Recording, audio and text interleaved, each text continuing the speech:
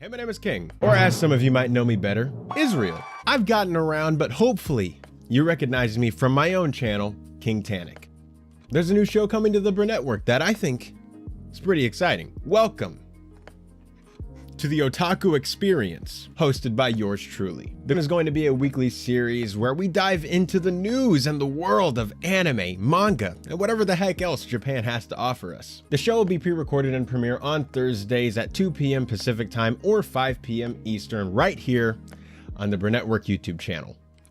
Greetings, imagination connoisseurs. Once again, it is I, your Duke of Dope Discourse, Robert Meyer Burnett. I invite you to watch and listen to the Designing Hollywood podcast, brought to you by Martika Ibarra and the great, legendary Hollywood costume designer, Marilyn Vance.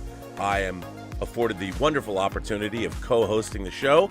If you are interested in the magic of Hollywood, the design of Hollywood, the clothes of Hollywood, watch the Designing Hollywood podcast, available wherever you get your podcasts from, or find the video version on the John Campea YouTube channel. That's right, the Designing Hollywood podcast. Why would you ever want to miss it? Especially if you love the movies. There's a company called Hot Toys, and they make these insanely realistic, renderings of characters. They do them for all the Marvel characters or whatever, and they look so much like you. It's disturbing, actually. Like, scary. They look so much like you, but they're tiny. They're like 18 inches or something like that. They actually that's what's crazy about that company is they hand make they carve the mold. The mold of of the. That's crazy. It's wild. Robservations with Robert Meyer Burnett.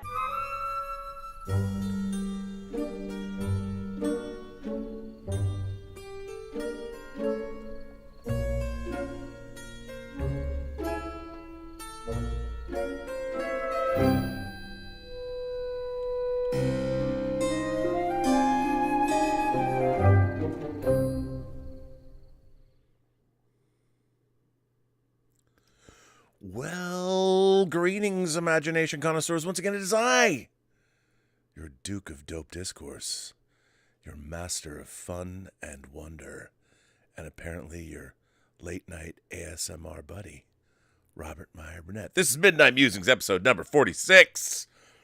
And you know what? It's just not just a show about me. It's never just a show about me. It's a show, it's about a show about you.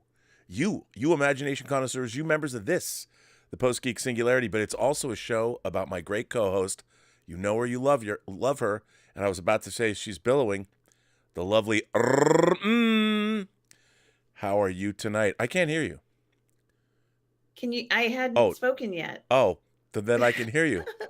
That's good. I was like, no, you sound, the dulcet tones of your voice sound just fine. Nice. Is that a new Grogu poster behind you?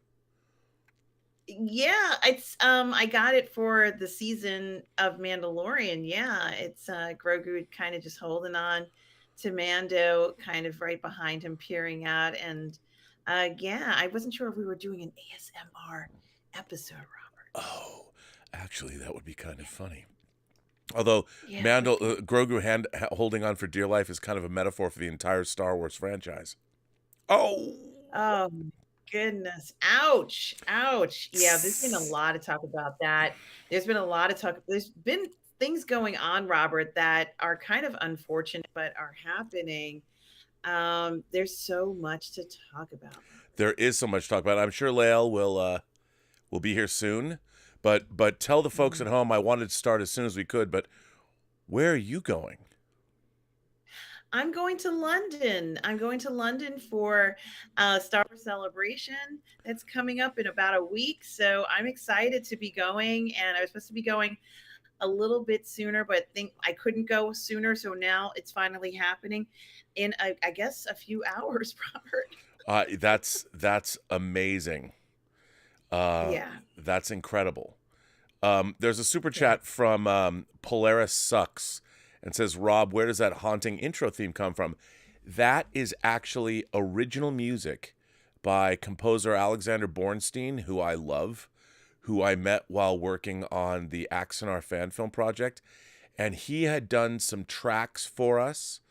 He did some music for Tango Shalom, but he had done some tracks for us, and that was one of them that we didn't use. So I've absconded with it. I took it because it's an original composed piece. I do not claim ownership of it. Ultimately, it's Alexander's. That's why I give him credit. So, but that's where it comes from. Yeah. So it's original. It's an original piece of music, which is pretty cool if you think about it. So yeah, I love it. I really love that theme. Yeah, it's so cool. I was happy to find it out. I'm like, oh, I'm using that because we needed a theme. You know, there's a Midnight Metal theme. We didn't have a Midnight Musings theme, so we needed a Midnight Musings theme. So yeah, so there's been a lot of crazy stuff going on in the world of Star Wars. I don't know how much of it. Obviously, huge shakeup at Marvel with Victoria Alonso being let go, and what's actually happening there. A lot of different things being said. I mean, I don't presume to know these things because there's a lot of other stuff going on that we just don't know about.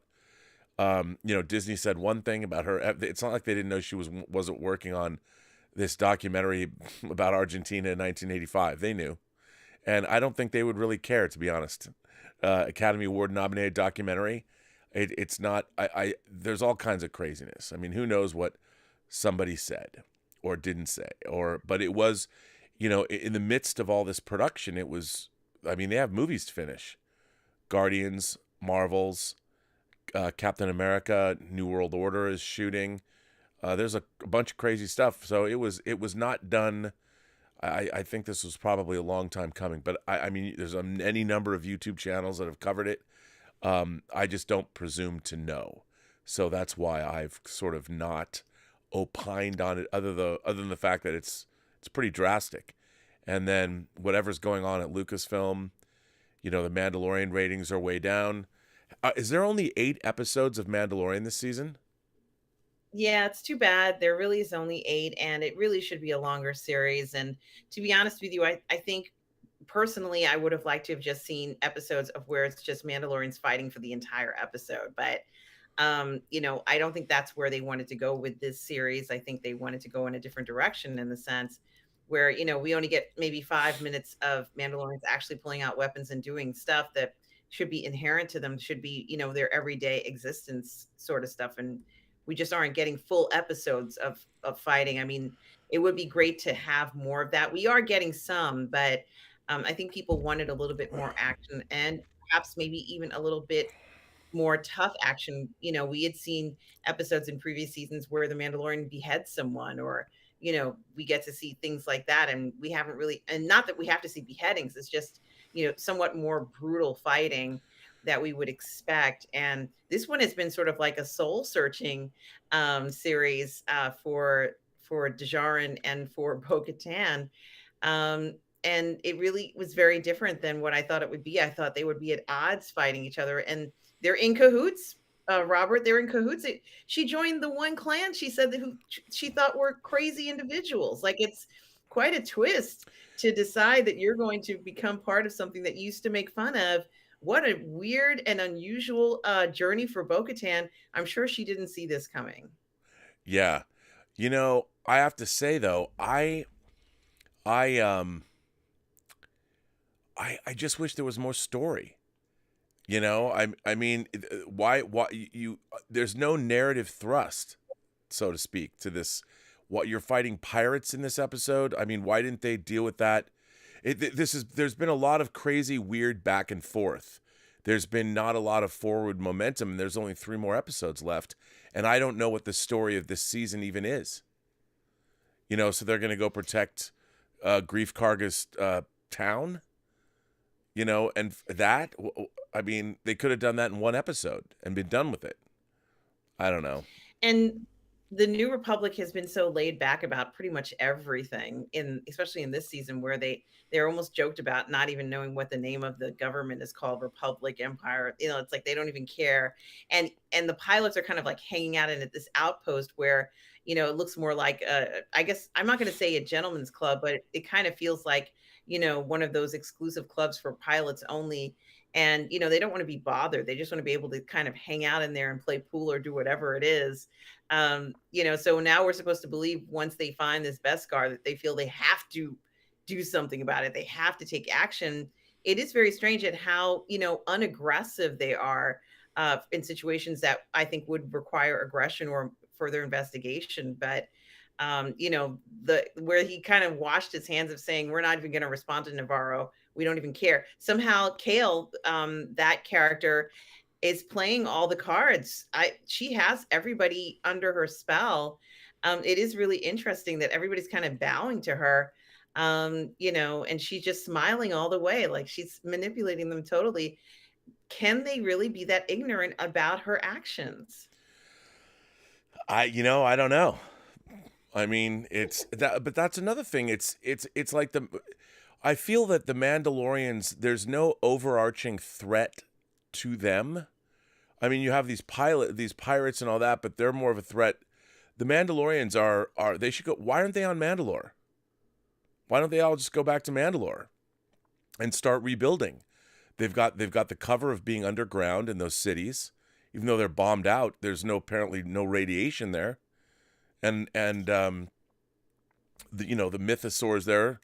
We have maybe we have a friend of ours who can add some of course add some insight into what is actually, I mean, with both, because I'm confused. I'm just a little bit, I'm a little confused as to what is actually going on, and I don't know why that is. So, and I have to tell you, to be honest, I grew up the biggest Star Wars fan in the world.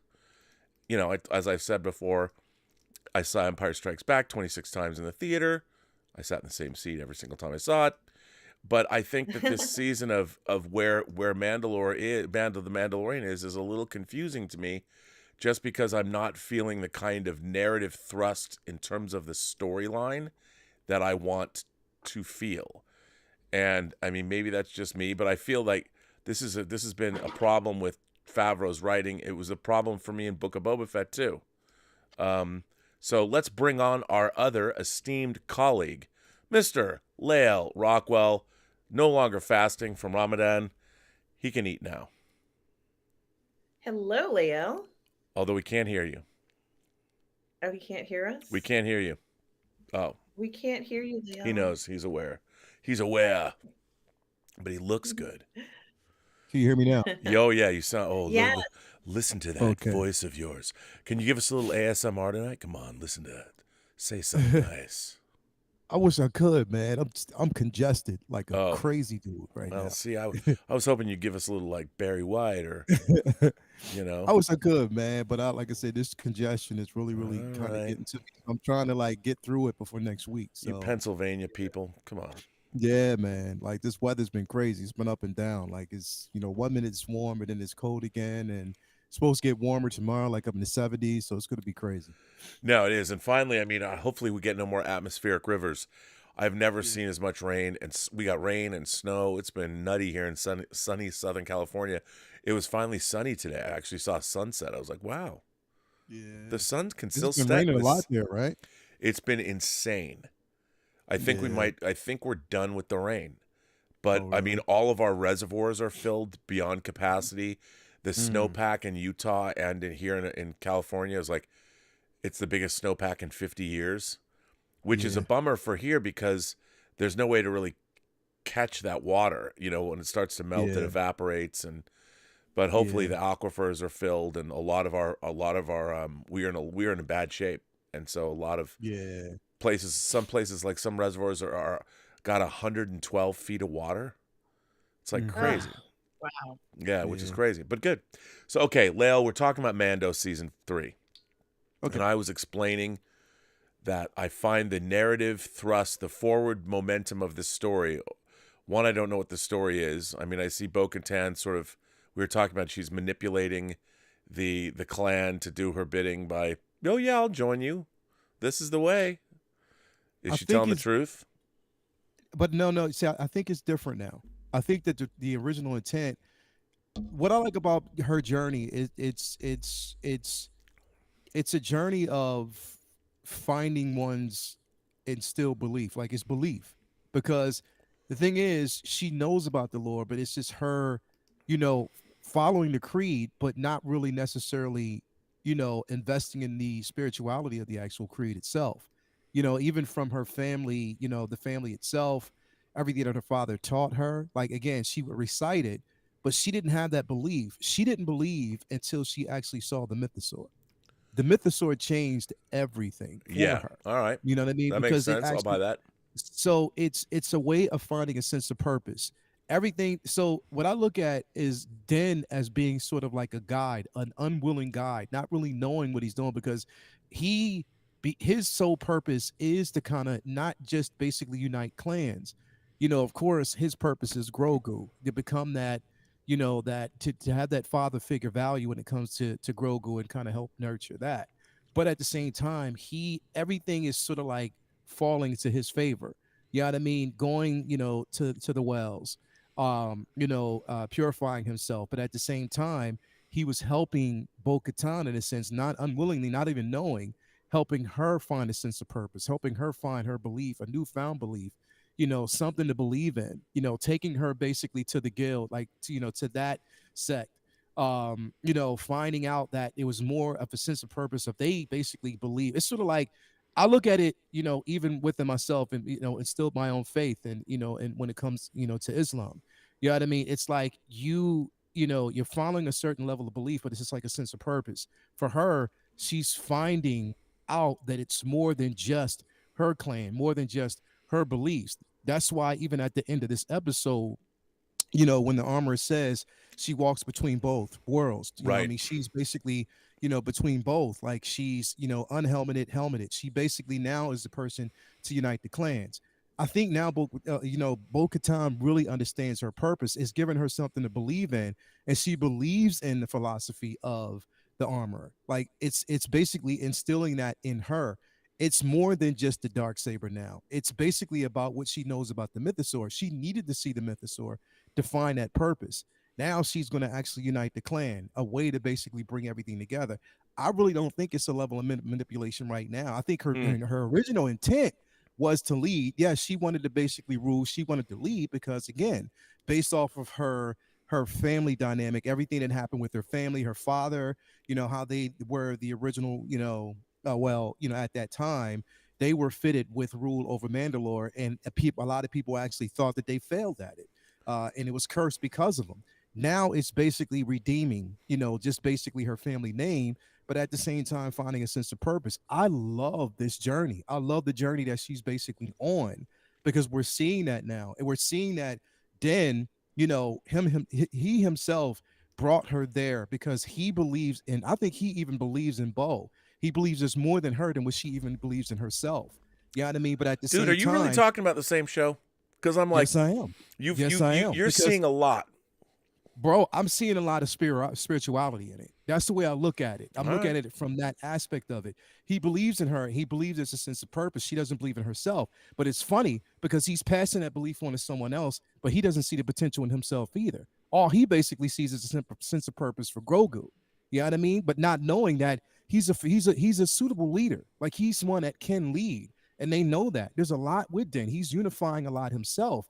Like hell, he helped Paz Vizsla get past his own personal grievances against that, and now he's aligning himself with them because they saved his son. Everything has its purpose. This last episode, I loved the entire episode from beginning again, from the beginning to the end. It was something that I wanted to actually see. I got a chance to actually see that. You know what I mean? With this particular episode, look, it's the crazy part about this, bro, is like, and I talked about this before. I know what the original intent of George Lucas when he wrote these films. Again, he wrote it because it was a space opera. It is something where he wants people to basically have fun. You're not in a world where I don't expect like world class directorials where it actually has to be a Scorsese type of, grand display of acting and stuff like that. No, I'm going in it for adventure, but at the same time, it has certain undertones, things that I actually draw off of.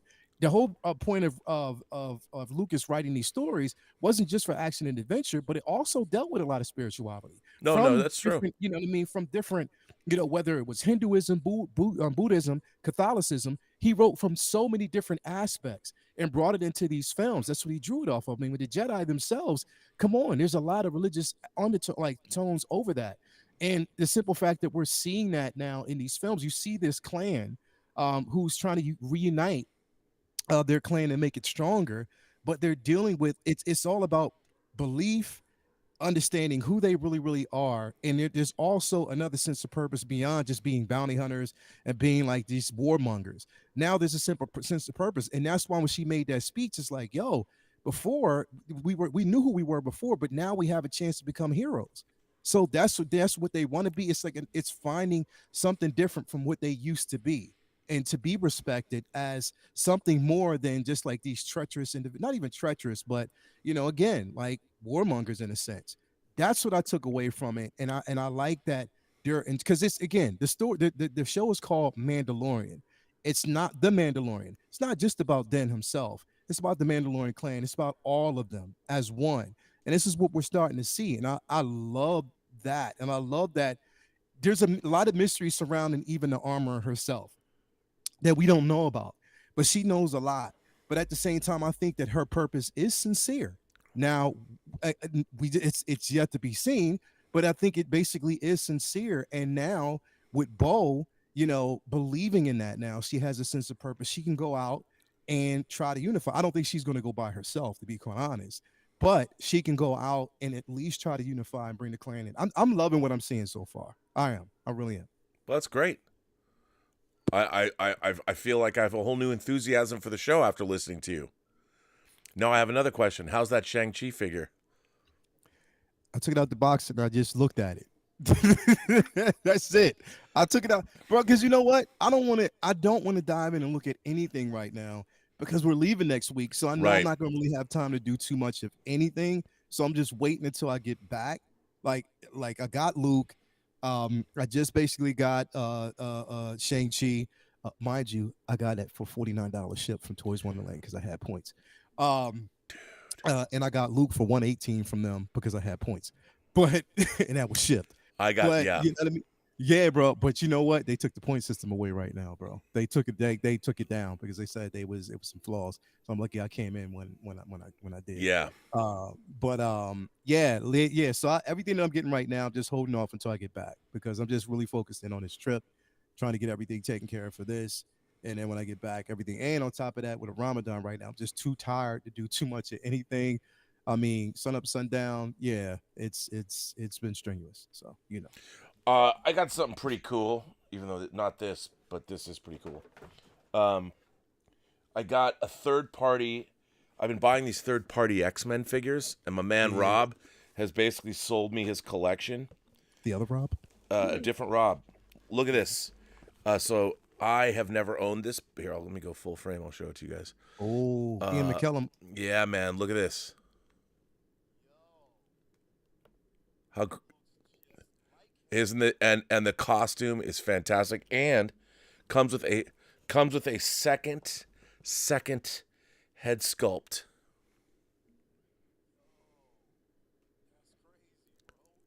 Isn't that great?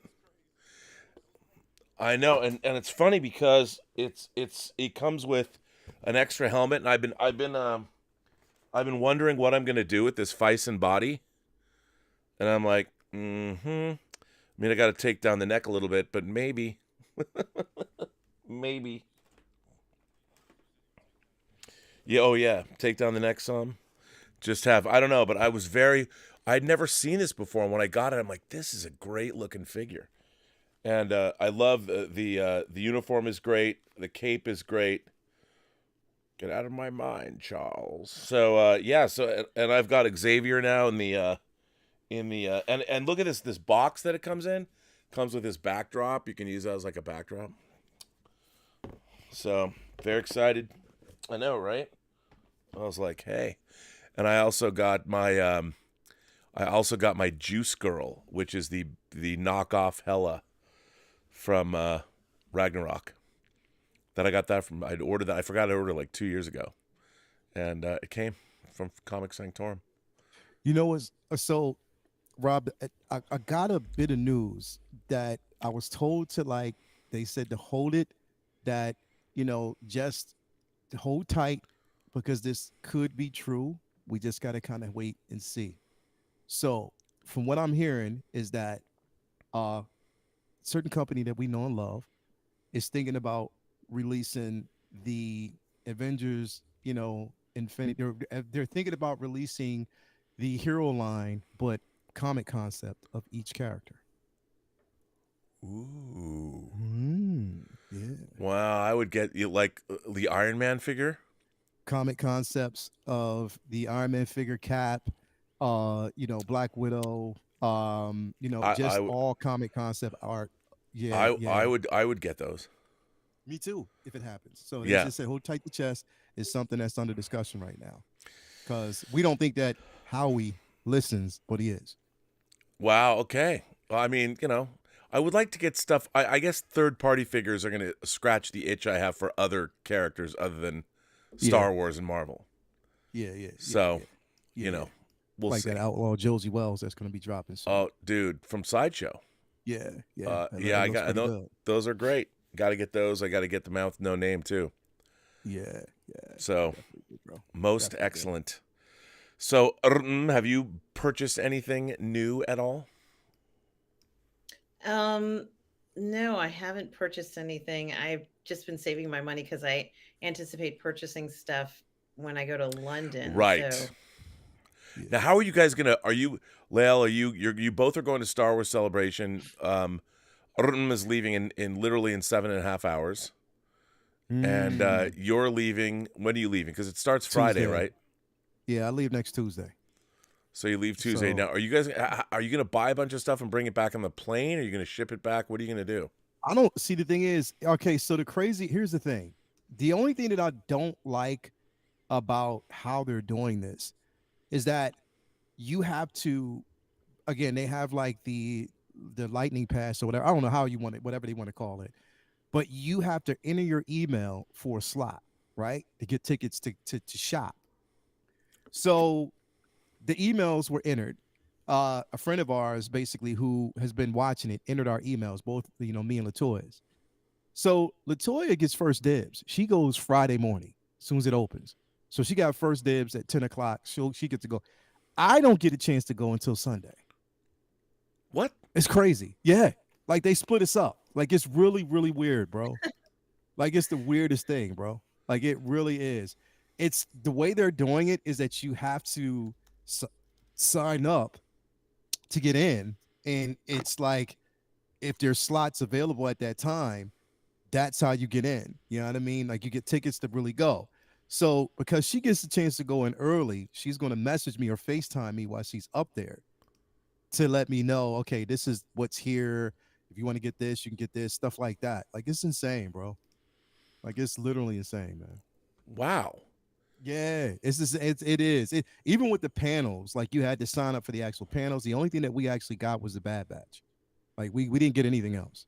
So we got the Bad Batch so we get an app, but we couldn't get into like any of the other panels. So the way and it's the same way they did it at Anaheim, bro. It's just, it was a mess. It was it was Well, like I mean, literally it a mess. seems so strange that you couldn't get into that you couldn't get into panels, and you're flying to London to go, and Mm-hmm.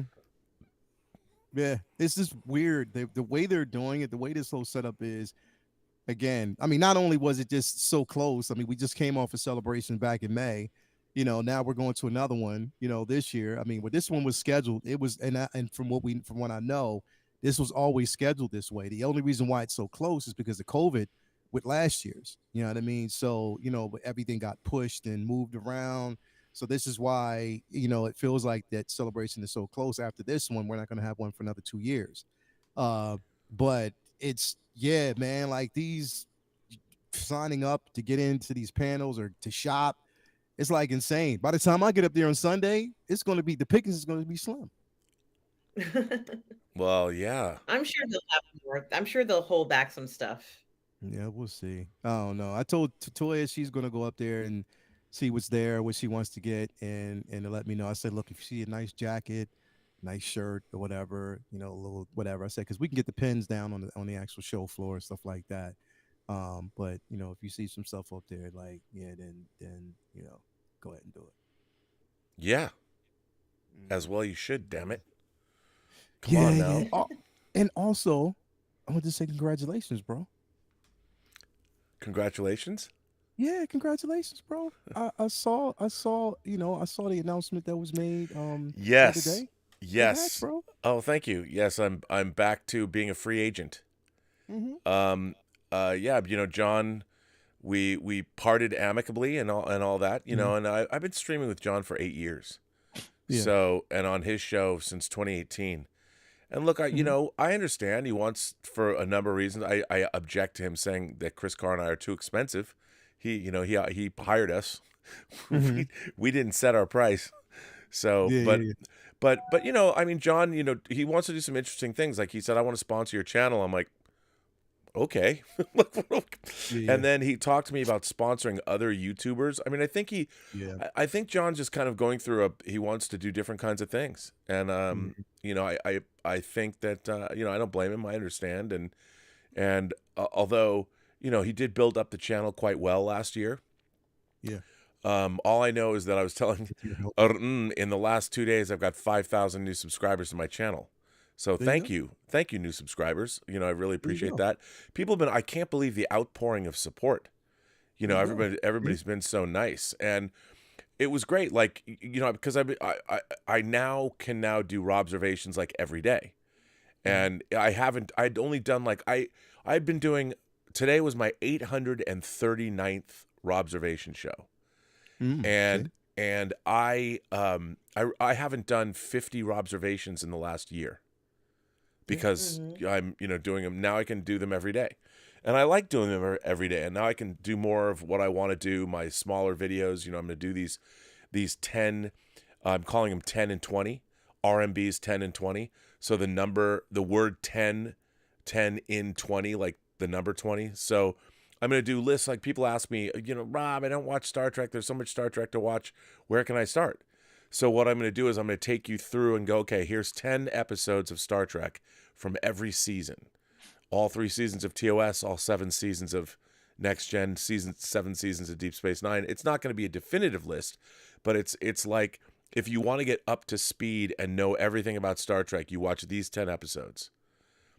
And you can always watch more. The list is not going to be definitive or complete by any means, but it'll give you enough so you'll have a holistic understanding of what Star Trek is. And then I'm going to go through and be like, my 10 favorite Stephen King books, you know, and my 10 favorite X-Men stories, and just do 10. And each video is going to be 20 minutes long. And I'm going to, because I've never really done edited standalone content. You know, I watch what Gary Nerdrotic put out a pretty interesting video about Victoria Alonso and Marvel. And I really like, he has an editor named Perry Chan working for him. And they're doing some really great short form videos that are really informative. I mean, they're Nerdrotic-esque. They're unfiltered Nerdrotic like you would expect, but they're really well done. And it's funny because I had retweeted a video he did about China like 3 or 4 weeks ago, and I wrote on I wrote on my Twitter, I go, you know, if people might not care if you don't like Nerdrotic's content, I understand, but you should watch this video because the content was good, and I thought what Gary's doing, it's interesting. It's been really interesting to watch people's channels start to evolve. Where people are putting more into their, like, I've liked watching your channel evolve. You know, you're doing more and more stuff. You've got more and more production value on your shows. And it's really interesting. I mean, Mmmm's doing some really interesting stuff on this channel and her own channel. It's really interesting to watch our YouTube community evolve. I streamed with Justin yesterday for the first time in a long time. And he just asked me to do it. I couldn't believe I heard from him. And I was like, hey, man. And it was so good to see him. He was talking about you. Is he going to, I think he's going, is he going to Yeah, he's celebrate? going to celebration next week. Yeah. Yeah, he said he was going to see you there. and that he's probably going to come to San Diego, and Yeah. which will be great. Oh, awesome. So it was good to see him again, and I streamed with Az. You know, we were going to Mhm. go back and do toy streams and stuff, and so it's Mhm. good to have time again to see all my friends. So that's good. Good. I streamed with Tom, you know, Midnight's Edge and Andre. I hadn't Yeah, bro. talked to them in a long time, and then I've been streaming with Zod Rider. Just it's fun. Yeah. You know, it's been fun to see everybody. I feel like Spread your wings. I've been gone for like a year. Now I'm back. But So, I and then- think it's, and we talked about this, like we had a conversation about this briefly, but I think that, you know, in most cases, like sometimes you don't understand that sometimes some of the choices kind of we get in our own way when we make certain choices. And the writing is just right there on the wall when it comes to it. Like, you know what I mean? Like, you know, it's not like you don't want to feel like you need someone to do certain things, but it's like, you know, trusting your own instinct and trusting your own capabilities and finding out that you're well capable yourself. You know what I mean? That you know, you're self-aware, you understand that the community is behind you. You've built enough of a clientele with these individuals who trust your word and your content. So sometimes it's good to basically branch out, where you can spread your wings and really talk about the things that you want to talk about and not feel so restricted. You know what I mean? Like, you know, you create your own narrative. That's the best part of when you have your own content. You control the narrative of how you want it to go.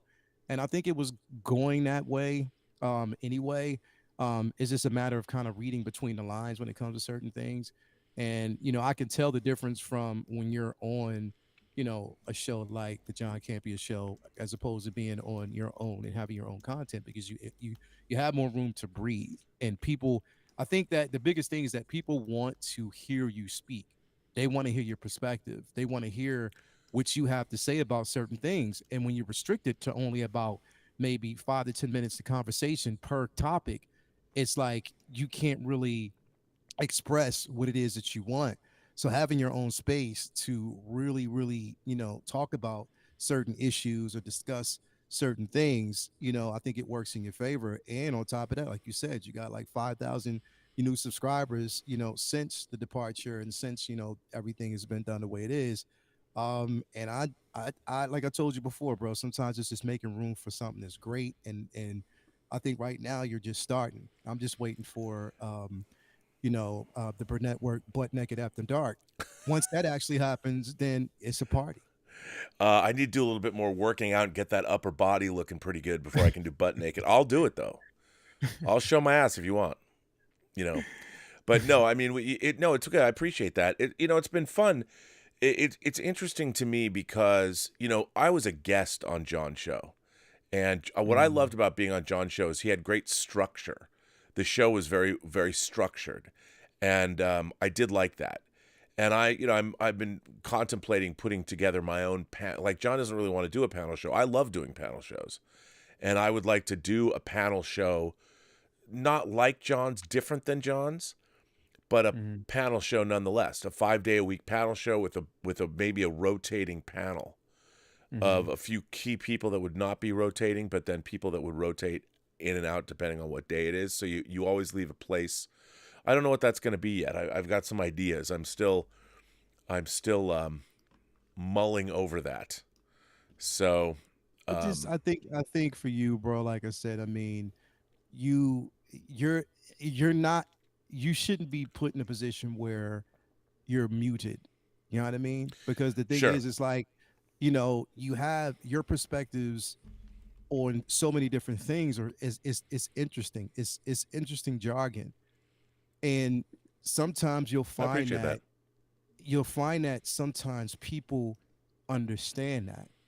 And when your perspective somewhat draws attention, maybe more attention than what they would expect, things have a tendency to want to shift, or things. Right. And I'm not, like I said, I'm not here to, I'm just saying it happens, you know, and because your perspective, I mean, come on, man, like, you're modest, and I get that because you're extremely humble. You're a humble person.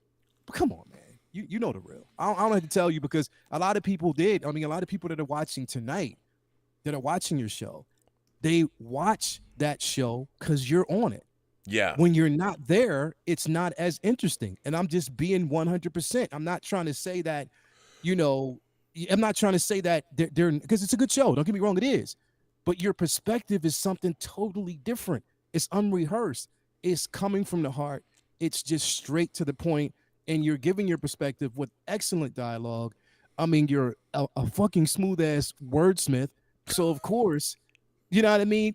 Yeah. That's to be expected. So I mean, I think that's why I think you're in a more comfortable space now. That's all I'm saying. Yeah, no, and I appreciate that. And it's also I would like to focus more on like more real industry stuff, And like fucking- along with that too.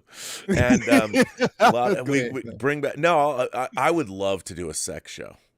I look at these like what's that show out of Miami, Fresh and Fit and Fresh. I don't know if you've ever seen that. These guys talk on the Fit and Fresh show.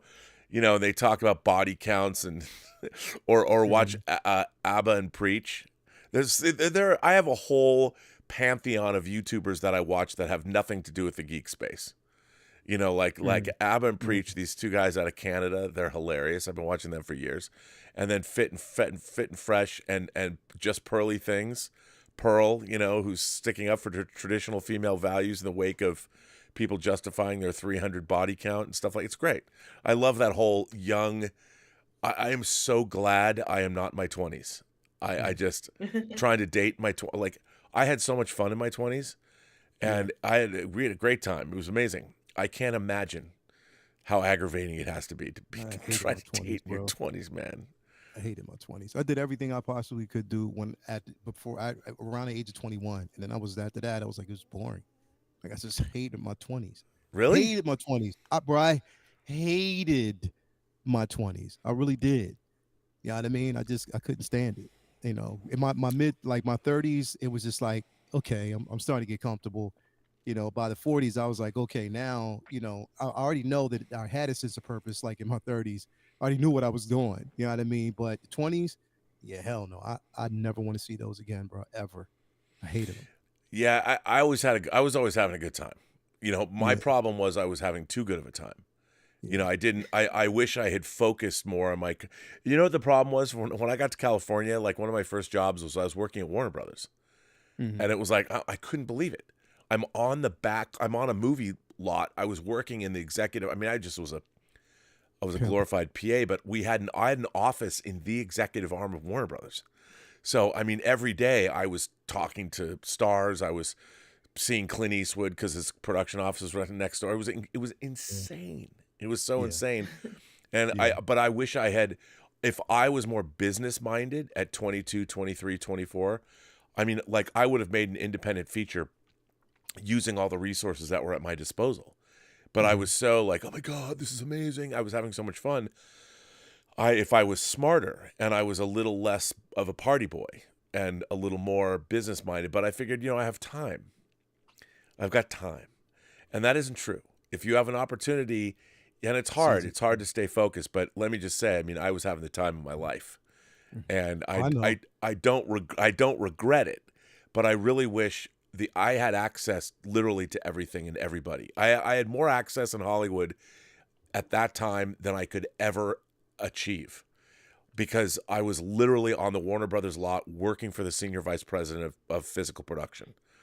So I could literally go, if I wanted to go into Bob Daly and Terry Semmel's office, well, I did. I went in there every day. But if they were in there and I wanted to ask a question because I was bringing in a call sheet or something, they would talk to me. And if I had asked the right questions, and not been such like, hey, what's up, dude? If I wasn't, I'm like, I'm on the Warner Brothers lot. What? You can't forgive yourself for being 20. You have to forgive yourself. Enjoy those. We had a great time. I had such, but my career I've always struggled between the fanboy in me, the party guy, and then my professionalism. And that was never, and a lot of people to this day, it's still a problem. I mean, to this day, I'm still like, oh, I'll talk action figures, or are we going to finish this movie? Well, let's talk some action figures and finish the movie later. But no, I mean, it was fine. But it was good. It was good. But now when you're your own boss, I mean, I like buckling down. Because I'm working. Like yesterday, I did a Designing Hollywood interview. I interviewed DJ, who's going to be the host. He is the host of Architects of Imagination. I'll put that up this weekend so you get to meet him and understand who he is. I wanted people to see where he comes from and what he's doing. It's a video game podcast. So it was good. I mean, it's and I like just sitting here and making stuff.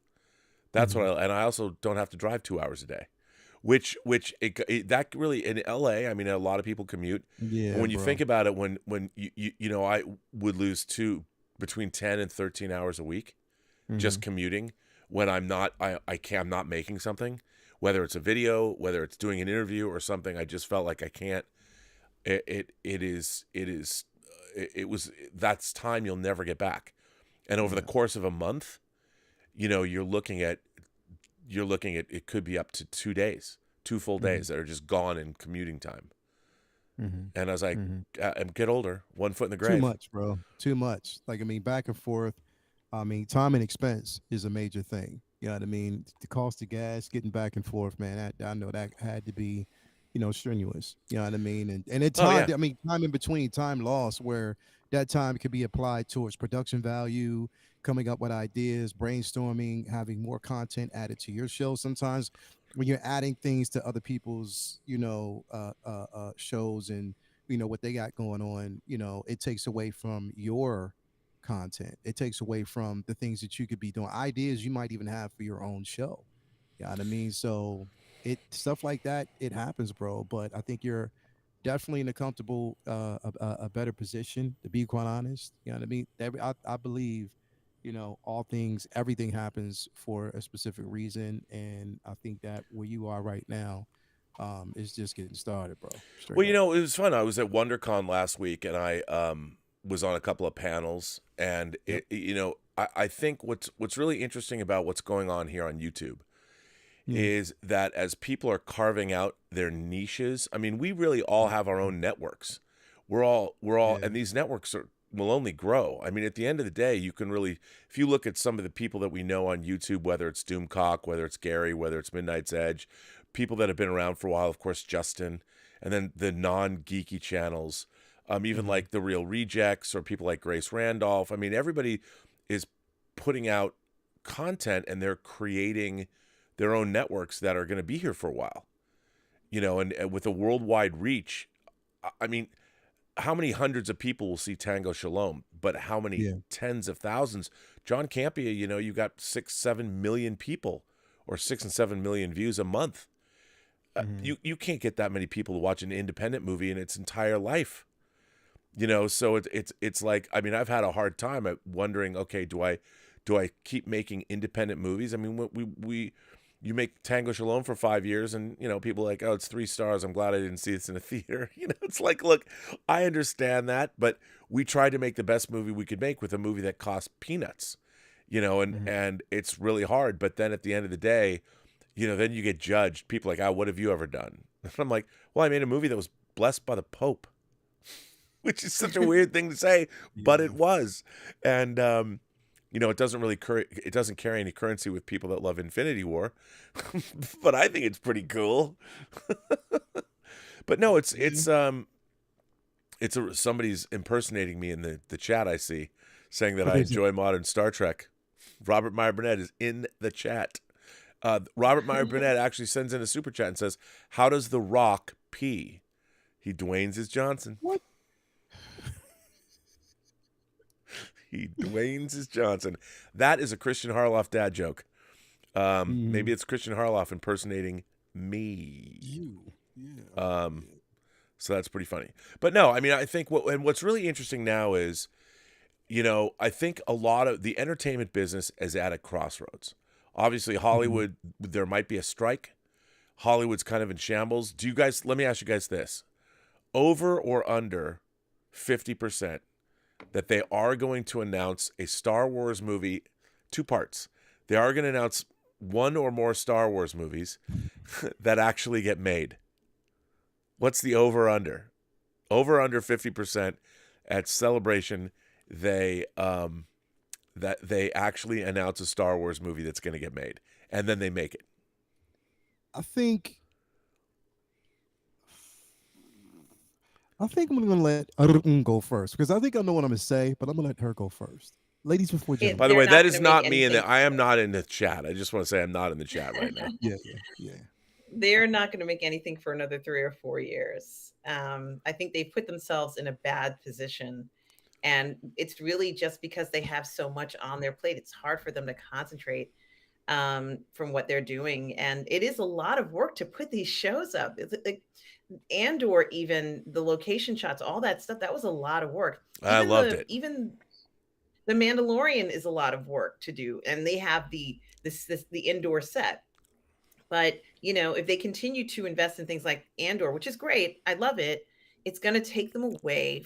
It's going to take a lot of momentum and energy away from being able to make a movie. They just, I think that's something that it's very hard to be able to do both.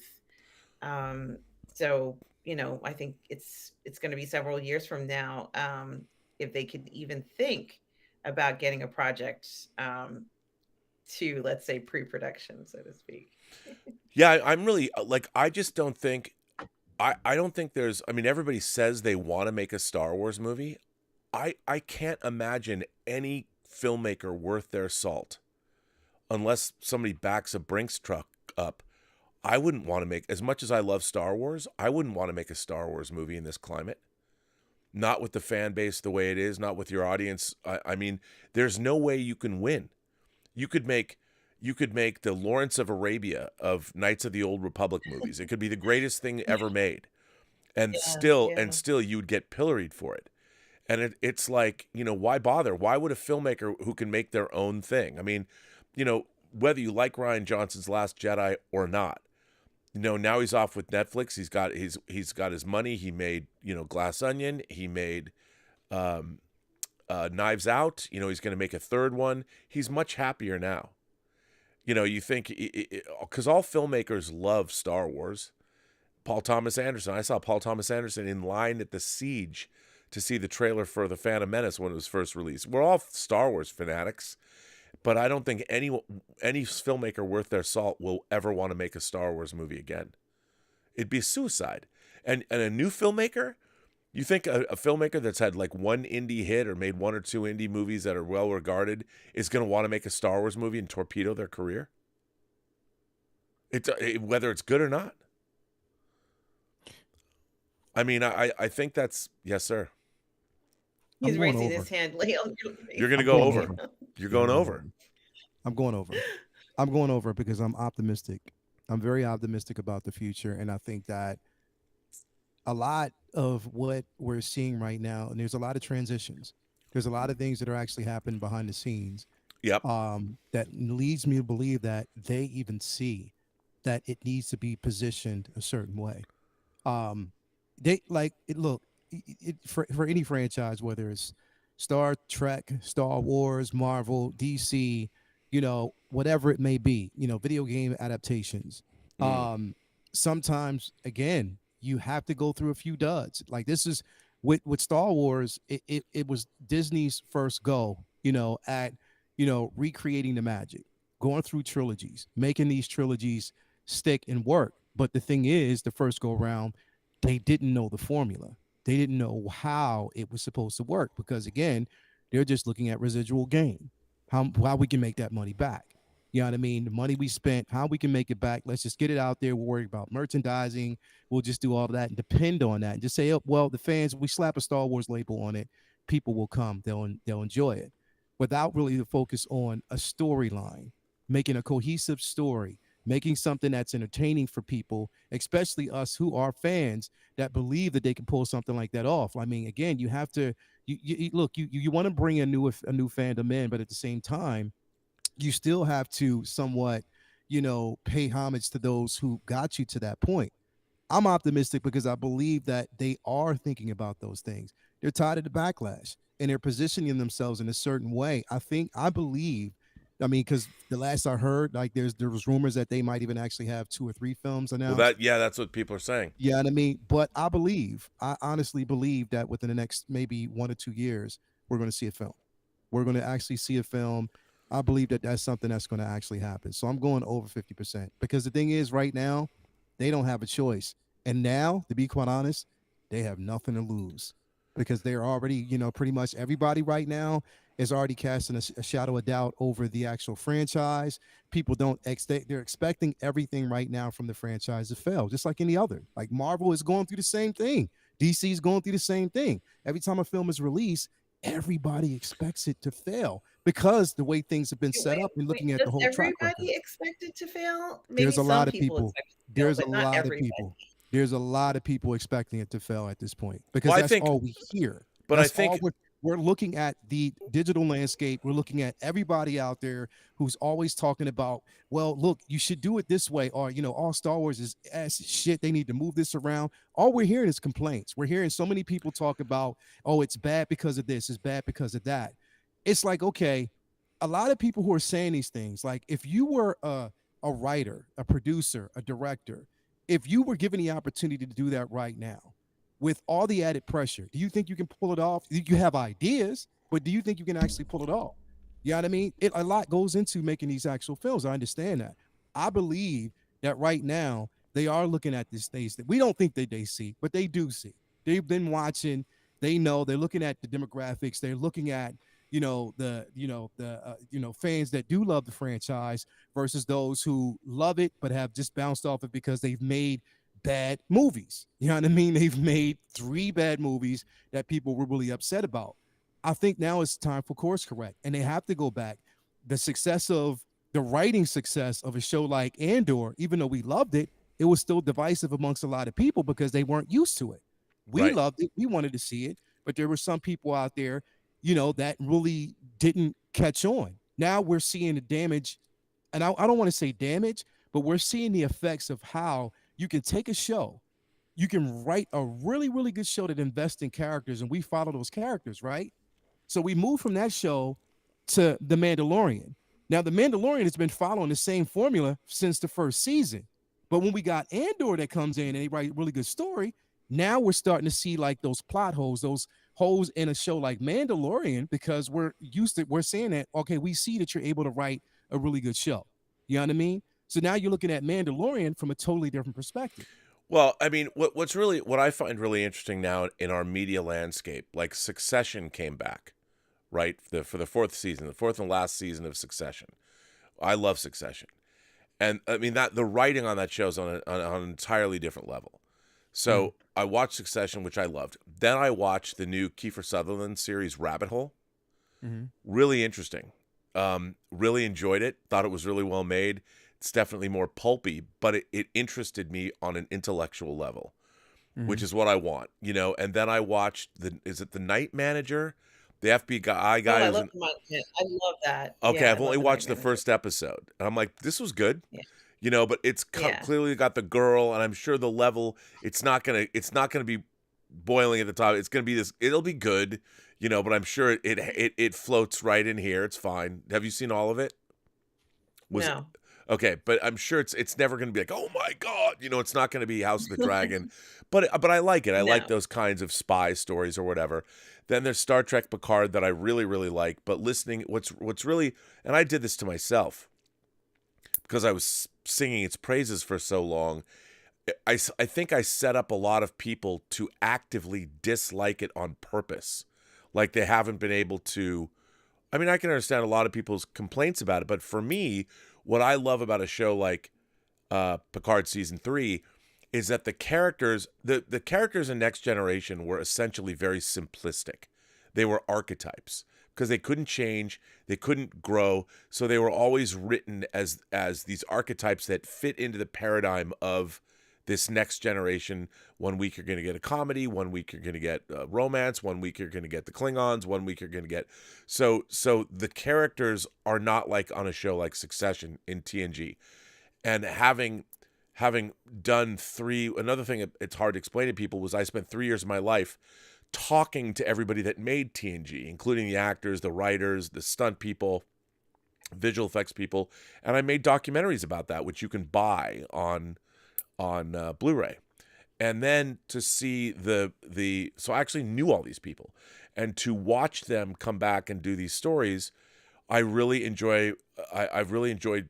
I think they've all never been better playing their characters across the board, and I'm really enjoying this Tom Clancy techno thriller. And it really sticks the landing. It feels like, if you look at the Next Generation movies, none of them are great. Even First Contact is not the best movie in the world. But if you look at this whole film and where it goes, it's I mean, the 10 episodes, and you look at it as one movie, I think it's very satisfying. And I really, really liked it. So we're getting there's a lot of things on many different levels that I am enjoying, which I think is great. And it's not just Star Wars or Star Trek, but a lot of things, spy thrillers. You've got Yellow Jackets coming back. There's so much good stuff that I'm enjoying. So overall, in general, if you have a healthy media diet, then John Wick comes out. That kicks ass.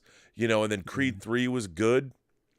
By the way, is Jonathan Majors going to get exonerated? Yeah, I think so. I hope so, because, he's kind of their biggest star right now. And he's really having the year of his life. Or the year of his life. Last 2 years of his life, and for him to be hit with something like this, the timing is just absolutely terrible for him. I hope it resolves itself and that he didn't actually do what he's being accused of, and that this can go away in the sense that the person had made a mistake from what it's seeming, since they I think they retracted the charges or whatever it was. But it is really terrible. It's not good for Marvel when pretty much one of your biggest stars has a situation like he had an ad campaign with the U.S. Army that they had to rejigger and take him out of. I mean, he's not as much trouble as the Tate brothers are, but he's in trouble. And look, it's not a great movie, but I really liked Devotion, and I really like him as a screen presence. I thought he was absolutely terrific in Creed 3, and he was great in Ant-Man. And I want to see more of him. And it's just strange that we live in this world where you don't consider that things can go that south that quickly in someone's career. Yeah, I agree. Bro, the thing is, when it happened, it's like, I look at it like sometimes we can forget our own humanity, like literally. What I mean by that is, it's like we've done it a lot. We've done it growing up. I've done it with like certain actors who I looked at and admired for so many years. It's like you think that they're untouchable and that they can't make mistakes and that they're completely exempt and they're not human. You know what I mean? And once we place them in that category, we set ourselves up for failure and disappointment when at least a little thing happens. You know what I mean? Or something happens. Right now, it's like I have to reserve any type of comments about the situation until the truth really comes I agree. out. You know what I mean? Because you can't, it's like we live in a space where you can't really defend it. Like you want to see him, you want to see him come out of this on top. You want to see him come out of this, unscathed. But the thing is, we also live by certain truths. And the thing is, I know I don't condone in any type of way a man in any way, shape, or form putting his hands on any woman for any circumstance. I don't condone that. It's not something, especially within my religion, it is not to be condoned. But, looking at it, it's like I can't really give my opinion on it because it's like when you hear these comments and people saying that, okay, the truth is out, and there's texts that were actually seen and stuff like that. In my mind, I'm like, I think that's certain things that should be shared behind the scenes, not out in the open, because then you're giving people a chance to formulate opinion. Because a lot of people, that's what they're doing. That's what they're doing on purpose. Yeah, and a lot of people are modifying this, or it could be modified. It's a modified statement. That's not the truth. Those texts aren't the truth and stuff like that. I'm hearing those comments, and I'm like, wow, like, well, that's to be expected. You know what I mean? Like, you expect something like that to happen. It was a redacted statement or something like that. Like she came back and said that, nah, it didn't happen that way. I told them, I let them know it didn't happen that way. And, it was whatever. I'm like, I don't want, until there's a true, honest statement comes out, if they go to court or if the charges are dropped fully, then it's like, I don't want it can't be a one-sided situation. That's all I'm saying. No, It I can't. no, I agree. And we're seeing what I find strange. I mean, in the world, on one hand, you got a former president being indicted, and whether you were a Trump supporter or not, it is not a good thing to have a president of the United States being indicted. It's just not, and it's not good. There are things that it can lead to, and again, there's a lot of people. I don't like this dancing on people's graves, and the fact is, the country, he might not have won the popular vote, but people voted for him, and half the Yeah. country were supporting Donald Trump, and it isn't good when a former president might literally have to do a perp walk and go to jail. Not good. It's not good for the national psyche or zeitgeist. And what I it's funny. I used to believe as a kid, maybe naively, that we would live in a utopian civilization, that we would grow up and it'd be like the Jetsons. We'd have robot maids, which you kind of do if you have a Roomba, and we would have flying cars, and we'd be living in this halfway to Star Trek utopia. And now, we have people trying to goad senators into talking about legalizing public urination. That I'm watching this on TV, and I'm like, Lauren Boebert, I'm like, really? You're trying to get a soundbite? You're trying to goad somebody? Like, we have it's so naive for me to say, but I watched a couple weeks ago The American President, or Aaron Sorkin movie that Michael Douglas is President Andrew Shepard, and he gives this great speech at the end, and he goes, "We have serious problems," and I hear it in his voice. We have serious problems, and we need serious people. And I'm like, I feel no one is. It's very difficult to take anything seriously anymore. That everybody's like, the world is such a wacky. Even the weather, whether you're a climate denier or not. In California, over the last 4 months, we have seen very crazy weather and rainfall that has never existed before. Now, whatever you want to say about it, I mean, we spew particulate matter there is more particulate matter being spewed into our atmosphere by man-made devices than has ever happened in history. Whether that is actually causing climate change or not, you can't deny that we still are spewing from our cars, our factories, factory farming, methane, whatever you want to call it. It's in a closed system.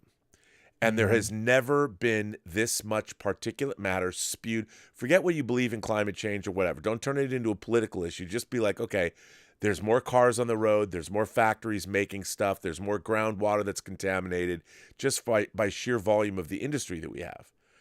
So I wish people would say, like, I've always thought to myself, okay, well, you wouldn't leave 10% of your kitchen full of dirty, festering dishes with cockroaches and moldy food. You'd clean it up. You wouldn't allow your kitchen. But we're like, 10% of our planet, 20% of our planet. Yeah, do whatever you want. And to think that there are no consequences to that is silly to me. I'm like, call it what you want. Something like that would not, affect us. I mean, there was something like an outbreak, they said, of salmonella right now through flour. You know what I mean? Like, they're saying in certain, The places. cordyceps are coming. Well, did you it's read crazy. this week that there was a guy, he got a fungal infection from a mushroom? Because the thing about the cordyceps virus that's in The Last of Us, which I find amusing, is that all of those, like Neil Druckmann and Brian Fuller, they all watched the same nature documentary in like 2008 about the fungal virus that takes over the ants. They all and they use them like Paul Stamets in Hannibal. They have the killer that uses people's bodies to grow fungal things. It was great. And then they come up with the micellular network for discovery. And then The Last of Us comes up with so it all came back from that one nature documentary that people saw. But the thing is, that was a true documentary. There is that fungal thing that takes over ants and zombifies them, and that's a real thing. And the idea, what they added to the Last of Us TV show that I really liked, was that as the climate over the planet overall is increasing, it's causing a bloom fungal fungi, that because if you look at how the mycellular network works in forests, it's fascinating. It's amazing.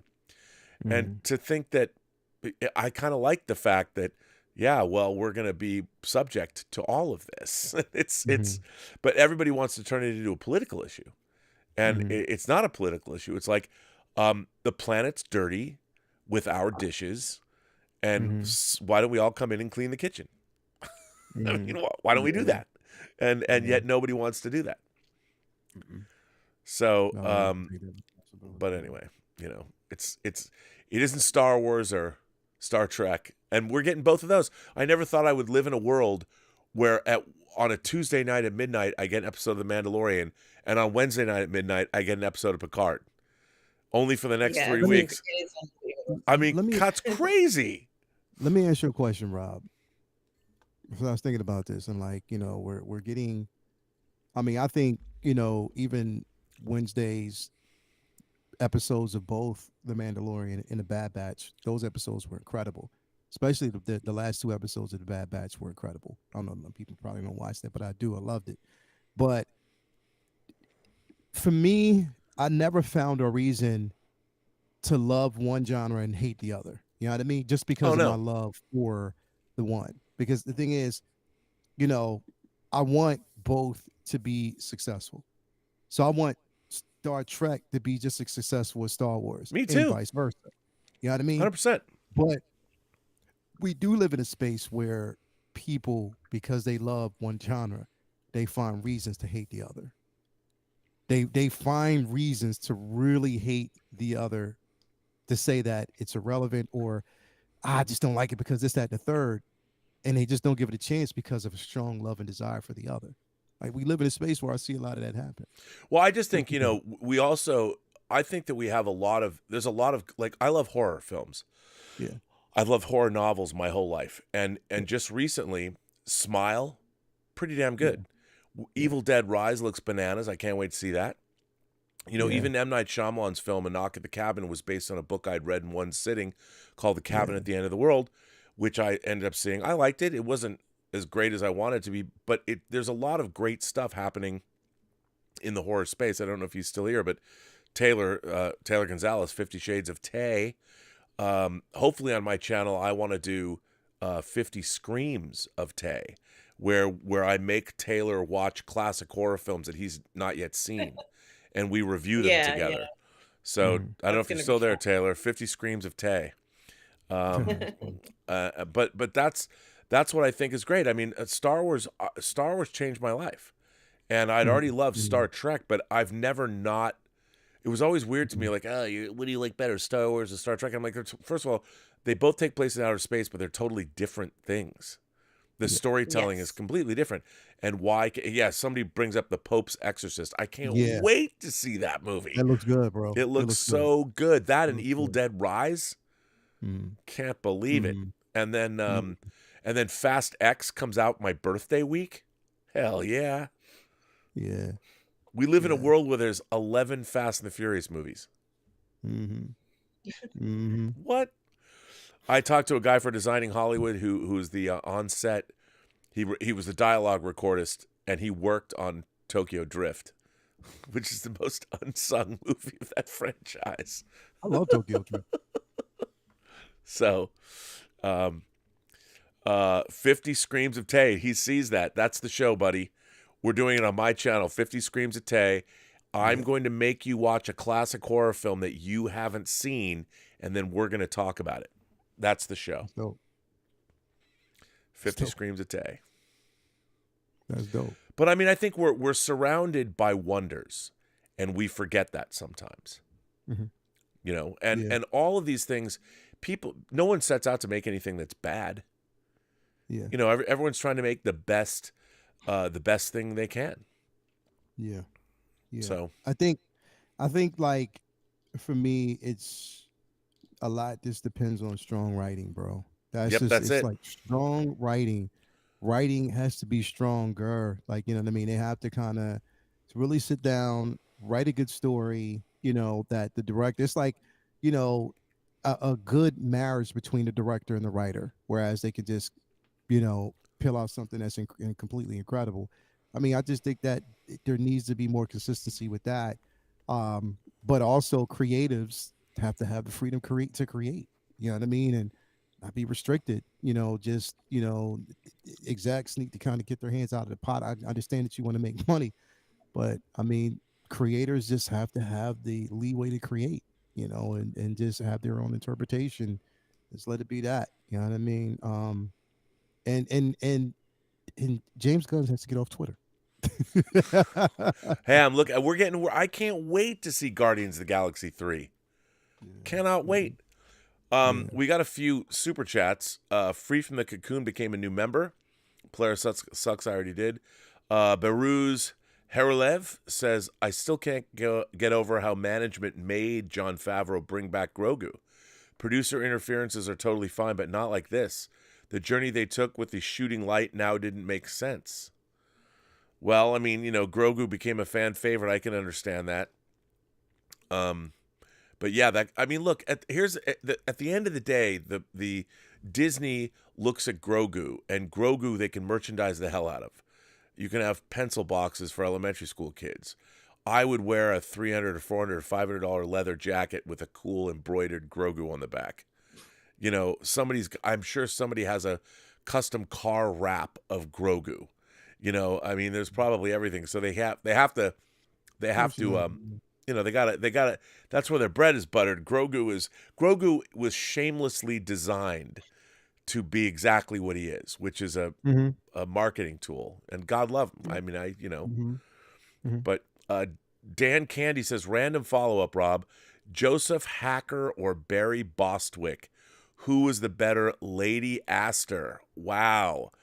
That's a very interesting question. I love these questions these are very, they're Barry Bostwick from Megaforce. Yeah, you know what I mean? Megaforce. Barry was that guy, bro. He was that guy back in the day, bro. Oh, I mean, it's so he was, but I don't. Here's the thing. So Dan asked a question earlier. These are very obscure questions about one of my favorite miniseries of all time is The Winds of War. Dan Curtis, who actually created Dark Shadows, and so Dan Curtis made these two miniseries based on Herman Wouk's World War II books. So there was The Winds of War, and then there was War and Remembrance. But the problem was he had to recast some of the roles in War and Remembrance. He couldn't get the same actors back, unfortunately. So Dan is asking me these questions. The thing is, I would say I would go Joseph Hacker only because I've watched Winds of War more. I've only seen War and Remembrance twice. Once when it was originally broadcast. I have the DVD set, but I've seen Winds of War probably 20 times. So I've got to answer that question. Our friend Glenn Mark says, Glenn Mark says, I just watched Spock's Brain. I can probably guess what your favorite quote from it is, Rob, but tell me. If mine's different, I'll send another chat. Well, I would say something about the givers of pain and delight. Or one of the girls going, brain, what is brain? That's a good one. Spock's Brain, not a great episode of Star Trek. Echo Base Network says, what do you think the problem is with Star Wars right now? This is a good question. What do you think the problem is with Star Wars right now? It seems like Disney does not know what to do with it. We try and stay positive about it all, but they do not make it easy. What do you think about that? What is the problem with Star Wars? It is the writing. It's 100% the writing. Unfortunately, all the writers that are there are not as talented as we'd like them to be. And, they're taking a lot of liberties with different stories that they're not really prepared to tell. I think something that Andor did was that Andor very cleverly decided that they were going to focus on, it's not just one character, but it really is focusing on Cassian Andor. Like a lot of the show focuses on him. Yeah. And they never lose track of him. They never lose track of Andor. So you know exactly what's going to happen. When is Andor going to do this? He did this. Did you see what he did? There was a lot of actions that he had that are not right. A lot of things that he did that are wrong. And he's still able to exist as a character that makes sense to people because his actions would make sense in those contexts. So wanting to glorify a character because you think that this is going to be the best thing for the show is not always the answer. Um, you have to write these characters realistically so they make sense. And Andor makes sense. You believed at the end of season 1 that that's why he became, when he went into the Resistance. He wouldn't have anything to do with this. And Marva had been telling him from day 1 that he should be involved, and he didn't.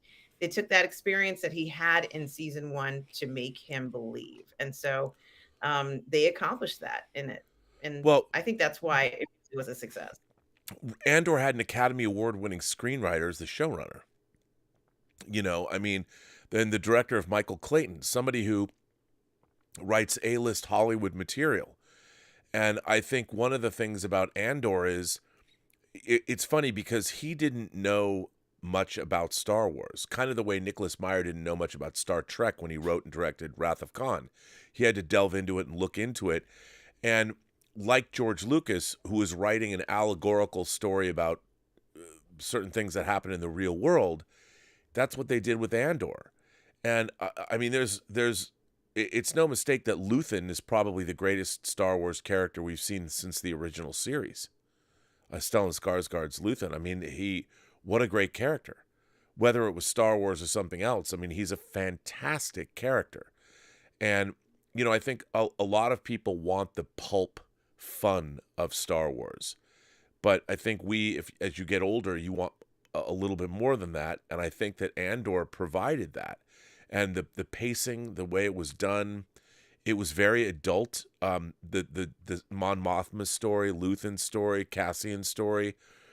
These felt like they were very adult stories. It wasn't just some all-ages fantasy swashbuckling space adventure. And the irony is we want to believe, like when I saw Empire Strikes Back, that is some serious shit, that movie. There's serious shit going down. It isn't some wacky, hey, there's a mythosaur, in the water. This is people's lives were at stake. How many people died in the Battle of Hoth? How many rebel soldiers never made it out of there? Seeing like Cloud City and Bespin, once again occupied by the Imperial troops. We never saw what went on necessarily, but that's a very serious movie. Luke confronting himself, then of course then confronting Vader.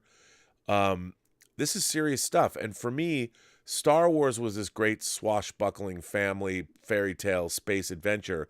But when Empire Strikes Back came out, it plussed everything. And I felt that I think that Return of the Jedi, and I know everyone loves it, was probably the most for me, it's the most disappointing movie I ever saw in my entire life. I was never more disappointed by a movie than I was when I saw Return of the Jedi, coming off of seeing Empire Strikes Back 26 times. Because there was a seriousness to Empire that was completely... Now, Return of the Jedi has one of my favorite Star Wars scenes in it, which is the confrontation between Vader and the Emperor and Luke, because that's the key.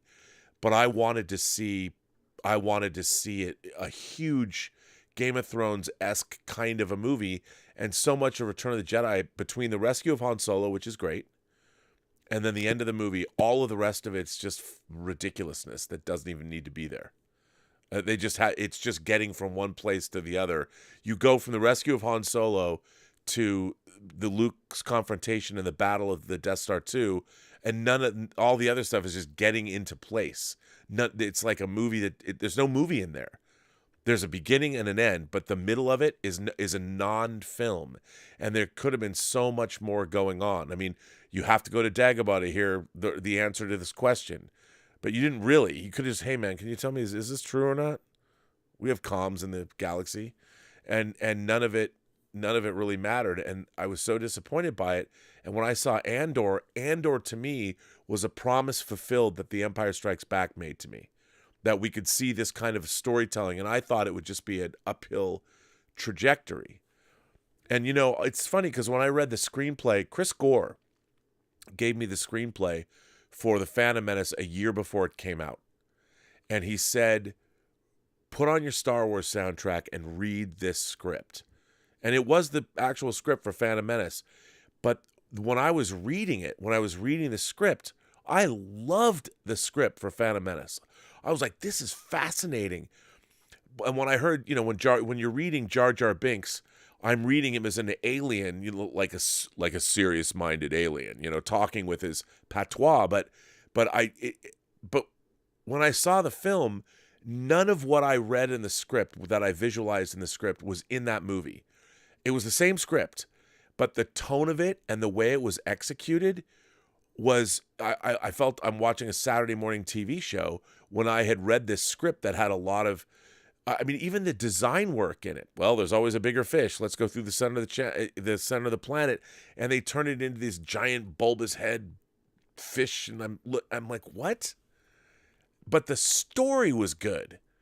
And that was the funny thing about the trilogy, the prequel trilogy, is the story that's there is really actually fascinating. And it's just the execution is so, because he was using digital technology and digital sets, and he was so enamored of the equipment that he forgot the people. He forgot the characters. Mm-hmm. And while I watch it and there's a lot of stuff I like in it, it doesn't feel like it's I never believe anything that I'm watching. Just because the way it was made, Mm-hmm. And Robert, I have to get going. Oh, I know you got to get a plane. Yeah, I have to go, but it's been such a pleasure to be back on Musings again. I missed it when we didn't have it last week. Yeah, well, I thought you guys were gone. It's not your fault. I just didn't. I didn't know because things got messed up. I should have called you, Lael, and chatted, but we didn't do that. So That's cool. So can you hang out for a little while longer? Yeah. Okay, yeah. Good. Well, you have very safe travels all the way to the UK. Thank you so much. Now, it's a direct flight. It's what, 5 hours from New York? It's not that far, right? 8 hours. It's an 8 hour, 7 or 8 hour flight. Is it? Is it that long? Yeah, it's longer than going to California. Mm-hmm. Definitely 8 hour flight. Yeah. Wow. I thought it was just across the pond, man. Mm-hmm. It's a big pond. All right. Well, okay. Mm-hmm. Well, you enjoy it. Are you going to watch movies? Yes, I am. I am going to be watching movies. Do you know what? Did you already look in to see what's playing on the flight? There's nothing better than an 8 hour flight's 4 movies. That's right. That is it's right. 4 films, man. Come on, you can. Yeah, what airline you flying? Virgin Atlantic. Oh, Virgin Atlantic. Nice modern planes. That's good. Yeah. Well, stay in touch. Send us pictures. I expect to see on social media. I want to see it all. Mm-hmm. Show it. You will see everything. Please. And like Patrick Stewart said, you could see everything. Everything. It's the best. But it's so great to be back on Musings tonight, guys, and just enjoy the rest of the night. And I'm going to get going. And it's such a pleasure talking to you both and everybody in the chat. Everybody take care.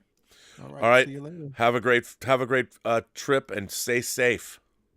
Yeah. I will. Bye. Bye. Well, Lael, it's just us. Yeah. It's a sausage fest now, kids.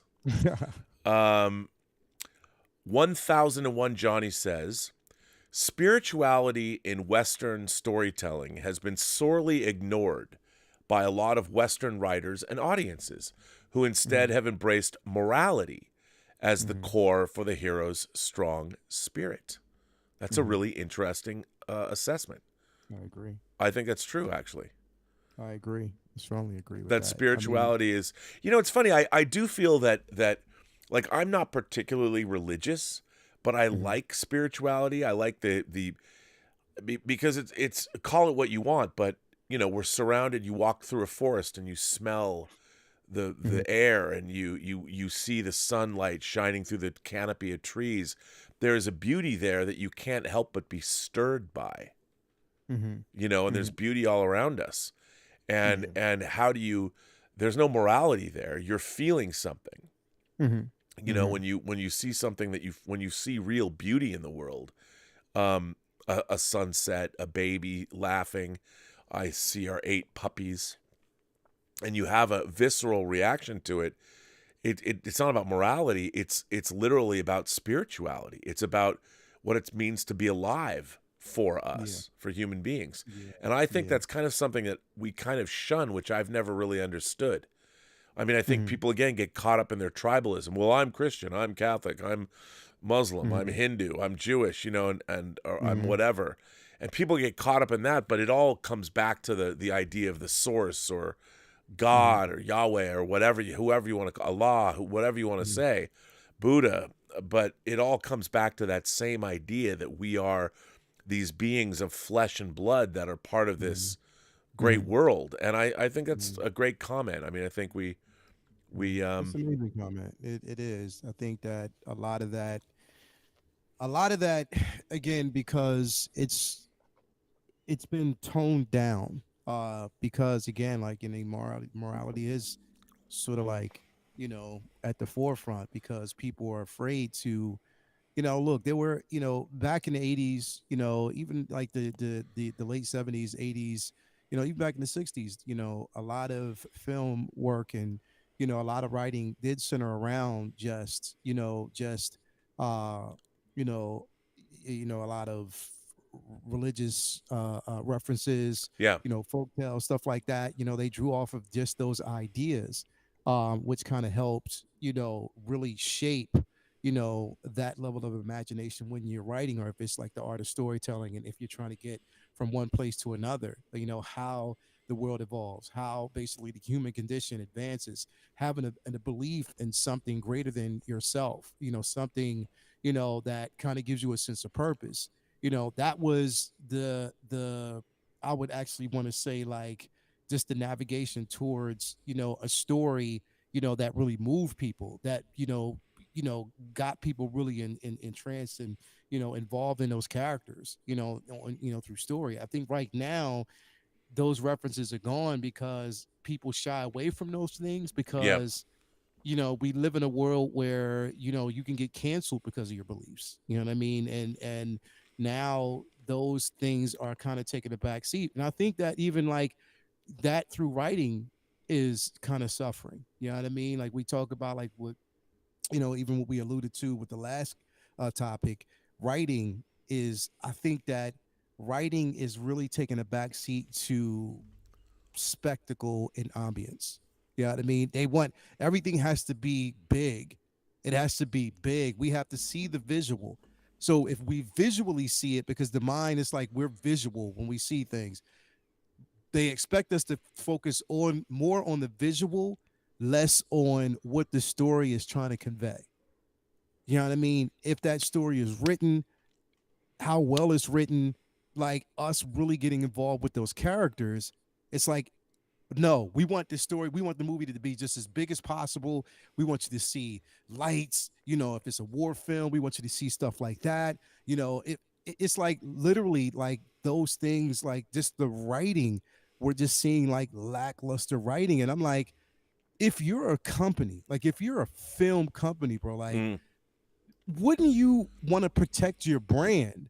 And wouldn't you see, and especially the responses that a lot of these films are getting, because like right now, bro, like, and from the way I'm seeing it, Hollywood is kind of struggling when it comes to writing. Like, oh, it really no, is. it absolutely is. Films that we thought and that we would, look, it's like a basketball team or a football team.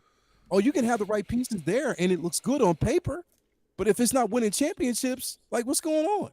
You know what I mean? Like, if we're not getting to the playoffs, what's going on?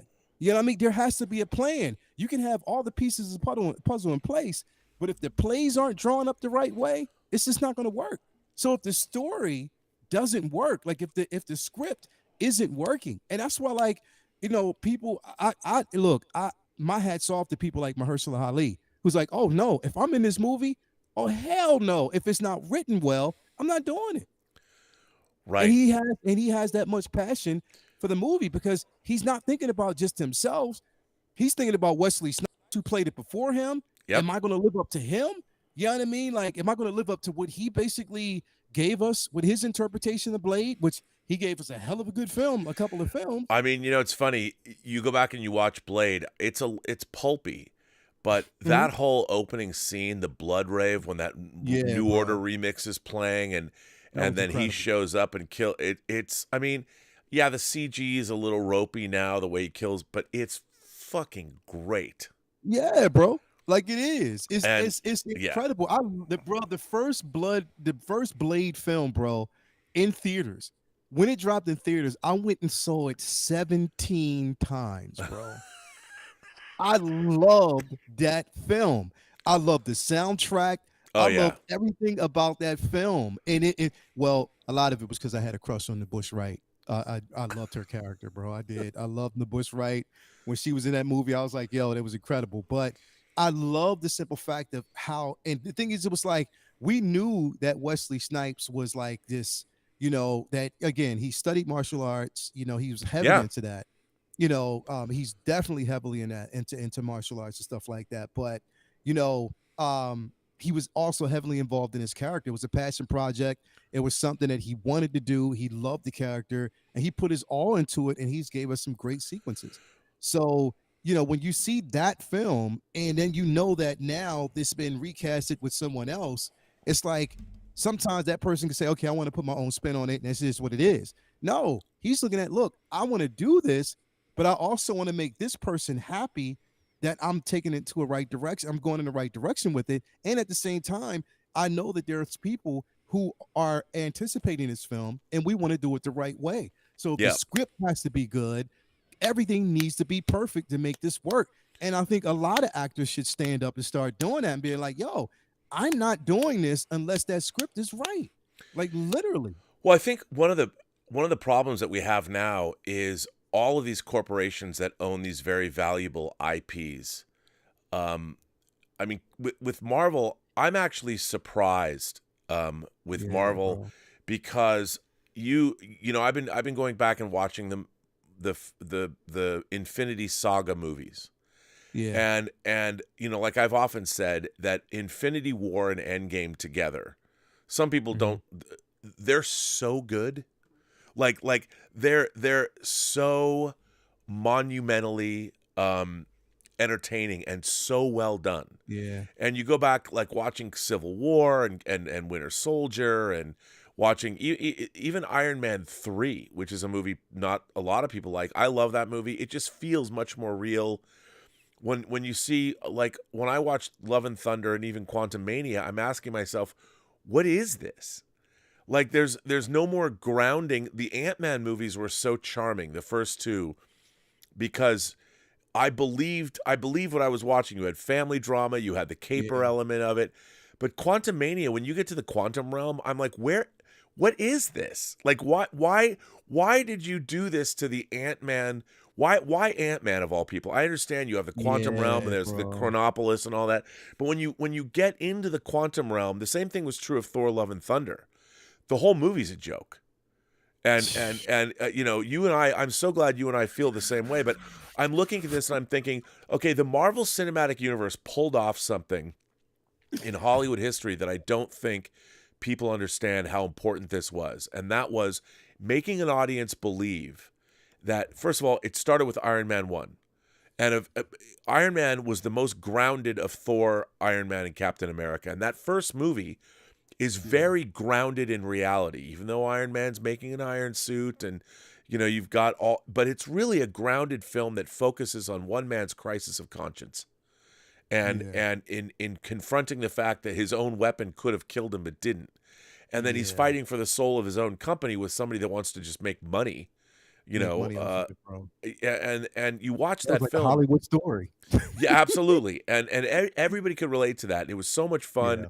It felt like almost an 80s movie in a way. It had the tone of something like Back to the Future, even with more seriousness. Yeah. And then, when I get to Quantumania and Love and Thunder, and then of course they had Kenneth Branagh direct the first Thor. Yeah. Really good, really fun. You believed that he's a space Viking. You totally understood Thor. His father, there was real gravitas, Rene Russo and Anthony Hopkins. So everything there felt right. Yeah, but by the time you get to, and then with Captain America, the First Avenger, how they introduced Steve Rogers and Bucky and that relationship at the World's Fair and everything, it was so good. So good. And you had the director of The Rocketeer who'd worked on Star Wars, and Joe Johnston doing it. But by the time you get to Thor: Love and Thunder, the difference between it's a fucking joke. And you Bro. watch nothing in that movie. They had all the right pieces. Taika Waititi, he was unshackled, and I like Taika Waititi. The tone of that movie is absolutely wrong. What is Russell Crowe doing? Why is that movie a goof? I hated that movie. Bro, And- it was funny because me and Toya, when you talked to her, bro, we were on our way home that night, and we were in the car, and I told her, I was like, I'm imagining Rob in the theaters watching this film and getting up and like trying to get through everybody, and as he's walking through the aisle, asking people, "Did you like it?" And they were like, "Yeah." He go, and then he'll ask the next person, "Did you like it?" "Yeah." He just starts smacking people as you the way I was like, yo, we were dying laughing because visually we were just seeing this in our head, and you just walking through the aisle complaining, Did you like that shit? Bro, it was terrible, bro. It was terrible. terrible. And what's amazing to me is Kevin Feige is a very smart guy. The Infinity Saga is one of the great, all 23 movies ending with Far From Home is an incredible run of films. Some are much better than others, obviously, but for the most part, the quality of these 23 fantasy films is unimpeachable. Average box office gross of $1 billion each. And of a piece, when you watch them all together, I mean, take the fact you might not like Brie Larson or whatever, but I even like Captain Marvel. I saw Captain Marvel a few times in the theaters. I really liked the plight of the Skrulls and all that. I mean, it could have been better, yes, but I still liked it as a mid-level science fiction thriller. Yeah. It's just that what we're seeing right now, bro, like, again, seeing Love and Thunder in the theater, and the thing is, it was my greatest fear lived on, because the thing is, even all the way up until we had talked about it on Comic Book Talk with Friends, I was like, look, I want this film to be good, but my biggest fear is that I know that Taika Waititi is attached to it. Right. I like what he did with Thor: Love and I liked Ragnarok too. I like what he did with Ragnarok, but I knew just by looking at the trailers that he was going to lean too heavily in the comedic value, and that even overshadowed the simple fact that you had, a character like Natalie Portman's character, who was experiencing a life-threatening disease, cancer. And that was just overshadowed by all this comedic, this comedic undertones. It was just like it was like the story suffered because of that. What they did by making,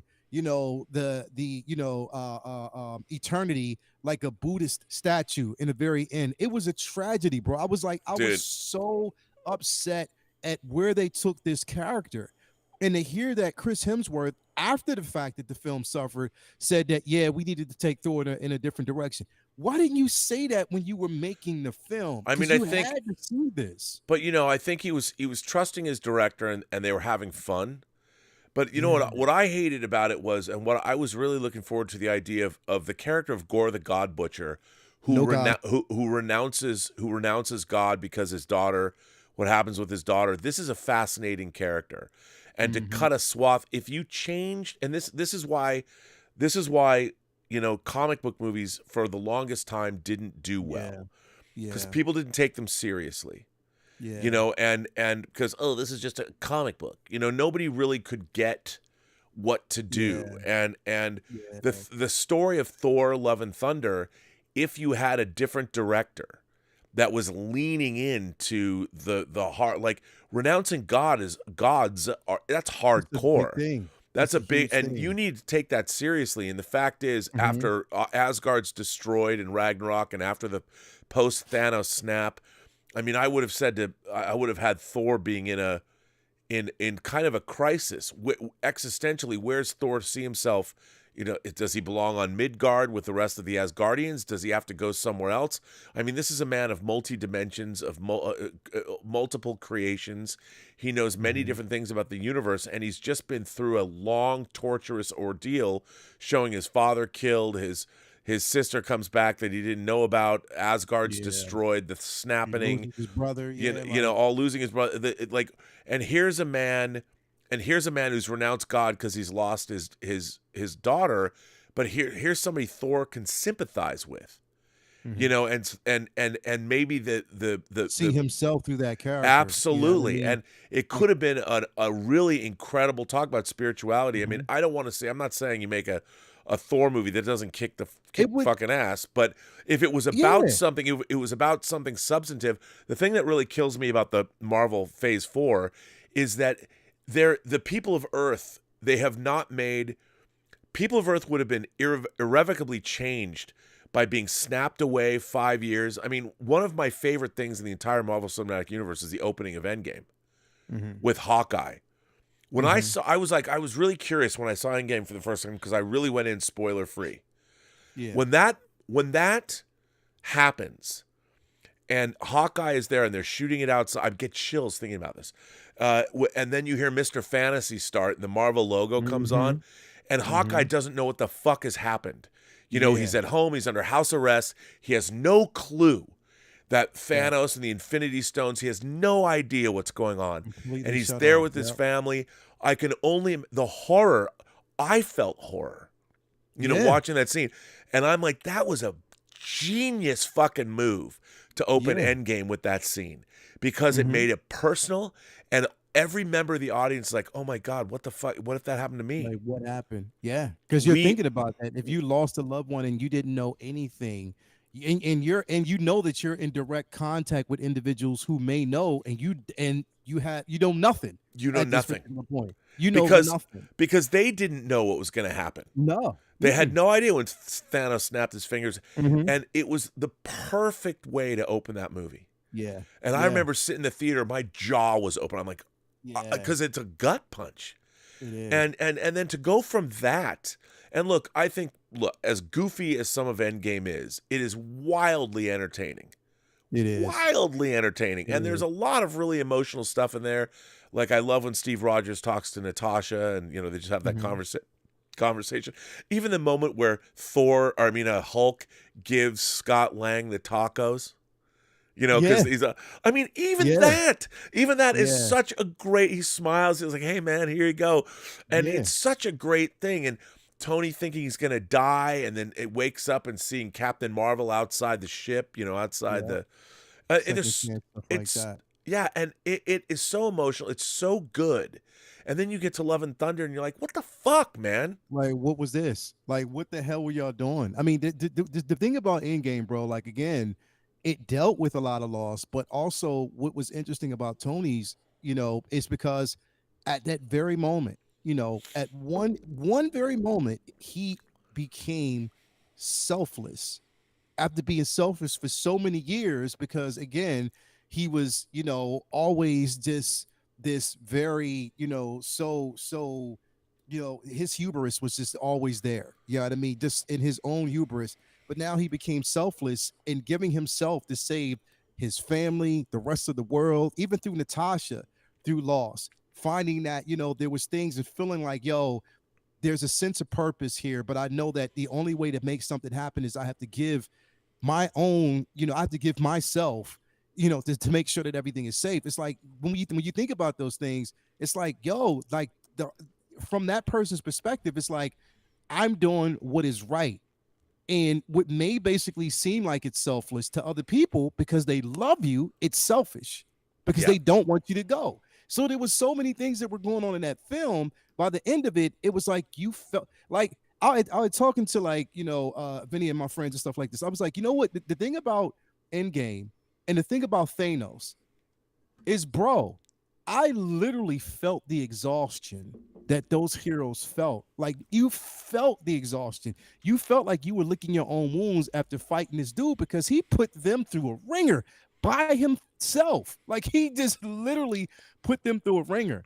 And when I'm watching that, and I'm sorry to say this, but when people are saying that Kang through this film was like, yeah, he's a bigger threat than I'm like, where did you see that? Yeah, because they built the first couple of phases, built Thanos up to what we saw. We saw Remnant, and everything was cohesive. We saw those little imprints. We know that they were getting to a certain point. What we're seeing from this phase right now is nothing at all. Well, and also in Quantumania, Kang was defeated. Yeah, so it's and like, that's what I'm saying. I mean, With his level of technology and what we know about that character, especially from the books, hell, if he's giving people like Doom a problem, like, yeah, then you know it's not that easy for Scott Lang. Well, technically, it wasn't just Scott Lang who did it. It was the Wasp, right. and it was luck, sheer luck. But at the same time, it's like, yo, there should have been a major struggle. He should, and I would have appreciated that film plain and simple. I would have appreciated the film more if everybody lost and if King won. Like literally. I think would love that's it more. what it should have been, and I think I have to say that what I watch the movies still. I still, as a lifelong comic book fan, I watch these Marvel movies. But after Love and Thunder, I mean, Wakanda Forever was a different animal entirely for me, because they lost obviously Chad Boseman, and I found Wakanda Forever really interesting, and I really enjoyed a lot of what was going on in that film, and it might not have been the stuff that I necessarily wanted, but I found it interesting and audacious, and I think that they tried to do some really interesting things with a bad situation. Yeah. And there was a lot of in there that it might not have been the Namor that everybody wanted, but I still enjoyed it. I mean, obviously it had a lot going against it, but I liked it. And I'm really looking forward to Guardians of the Galaxy. Yeah. But I just think that right now the Marvel Cinematic Universe is like a car that ran out of gas. It's a beautiful car. There's nothing in it. It's just sitting on the side of the road, and it needs somebody to come in and put gas in the tank. And I honestly, they've got all these plans about they're going to have Secret Wars and alien, bringing more cosmic entities back, or what. Don't care. I feel literally that I feel like I'm walking now to the next town. I've run out of gas, and it's 20 miles to the next town, and I've got to walk to get there. Yeah. And because the Marvel Cinematic Universe has literally, it stopped dead in its tracks. And the one thing I am looking forward to is, having read the scripts for Secret Invasion, I really liked Secret Invasion, it seems like now Secret Invasion thing, to me, it seems like it's coming from a different studio. A different place, yeah. Even though it's not, because the way it was written, it was very serious. It has a very interesting idea behind it, which is there are different factions of Skrulls, and one group wants one thing and another group wants another, and it's really interesting. Like, this is a really interesting. I believe it, and I believe that Nick Fury's in the middle of it all, and it looks like a lot of espionage. Like, I saw the trailer the other day. There's a lot that's actually going on. I mean, I think was it Vanity Fair or was it Entertainment Weekly, or no, what was it? It was something they put out photos from the set, like set photos, whatever. Yeah. So you're starting to see a lot of those now, and it looks pretty good. Like, it looks real good, and that's what you want to see. Like, they're talking about it's more accustomed to like a Winter Soldier type of vibe, and I'm happy about that. I'm like, yes, if you can actually pull that off, then I'm definitely happy to see that. We're starting to see set photos for Captain America: New World Order. They got Liv Tyler back to basically play Betty Ross, which I'm excited about. I mean, I'm excited. Look, I can't wait to see that movie. Just whatever it's about, it seems like bring it back to the real world. Yeah. That was the whole thing, is that you believe the Marvel Cinematic Universe, those people could exist somewhere in our world. Yeah. But I get to the quantum realm, I don't believe that anymore. You even Loki and the Time Variance Authority, I'm like, what the fuck? I understand it was in the comics. It's way too science fiction-y, way too fantastical. Well, it breached the borders of what the Marvel Cinematic Universe was doing. Now, I liked it. It's not that I didn't like it. I loved Owen Wilson, but the idea of the Time Variance Authority is so wacky. It's Terry Gilliam wacky, and it strained the bonds of credulity of the Marvel Cinematic Universe. It pushed it too far. Thor: Love and Thunder did the same thing in a different way, and Quantumania did the same thing in a different way, and I don't think they know this yet. It's the thing is, it's like you're trying to explain that world now to the average comic book reader, then they can understand what attempt you're trying to take. But to just your casual fans, they're not going to understand it, and they didn't explain it in a way that it could be understood. One of the biggest problems is there was no cohesiveness, and you didn't have characters that were kind of recognizable, bouncing in between, that can kind of help you follow the narrative. There was nothing there. Like, what they're doing again is like I don't, bro. It all boils down to writing. Like right now, the writing is lackluster. I should be sitting up here anticipating Guardians of the Galaxy, bro. I really should. I know. I'm The like, I reason hope it's why good. I'm not, and you, one of the reasons why I'm not is because to me, Adam Warlock is a wasted character now. Right. Doesn't have a place. Adam Warlock should have been in Endgame. Should have been there. It would have made so much sense to have him in that film. We should have seen Adam Warlock way before, and we didn't get that. So now you're bringing him in now. So what is the purpose? And is it going to be just a throwaway character? Right. I just have to reserve those thoughts until we see the film. But I'm not. The thing is, I am not as excited as I want to be, and I should be, because the thing is, after seeing and really completely, well, Thor: Love and Thunder, I was already butthurt because of that film, because I was like, you know what, I'm done. I'm done. I'm done. I was pissed. I walked out of the theater after it was done, and we got in my car. We drove home. I was done. We didn't stay around and talk to the rest of the fellas about it. I didn't want to talk. I was completely done with it. Then we see, Quantum. Now, here's the thing. I quite enjoyed the Multiverse of Madness. I know a lot of people didn't. I enjoyed Yeah, it. it was, it was fine. Film. It was fun. It was fun. Like, so I really liked that film. I like No Way Home. But even like I said, both films still, to me, they had flaws. There were a lot of flaws in those films. But I mean, to get from there going to, Quantumania, I had expectations for Quantumania. Those type of films, bro, I should want to actually see in the theaters more than once. I should. Me too.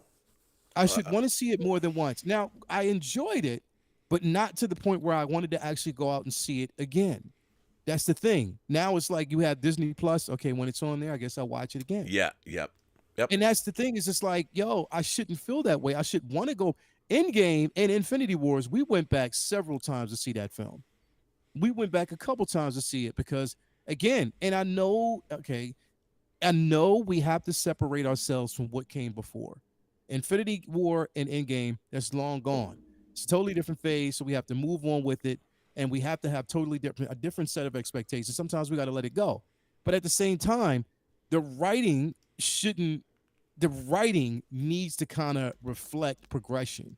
When it's not, it's like, and we start seeing those holes and we're like calling that out, and it's this movie after movie after movie where it's a letdown. We shouldn't be like, we having these conversations like, Rob, it's like times that we used to have these conversations and feel overjoyed about it. Now it's just like, yo, I'm tired. Like, I'm really tired. And I'm like, yo, they need to get back. Now, I know that they're moving some things around. They laid off 7,000 people or something. Disney like that. laid off, yeah, totally. I mean, they're in a bad way. Yeah. Hollywood. There might be a writer's strike. I mean, there's not. I'm hearing. That's what I'm money. hearing. People getting laid off. It's not good. Yeah, it's not good because we have a lot of people that have made a lot of bad decisions. Bro, it's like, where are we going with it now? Like, we're I mean, I know like there's a point where we said Hollywood is back to rare form, but is it? Well, I mean, here's what I would say. There's a lot of people making a lot of interesting stuff, but it's not huge stuff. Yeah. Even the John Wick franchise, they spent more money on John Wick 4, is a relatively small franchise money-wise. Mm-hmm. I mean, it was great. It's a great travelogue. But the problem with the John Wick franchise is it doesn't exactly float my intellectual boat. You go to John Wick to have the visceral thrills of him shooting however many dudes in the head. It's a lot of fun. And the thing about those movies though is there's not a lot of nourishment for the soul. Yeah. And when I would say to people, I would say, you know what, Infinity War and Endgame, they did. I mean, they might be big, brash comic book. I have to say, those two movies put together, it was like reading a great 12-issue, like the Evolutionary War storyline. Or take your summer annuals where all this giant story ran through all the summer annuals. I mean, that's what it was. And I never thought Lael, that I would live in a world where I would have the same feeling reading Crisis on Infinite Earths in 1985 and 86 in the movie theater. Yeah. Infinity War and Gave you Endgame that. gave that to me. Yeah. Like I Yep. never, I know Crisis was DC, but the point is a giant, It's large a crossover with, feeling. Yeah, the crossovers and just mainly you just anticipating what was going to happen next. You were so invested in the story, yeah, invested in those characters, and it was like, yo, when you're seeing some of your favorite characters just completely wiped away, I mean, the it was, multiverse I yeah, can't, as a DC fan, it's yeah, hard to explain to people now because I'm old. But, you know, the idea of Crisis on Infinite Earths was so extreme at the time. yeah. It was so groundbreaking. And I Uh-huh. remember going and reading it was funny because the first issue was printed, it was that dot matrix color. It was Uh-huh. terrible. But Uh-huh. but getting it when Alexander Luthor and they're on Earth 3 and the crime syndicate and stuff, and they get wiped out. Yeah. And I'm just like, what? I mean, this is what got me reading. Yeah. And I'm reading a comic book, and everything with George Perez's art, Marv Wolfman's text heavy. Bro. I Yeah. was so, it's hard to explain to somebody. You know, I was like a senior in high school, and I was trying to Yep. tell my girlfriend at the time, I'm like, you're not gonna believe. I remember having a conversation with this girl I was dating, and she was, I'm still friends with her, I still know her, and explaining, trying to explain to her, it was so funny. I went to her house. Her name was Kelly. I went to her house, and I want to say it was Crisis on Infinite Earths 8. Was it 8? So I get to her house. I'd gone to the comic book store, and I'm in college now at this point. And I said to her, I go, listen, I need a half an hour. And she was like, what? I'm at her house. Like, we're going to go to a movie or something. I'm at this girl's house, and I'm in college now. And I'm like, listen, I need a half an hour. And she's looking at me. She goes, why? I said, do you have to go to the bathroom or something? I'm like, no. I have to read Crisis on Infinite Earths 8. And she's just looking at me like, you have to what? And I mean, that's a true story. I'm like, I have to do it. And I was like that because, you know, it was one of those things where I have the book, you know, and I'm in my car. I've got it it's bagged and boarded, you know, but I had to take it out, and I'm like looking, it's in my passenger seat in my car.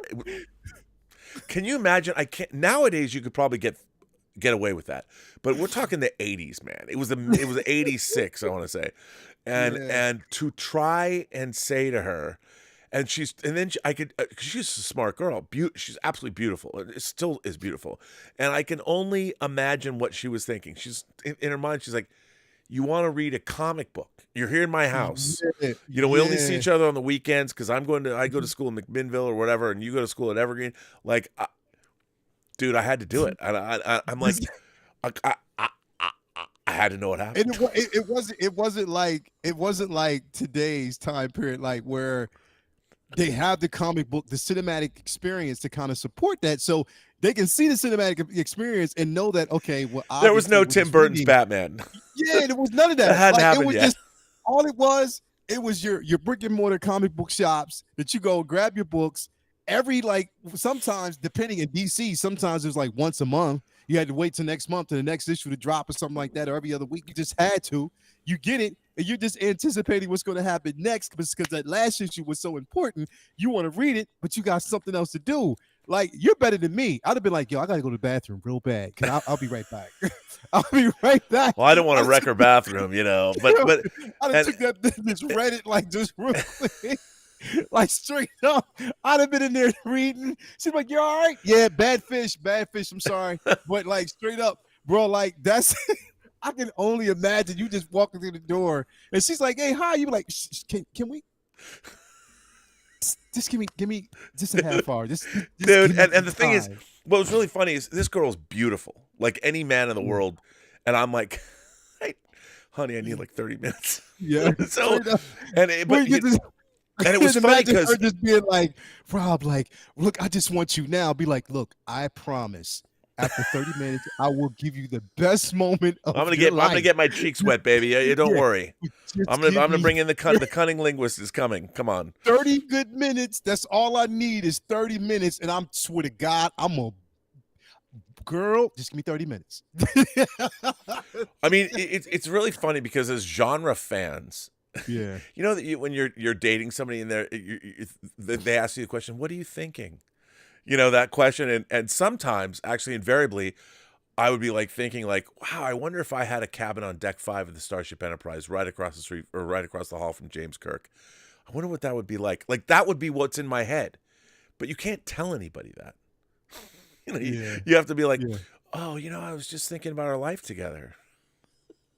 When really I'm thinking about being on the Starship Enterprise. You couldn't, you couldn't do that. Yeah. But hey, Yeah. listen, Mikey Lito, the great Mikey Lito says, "The Mandalorian has completely lost me this season, yet listening to Lael, I'll try and hang in. Lael, you need to do an explainer show. Happy would. April."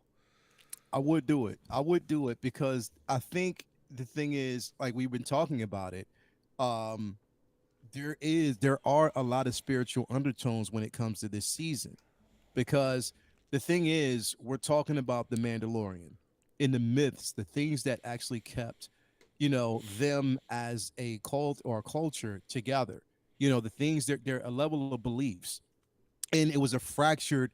It's a fractured company. You have a culture now. You have so many different divisions, so many different houses, like where basically they're following different rules. You have some that believe that you cannot remove your helmet, that you're doing yourself a disservice, and is this disservice to the beliefs of the Mandalorian. Those who believe that just because you remove your helmet doesn't make you any less of a Mandalorian. Some people basically follow different factions because of a shiny blade. They believe that he or she who possesses that blade rules everything. Again, you have someone who believes that if you can tame a mythosaur, then you are the rightful person. You are the person that will bring and bridge the gap between both. There's so much lore there, and there's so many religious undertones within that film. We're seeing, again, Bo-Katan's journey. That's what this season and pretty much right now is about. It started out with redemption, a redemption story between both Din and Bo-Katan. You know what I mean? Her, a redemption from a fractured family, loss of her people. They don't believe in her anymore, to the point where she almost didn't believe in herself. She didn't have any, but that's the problem. She was so the thirst for power and the rule, or to basically take back Mandalore, but didn't have the belief enough to understand that in order for you to do it, it's not the faith that you put in an object, it's the faith that you would actually have in yourself, enough to know that being a leader and having those leadership qualities, you could be that one. You can be that person to do it without just being like this dictator, this, that, and the third. Then we're seeing an evolution of him. But the thing is, he has to somewhat believe in himself and open up, because he's a born leader. And I think the armor knows that. There's so many different things to watch here, and there's a bigger threat at hand. We might even actually see Thrawn by the end of this, going into the Ahsoka film. There's so many different things that we can see. So now, like watching Bo-Katan as a character going around and gathering up, the different factions of the Mandalore, to bring them all together under one house, just to kind of to bring them back to that level of glory. It's interesting to actually see. This last episode was interesting because, again, you saw it when she had that conversation with the armorer, that she really started to believe and was on the same page, because now she sees that both of them want the same things. They just want to bring the division. They want to bring everything together under one house and take back which was rightfully theirs, so their culture can expand. Because right now it is fractured and there's nothing to believe in. Everybody is just basically fighting for dear life. They're like now an indigenous cult. They're trying to get back to prominence, and I think this is where it's going. And I mean, I'm happy about that. I like that. By the way, Randolph G, different girl. Just saying, different girl. Different girl. Different girl. As a matter of fact, the virginity, that girl wouldn't have had a problem if I read the comment. Ernest Rister says, "Dear Earl of Erudition, are you familiar with the Machete Order for Star Wars? The author of that blog said he got the idea from a user on ... Not sure where he got that on. Now, have you heard of this, Lael? Do you know what the Machete Order is of watching the Star Wars trilogy, or both trilogies? No, I didn't hear that. Okay, here's the Machete Order. and I am a machete order believer.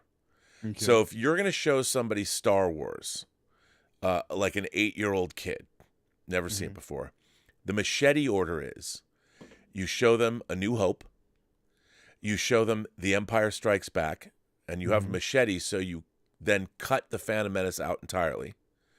And then you go from The Empire Strikes Back to Attack of the Clones and Revenge of the Sith, and then you watch Jedi. And that's if somebody has never, because Vader says, Obi-Wan never told you what happened to your father. And then you go back and you meet. Back and you see Yep. what happened and Yep. how all of that actually transpired. Yep. I get it. That's the machete order. Because the Phantom Menace, if you really look at it, has really nothing at all to do with anything. I mean, other than, It's introducing the, but when you see, Palpatine, and it's funny because I'll tell you something, the machete order, it works. And when you watch the machete, and I wish, because if you show it to somebody who's never seen Star Wars before, and I've only done this once, they love it. They don't see any flaws that are in the, and all the movies work better together. Because if you think about it, what's really interesting about, I like Attack of the Clones. I don't understand why people hate. I love everything. I love Attack of the Clones. I mean, the battle on Geonosis is fucking great. I mean, I don't understand why people don't like it. And the thing is, what's great about Attack of the Clones is if you have never seen it before, it opens with the big the chrome ship landing in Coruscant. You see Coruscant. You see the Jedi. You meet everybody, and it's Anakin. It's young Obi-Wan, and he's got the beard. It's Obi-Wan Kenobi, and he's speaking like Obi-Wan. And you meet Palpatine, so it's almost like it drops you into a world, and you kind of have to figure it all out. Someone's trying to kill the princess, Amidala, and you realize, and it works really, really well. So that's what the machete order is. It's A New Hope, it's Empire Strikes Back, it's Attack of the Clones, of Revenge of the Sith, and then because then you see the creation of Vader. Yeah. And then you go to Luke, and Han Solo's got to get rescued. And if you've never, I highly recommend this. If somebody's never seen Star Wars, always go with the machete order because it works. Good order. That's a good order. The Sundowners Club says, Rob and Lael, you can only pick one of 4 limited edition replicas. This is old school.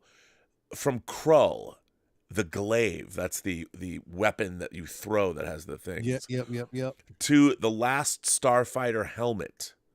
3, the Black Hole Maximilian figure. And 4, the Flash Gordon gold sword that he has. Dude. That's easy for me. Easy for me. What would you pick? Maximilian.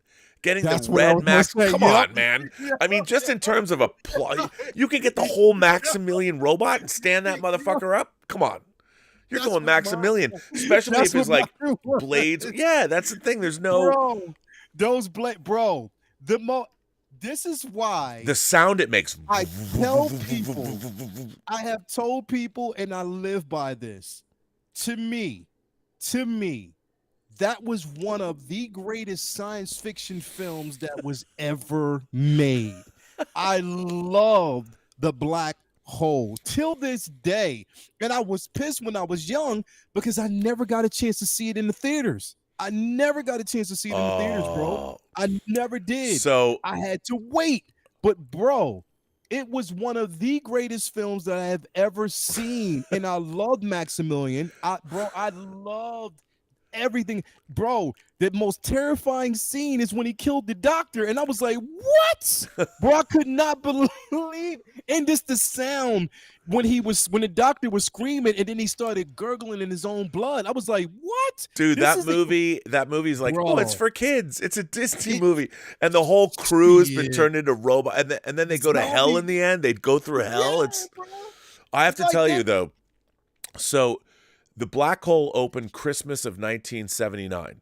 So it opened 2 weeks after Star Trek the Motion Picture. So the day that it opened, because I couldn't go to movies because I was 12. I could take the bus or whatever, but So Saturday, that Saturday, my grandmother would take me to the symphony and the ballet and stuff when I was a kid, which I loved.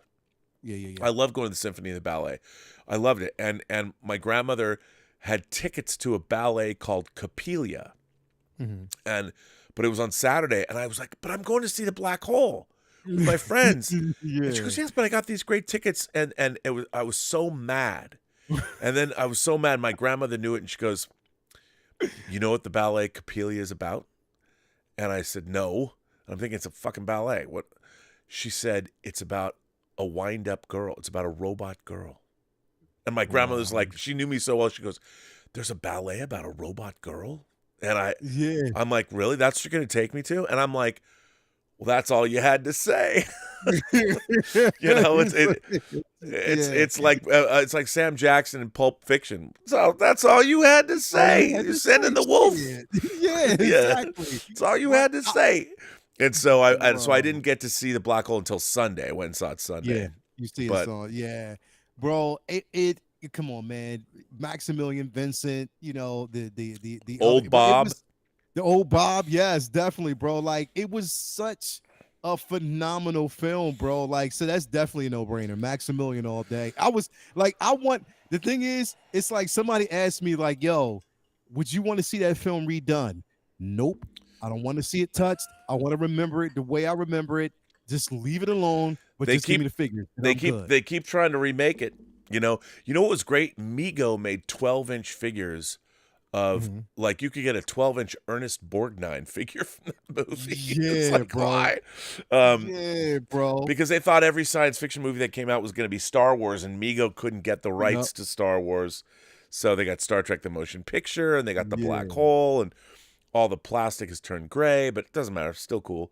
And I'll never forget when we watched the Black Hole at home, because remember back then, like, I didn't get a chance to see it in theaters, so I saw it at home. We had the whole HBO box. There was only 2 channels that we actually had at that time. It was HBO and Prism. So it was only 2 channels that you can actually see that were actually like cable television. Yeah. So when it came on TV and we watched it, I ain't gonna never forget. We were all at the house. We were watching, and my uncle was there. And when he saw Ernest Borgnine's character take off with the ship, I ain't gonna never forget him saying he was a punk ass. I cannot believe he just left everybody. Like, I'm a young kid looking at my uncle. I'm like, Mom, did you hear what he said? But it was funny. Like, it was really, really funny. But yeah, that movie, bro, it just brings back so many memories. Bro, that's another movie I can watch over and over and over again and still get the same feeling. I love that film. It also has a great score by John Barry. Yeah. Who wrote Yes. It's epic. Yeah, it's epic. that He did movie this was music for a incredible. lot of the early James Bond films. I mean, it's great. Yeah, definitely. See- So that's a no-brainer. See what the Sundowners Club, see what your super chat did to us. We went off on a whole black hole jag. Yeah, bro. It was a good question. Yeah. Good question. Great question. Future Millionaire says, Rob, sorry if this is off topic. For a $20 super chat, nothing is off topic. But I wish you the best in your future endeavors, and I really wish you and Chris could have a weekly show. We got issues. Well, don't think I'm done with Chris Carr. I mean, I adore Chris Carr. Adore her. Is she still on Campy as well? I think so. I mean, I'm not really sure. I haven't talked to Chris. I haven't. Well, I didn't watch. And John hasn't said anything to me. You know, John and I were talking. We made the joint video and stuff, but he hasn't really told me what the future of the channel holds. So I don't know, and I really haven't talked to him this week. So, Robert Meyer Burnett, who's impersonating me in the chat, already did yours. Thank you for that. Ernest Rister says, the machete order came from the Force.net message boards. Ernst Risner. He misspelled my name, so that blog blew up. He was getting 50,000 hits a day. Me, nobody could find me. Ernst Rister, did you really come up with the machete order? I believe that. Because there's another essay that another thing that you wrote that we've talked about before that I'm a big fan of. Cinema Gulp says, Lael is right, Rob. When you are not on John Campy's show, it doesn't have your knowledge or personality. Just make your own show that big. I'd rather watch that. Hi, well, Cinema Gulp, thank you. That's very nice of you to say. I very much appreciate that. Obviously, has a plane. She's leaving at 8 a.m. Her plane leaves at 8 a.m. So your time, it's 2:30 in the morning on the East Coast. So her plane leaves in 5.5 hours to go to London town. Dun, dun, dun, dun, dun. You know what? But she does that, bro, because she did that for Celebration and for Anaheim. She left a whole week before, and she was down there. It's almost like, what? I love her because, I met her mom. She came out. She's the only person that's been in the Robservatory and streamed out here. Yeah. But it was great. Yeah. Hank O'Neill says, "Hey, Rob, curious to hear your thoughts on the Succession Season 4 premiere. Roman, being the only rational sibling during the bid war, was telling, congrats on the 5,000 subscribers. Thank you. By the way, for you new subscribers, if you're here, thank you for the love. I so much appreciate it. And also, for you new members, we have a member call tomorrow at 11 a.m. You can see we sent it out to the members. You should see it on the community stream. We do what's called a member call every other week, where I sit down with you, and the way we do it, everybody comes in, pours in, you put up your hand, and everyone gets 7 minutes. 7 minutes in heaven to say whatever you want. We chat, and then I would do more. It used to be 10 minutes, but then more and more people came in. The last member chat I did was 7 hours long. Wow. So it's fun. I mean, but now we've got a bunch of new members, which I love, and it's great. And the member calls are so much fun because I've been doing them now for 2 years. There's some people whose kids have gone into the military and have become Black Hawk helicopter pilots, and it's, I love the member calls. They're so much fun, and it's great. So Hank, thank you so much. The subscribers are great. Robert Meyer Burnett says, "I am not Rob, I'm Rob." Well, Robert, you're just like me. You don't know who you are at any one time. Alex Donovan's been a member for 3 months. Thank you, Alex, appreciate that. Kevin Morales says, "Rob, I'm really liking the captain and crew of the USS Titan. Any chance they do a series following the Titan after Picard comes to an end?" Well, right now, no. They're doing, unfortunately, Terra Metalis, unless things have changed. As far as I know, he has nothing. They're doing a Starfleet Academy series with the showrunner of Nancy Drew, because that screams Star Trek to me. So, I unfortunately, all I can tell you is the last 3 episodes of Star Trek Picard are great. And when all is revealed in the plot, it all makes sense, and it's very interesting. But probably not, although they should. But you know what? You never know. If the show has legs and people like it, and it's I've done my part, certainly. C3 Studios by C sends in a $10 super chat and says, "I love your insight, Rob. This is my first super chat ever. Yo. Are you considering changing your display name from the Burnettwork to Robservations? Robservations is more catchy and memorable branding." Well, the Burnettwork, I'll tell you, the reason I call it the Burnettwork, and you're not wrong, but there's other people's shows, and my dream was always on the Burnettwork. Here's my dream, Ray Kinsella. It's a network. And if I could, my dream for this network, my goal is I want 12 hours of original programming every day to go up on this channel with all different creators. Robservations would be the anchor show. But I've always called it the Burnettwork. We are going to be starting a second channel. And I'll tell you, the second channel is going to be called Imagination Connoisseurs Unlimited. I was going to change the name of this channel, but the new channel is Imagination Connoisseurs Unlimited, and there are big plans for that channel. But I'm just, because a lot of people have second channels to do different things. But let's just say that I am looking to do a panel show, different than John's, probably called the Imagination Connoisseurs. And it's going to be a panel that delves into, it's going to be news, but also a little bit more op-ed than something like John's panel. But it is going to be a 2-hour panel show, and all these things are kind of in flux, things I've wanted to do. So we'll see. And then, of course, I love doing these shows with you, Lael, and of course, we also have Midnight Metal. Maybe Dave Parker will talk to me again. Bring it back. It's all going to work out. I mean, what I want this channel to be is a repository to celebrate all the things that we love.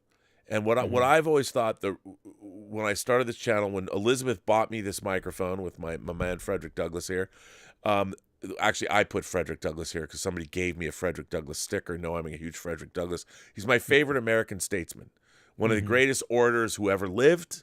Fantastic, a man who was once a slave and then became one of the great American statesmen of all time. Exactly. He was the great speech makers. To me, he's one of my favorite American heroes.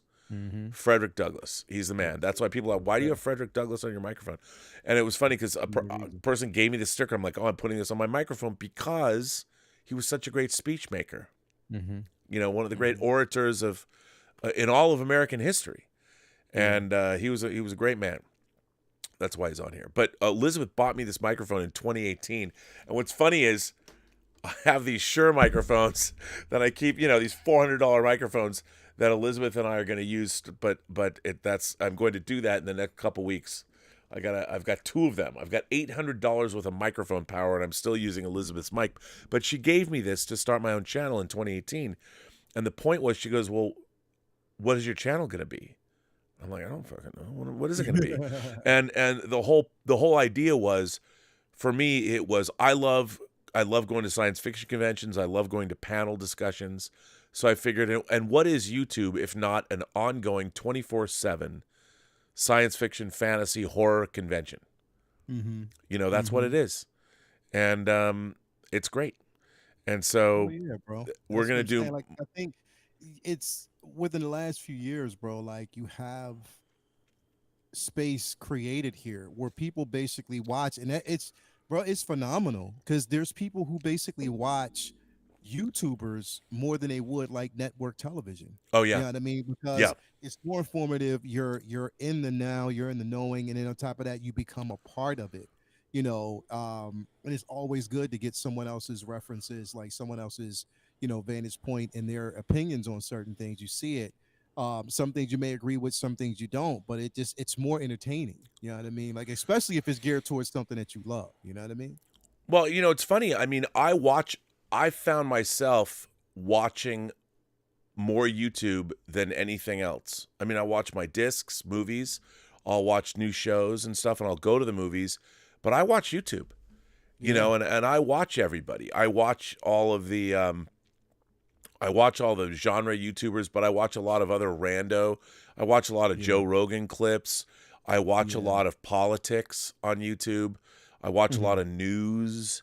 I watch a lot of social stuff. I watch all kinds of things on YouTube because it fuels your brain. You can watch this and that and just jump around. And then, you know, I watch a lot of action figure shows.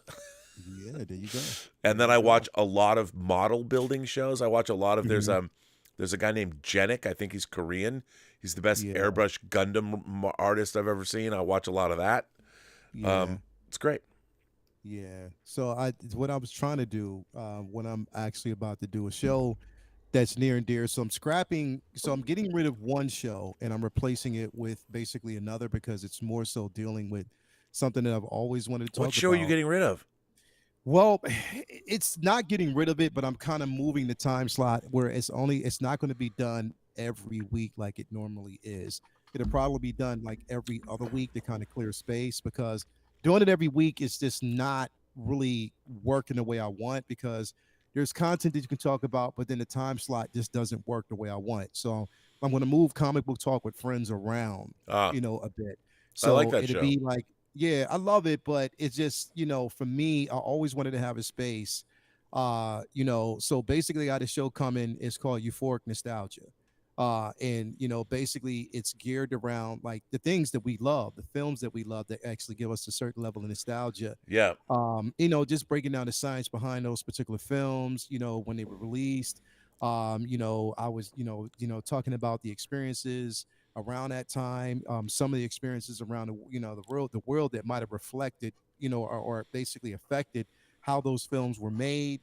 I just wanted to kind of focus on something like that because, like I said, I'm just, you know, a lot of us, our lives were basically shaped off of nostalgia, you know what I mean, off of like these films, you know, like especially a lot of films from, you know, for me, it's a lot of films even from like the 50s, 60s, 70s, it definitely the 80s. You know what I mean? Yeah, Like the 80s basically completely changed everything, you know, in my life. You know what I mean? So yeah. it's like just I wanted to kind of focus on just those things, and even like, you know, everything from that genre that might even reflect on like just our collecting community. You know, a lot of like memorabilia, things that we might have had back then, things that were released. So I do want to. I've always wanted to have a show like that. I've always That's wanted to what kind of I talk love about to those watch things. that show. Yeah, I That's always want that to I talk love about that. that show. That's fantastic. So yeah, I mean, just it's and that's what makes I think that's what makes you know, these communities interesting. yeah, You keep yeah, these shows going. I mean that it's all about the fact that I don't know you. We've never met in person, yeah. and you live in Harrisburg, and I've always PA, the only reason I know small Harrisburg is town because I love Harrisburg, Dawn of the Dead. PA. You know, Yeah, right. Harrisburg Yeah, passed it about an hour ago. No, but that's yeah, one of the things I want to do is if you know if I made if you get very successful on YouTube and you're like Nerdrotic, you're like the Real Rejects, and you make some real money. hmm, What I hmm. would love to do is take the show on the road. Yeah, And bro. like I wanted to do I love 7-Eleven. And I had this whole documentary I wanted to do because 7-Eleven has a really interesting history. Yeah, And I used to before I lived with Elizabeth, I lived in Canoga Park for a while, and there was a mhm, 7-Eleven that I stopped at that was close to the 118 freeway. And yeah, I went in there, and these Indian guys were always there, and they owned it. And I finally asked, and I would, because I went in there every morning, I loved making my coffee at 7-Eleven. You know, I love I love hmm, everything. I knew everything about 7. I just love 7-Eleven. And yeah, I asked the guy who owned it, I said, how long have you been here? And he says, yeah. oh, I immigrated here 38 years ago. And I started Mm, this 7-Eleven. I'm like, you've worked this, he owned the 7-Eleven. I said, you worked here for 38 years? And he's yeah, like, yeah. And his like cousin who worked for him, that we always talked about football and stuff. And he goes, yeah, and I've been here for like 25. And I was like, that is incredible. And they were telling me that they immigrated from India, yeah. and when you immigrated to America, it's hard to start, like, it's easy to start a 7-Eleven franchise. And so they started a business, and I'm like, wow, I never thought about 7-Eleven. Because when You know, you think about it, it's like so many, bro. Like they're all franchise. And the thing is, it's like it becomes like a trope because a lot of people say that, yeah, you know, yeah, yeah, like a lot of but Indians move here and they actually, yeah. But I but it mean, was it's a because smart idea. you can start a business. Yeah, And they had this, and this 7-Eleven was packed. And now here's the yeah, thing: bro. there are varying degrees of 7-Eleven. And Mhm. and they're like, and so 7-Eleven, everyone started having their coffee in these thermoses, and you'd pump them up. Well, there's a Yeah. 7-Eleven on the street called Verdugo in Burbank, and when I was editing this movie in 2015, I was editing a movie called Paradox, and I would always Mhm. go into this 7-Eleven, and they didn't switch over to the thermoses. They had the coffee, and the coffee Mhm. was always awesome. And Yeah, one day, because bro. I always You talk to could guys. smell the coffee because they used to always have the coffee right next to the donuts, bro. Yeah, and I said to the guy, I go, hey man, what's your secret? Why do you have such great coffee here? And I love the condiments at 7-Eleven and stuff. And he Mhm. goes, here's the secret. I brew new pots of coffee every 10 minutes. And I Mm. was like, oh my God. And I That's love, why it and smells the so way good, bro. 7-Elevens, because some 7-Elevens are shitholes, but there Yeah, are other 7-Elevens, like there's whole varying degrees. And so yeah. here's what I wanted to do. I'll tell you what I wanted to do. I wanted to make a documentary Bro, that would be about so about 7-Eleven, and what I wanted to do was I wanted, because now 7-Eleven's owned by a Japanese company, and if you're in Japan, 7-Eleven is a high-end retailer. You can get yeah. sushi there, you can get, so what I wanted to do was I wanted to drive to every one of the 50 states, and I wanted to be like, find out like what 7-Eleven sells the most beer. Like which 7-Eleven, like let's say it's in Arkansas or something. I wanted to go to that 7-Eleven. I would set up, you know, a camera, and I would interview people. I'd say, hey, Yeah. Rob Burnett, I'm coming here on this day. I want to interview people. This At 7-Eleven the sells the most beer. 7-Eleven? Yeah, at the 7-Eleven. And I would Yeah. travel around the entire country and the world. I'd go to Europe. I would go to Japan. Mhm. And I talk about the whole, do you know why 7-Eleven is called 7-Eleven? No, I've never known. Because it was the first store that was open from 7 a.m. to 11 at night. So 11 o'clock at night. Yeah. And now it's open 24 hours. And it was, and that was, and back then there's gas stations. There's a whole history. Yeah. There's a painter who always put 7-Eleven. So here's the thing.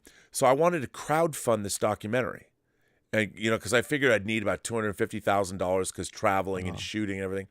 So I called 7-Eleven. I called the people at 7-Eleven. I tried to explain to people, and you have to go through the layer of bureaucracy.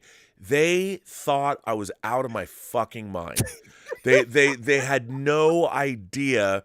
I was trying to explain. I'm like, dude, I made documentaries about Lord of the Rings. I mean, I was in New Zealand for 14 months on Chronicles of Narnia. I did the Blu-rays for CBS and Paramount for Star Trek: The Next Generation. They thought they couldn't wrap their heads around the fact, and then they were terrified that they thought I was gonna do some horrible tell-all documentary, and I'm like, no, I love 7-Eleven, and I tried to explain the immigrant experience about how you can come to America and start a business by starting a 7-Eleven. Now watch, somebody in the thing is going to go off and make this documentary, which you should. I give it to you, fine. Because I couldn't. You guys go through the layers of bureaucracy, but you can't just, like, the documentary at 7-Eleven has so much history that you have to, bro. You have to tell the history of even the Big Gulp, bro. But that's developed. All of it, and I wanted to when I got into it, I thought it would be like a 10-part Netflix series. And what happens is then 7-Eleven started making their own snacks. They had 7-Eleven brand stuff. Their fucking potato chips are the bomb diggity. Yeah, bro. And I'm like, this shit is awesome. And then people were telling me, well, let me tell you about the 7-Eleven potato chips, the barbecue. I'm like, I'm a barbecue potato chip connoisseur. And it's like, those barbecue potato chips are the bomb. Yeah. And they trying to explain this to people.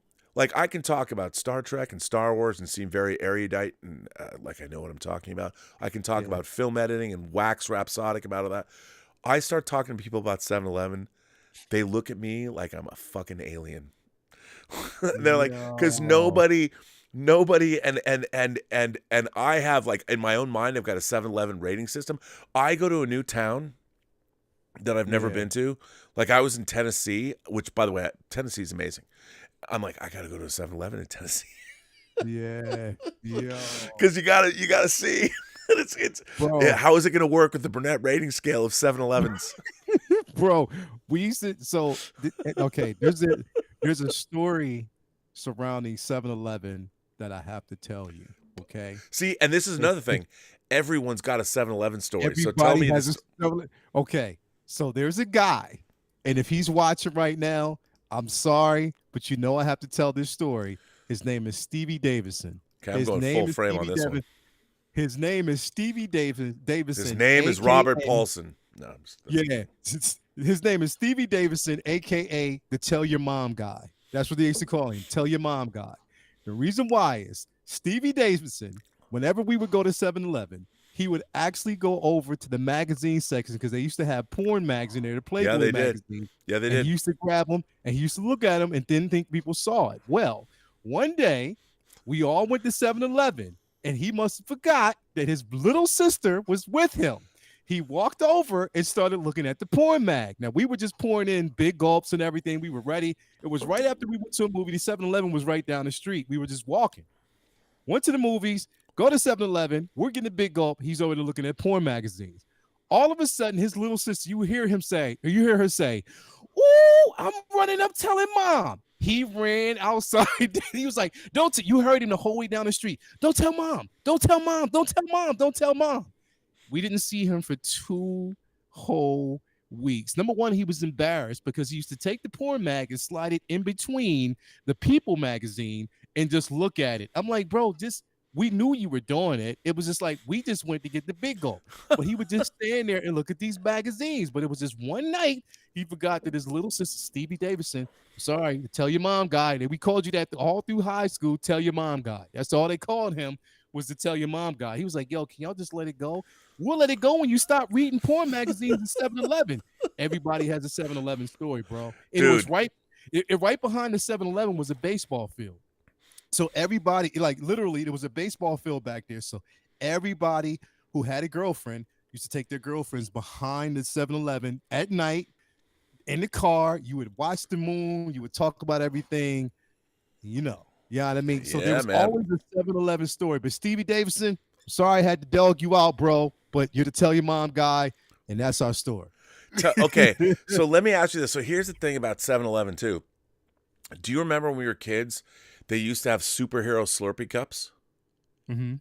Do you remember that? Yeah. And it was like it was a figure like Lightning Lad. You get the Legion of Superheroes. You could get and you'd get them and like you take them home. You have the Slurpee, and then your mom would put them in the dishwasher, and they would last like a couple months before the superhero was washed off of the cup. I mean, those superhero cups, and then they would do things like they sold your favorite football helmet. Yep. And they did with the stickers on the helmet and stuff. Mm-hmm. I mean, all this, the whole history, and 7-Eleven goes back. 7-Eleven has history, bro. It goes back to the 20s. Donuts were so good. The glazed donuts, bro. I'm telling you, they used to have the section you grab the clear little plastic. You grab your donut. Bro, and the coffee smelled so damn good, bro. By the way, Star Trek in the chat says the 7-Eleven just in the U.S. No, the ultimate. Okay, here's my dream. My biggest dream in life is to go to Japan. I've wanted to go to Japan my whole life. The reason I was going to go back in 2010 with this girl TJ, and I couldn't afford it.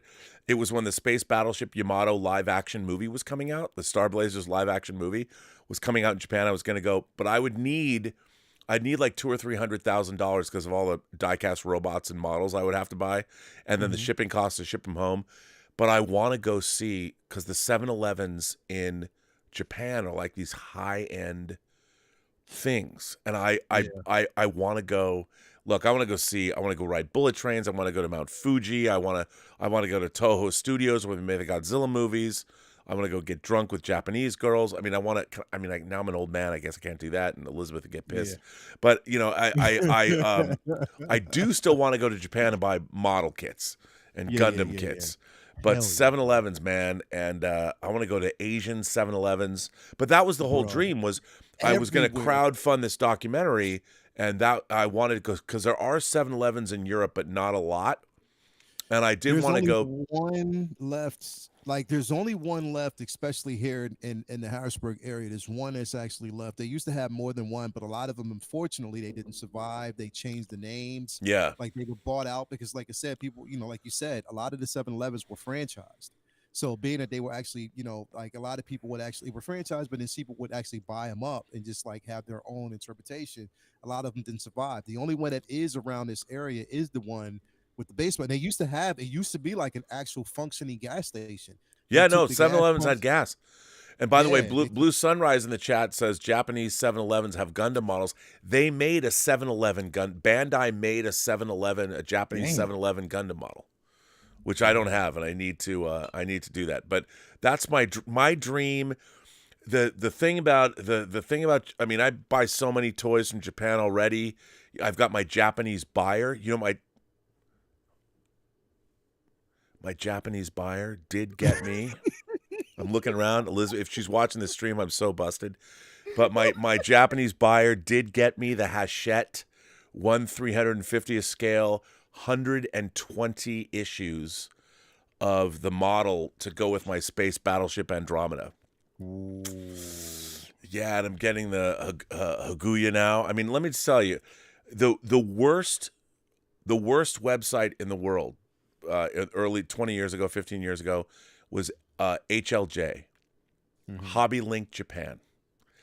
I would go there, dude. They would have all the everything. I could get Legends of the Galactic Heroes. I could get Gundams. I mean, it was the greatest thing ever.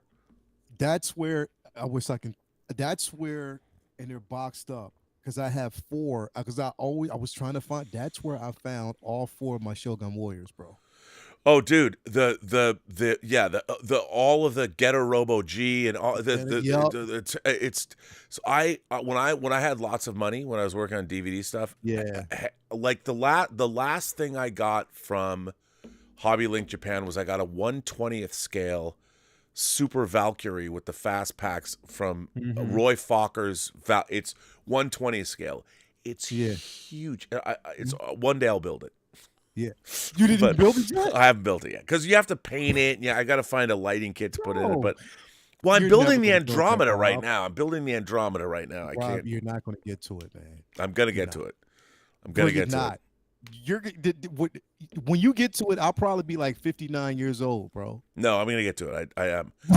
That's my goal. Is I'm building now that I'm home all the time. I'm gonna be building on my models, all my You should like. build them live. You should build them live, bro. You should have a show dedicated to building things live. Have a conversation while you're doing it because you'll inspire people to build some of the things that they've been sitting on. Why Well, not? okay. So the thing about there's Hachette has done these kits. They got a great Mazinga Zetto. They've got this. Yeah.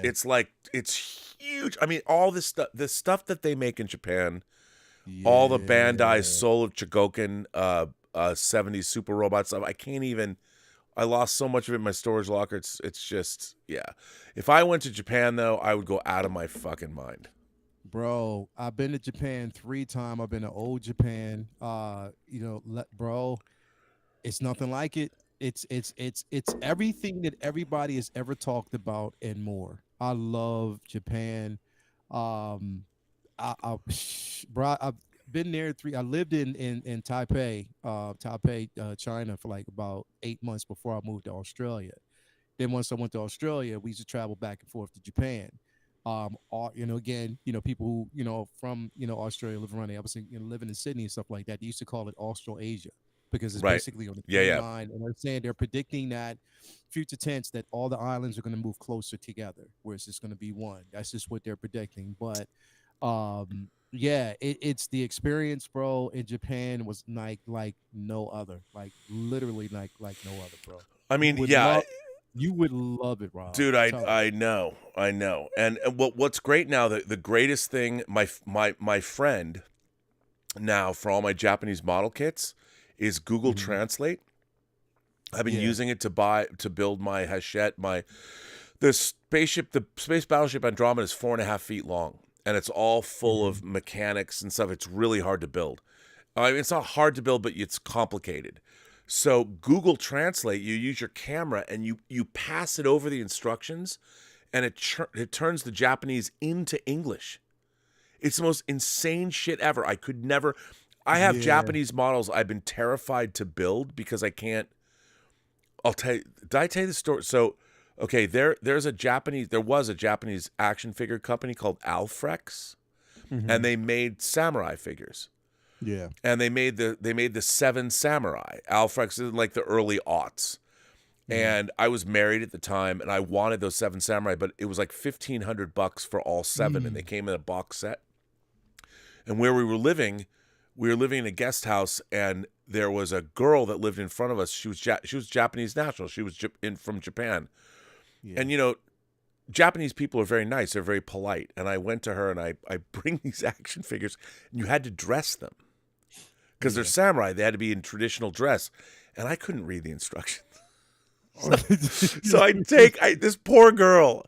I mean, she was absolutely beautiful too, and I'm like married, and I'm trying to like not like hit on her at the same time. I'm asking her. I literally asked her to dress my action figures, dude. And of course, being polite in Japanese, she's like, "Okay, if that's what you need me to do." She did it. And by the way, I've had them for almost 20 years, maybe 20 years now. Every time one of the bows or something gets loose, I make sure it's tightened. Yeah. They're still dressed the exact way she dressed them. Traditional. It's amazing. They were the ones in the old Robservatory that were actually sitting on this shelf. I had those as samurai, and they will be again. Yeah. Anyway, this was a great digression. Let me King Tannic, our old King Tannic, Israel, gifted a Burnettwork membership. That's so nice of you. Another Robert Meyer Burnett, the imposter, says Trump 22 life. That's never going to happen, but okay. Thomas Logan, how are you, Tom? I really enjoyed Majors as Kang, but if there's truth to the charges, then Majors deserves to go down. It's justice. In my 20-plus years as an adult, I've never put my hands on a woman, nor will I ever.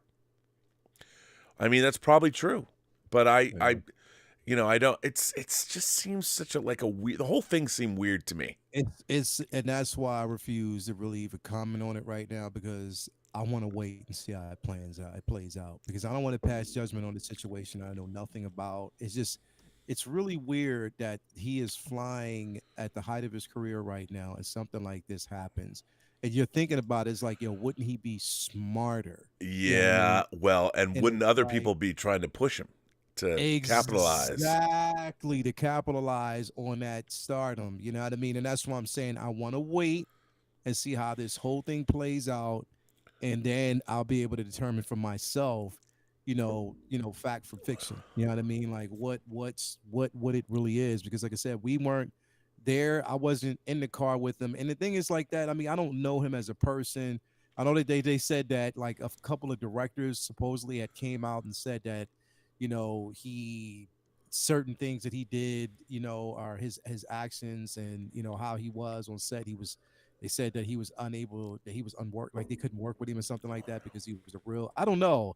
Some of these, I don't know how true these things are. That's why I'm like, you know what? I want to wait and see, because it's Well, like, yeah. you want to say that now that these allegations are against him, you're saying that now. If you had a problem with him, why wasn't this said before? So I'm just like, you know what? I'll just wait and see how it plays out. But you're absolutely right. No man should ever put his hands on a woman unless it's for comfort. Speaking of comfort, Kita, who's a member of the channel, I think it's Kita, says, "I'm glad I learned Japanese at home when I was a kid because it's hard to learn." I mean, I've told the story before, but when the first time I ever went to Comic-Con in 1988, I bought Akira on Laserdisc. Yeah. When I was at USC, and we found my roommate and I, John Parkan, we found this poor Japanese exchange student, and we said, "Hey, man, can you come over to our house and we're going to watch Akira, and can you translate it for us?" Because it was only in Japanese. It wasn't subtitled. And I'd only heard about it, and I wanted to watch it. And this poor kid, every couple of minutes we stopped. So what'd they say? And it's like Akira was not exactly the most it's a little difficult to explain. Yeah. And this poor kid, because he was Japanese, and he was polite, and it was USC at this point, and he didn't want to let these crazy Americans down. I don't think he was an otaku either. So okay. And he basically, bro. But the movie was so crazy. It's an iconic. That's why I'm not a fan of them trying to make it a live action film. I'm not a fan. Dude, the Americans couldn't. Never Akira could never be made. I mean, I never say never, but it would never work in the United States because we don't have the culture. We don't have the whole. And there's a reason why Japanese comics and manga, manga is so much more popular than American comics. Yeah. I mean, the Americans have become very uncomfortable with their own humanity. Mm-hmm. We don't living in our own bodies and all of our own. It's such a weird thing. I mean, we've turned romance into politics. We've turned eroticism into politics. We've turned fun into politics. Yeah. And we don't have that. The Japanese are a much older, more ancient culture than the United States. I mean, come on, man. Shogun is still one of the greatest miniseries ever made. Oh, hell yeah. Hell yeah. And, they're still working on another one. It's coming back. Yeah, right? and yes, it's never going to be as good as Richard Chamberlain's. It's not going to be Richard Chamberlain was just that guy, bro. And September 15th is Talk Like Yoko Shimada Day. Yeah. Aren't you, son? Let's pillow. Yeah. Yes, let's pillow. That show was So good. Chris Goodman says, "Rob, a horror film Mmmm came out today. It's a must see. Believe me, I don't want to miss its don't miss its theatrical run." I don't know that film, but I'll check that out. okay. Maybe 50 Screams of Tay. Norwegian Kryptonian says, "I feel like people have checked out of Star Wars. Even the hardcore haters have stopped making videos about it." Do you think that's true? You know what? Here's the thing, bro. Like, I'll never live my life vicariously through people who talk about Star Wars, to be quite honest. Right. Because I've always loved it for myself. So I don't exist in a space where I even pay attention to the hardcore haters. I know they're out there, but I just don't pay attention to it.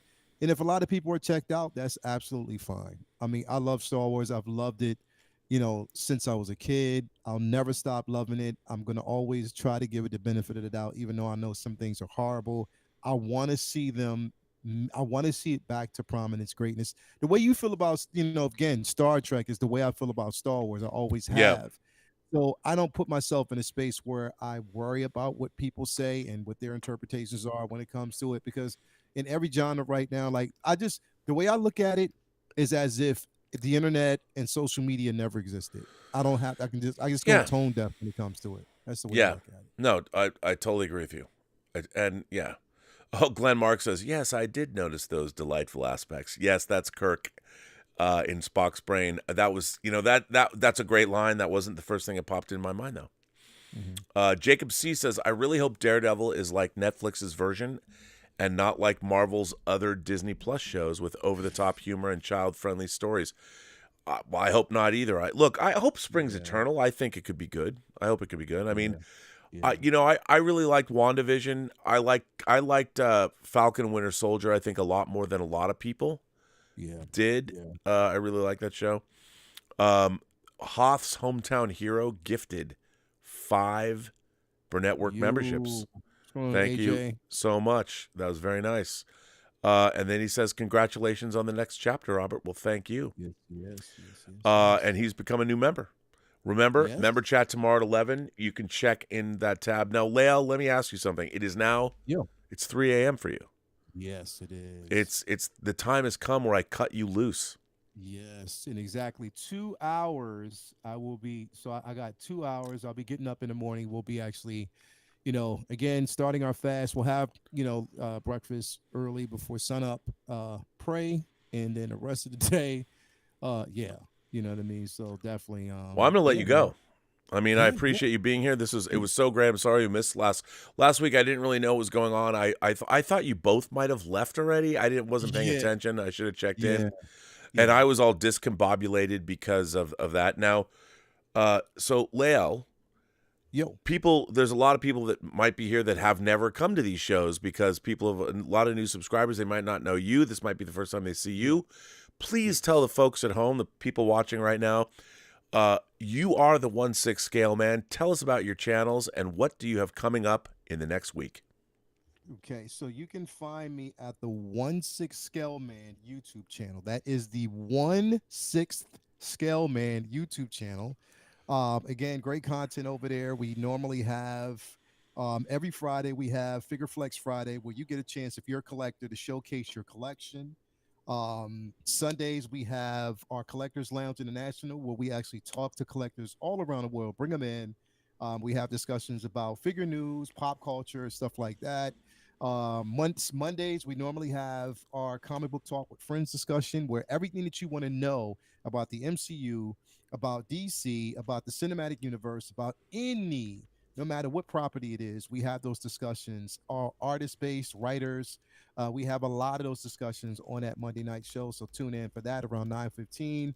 Now I don't know if we'll be doing that this Monday, because next week I will be in London, right? But I will be actually doing probably a live from Star Wars Celebration in London, just to kind of give people an overview. I haven't picked up what I'm going to do that, but normally we do Say What Wednesday, again about collecting the pop culture stuff that's going on there.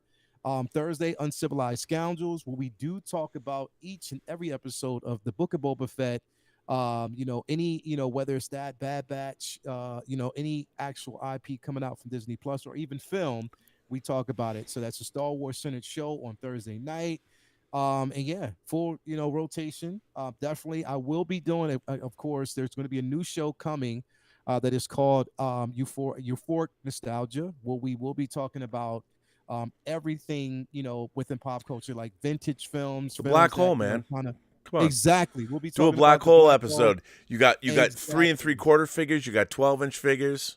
Yes, bro. We'll be talking about that. So definitely, please, we are on our way. I'm actually trying to make my way to 4,000 subscribers. Again, small channel, but we're getting there. So if you could take time, even tonight, if you can take time out of your precious time to at least go over there and subscribe. There's 444 people watching right now. Go over to the 1/6 Scale Man channel. Give Lael a follow. Quick. Just smash that like button, hit the notification bell, That's it. Just smash it and just become. but then come back a- here. Yeah, you got to come back here. Come back you know here. what? Just stay here and just open up another and just go Yeah, in. okay. Browser window. Yeah, it's Yeah. just a browser window, and just go ahead and subscribe to the channel. It's all you don't have to become a member. Just subscribe to the channel. Give us some support. Get us to 4,000 subscribers. Again, it's halfway there. Let's do it. And I appreciate everybody out there. I will be back here every Friday if I can. I mean, well, next Friday, I don't know. No, you'll be in London, Depending bro. on- You're I'll be traveling. in London. But the following Friday, I will be back here Friday night on Midnight Music. Yeah. This is home. So let's go. There's a lot to talk about. And I'm just happy about that. All right, my friend, you and Latoya T. Latoya T, one of the most beautiful women on the planet Earth. You make sure that she is taken care of. Travel well, sir. Yeah, man. I appreciate that. Thank you so much, man. And everybody out there, love you guys. I'll see y'all later. Rob, congrats.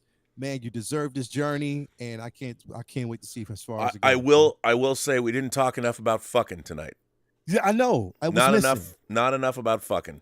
That was missing. So It was missing. And the next billowing. show- We didn't talk about and billowing we didn't either. talk about the billowing either. So we got to get on that the next time I'm back on this show, bro. We got to talk about that. We can't let that out. We No. can't just leave that out. It's got to be. It's not a Midnight Musings without the fucking. Without the fucking, we just got to talk about that, man. That's how it is, man. But thank you for having me here, bro. Everybody out there, love y'all. Subscribe to the channel. Subscribe to the channels you haven't already, man. Let's make it great. Come on, man. And Let's you be make- safe, dude. People Yeah, are gonna let's and take. I hope you get to see. Maybe you'll get to see the lovely Emma Bannon or Dean Yeah. Mikitich. I don't know if they're going. Maybe they will. I'd Yeah. love for you to Yeah. meet them and take videos. I take all kinds of videos. I want to see it all. Yeah. We'll play Yeah, it on the definitely, channel. man. Definitely, man. Definitely, I will. So definitely, I'll get that back to you guys. You'll see it. Yeah. Thank you, Rob. Thank you for having me here, brother. All right, Lael. Safe travels, man. See you later, bro. See you.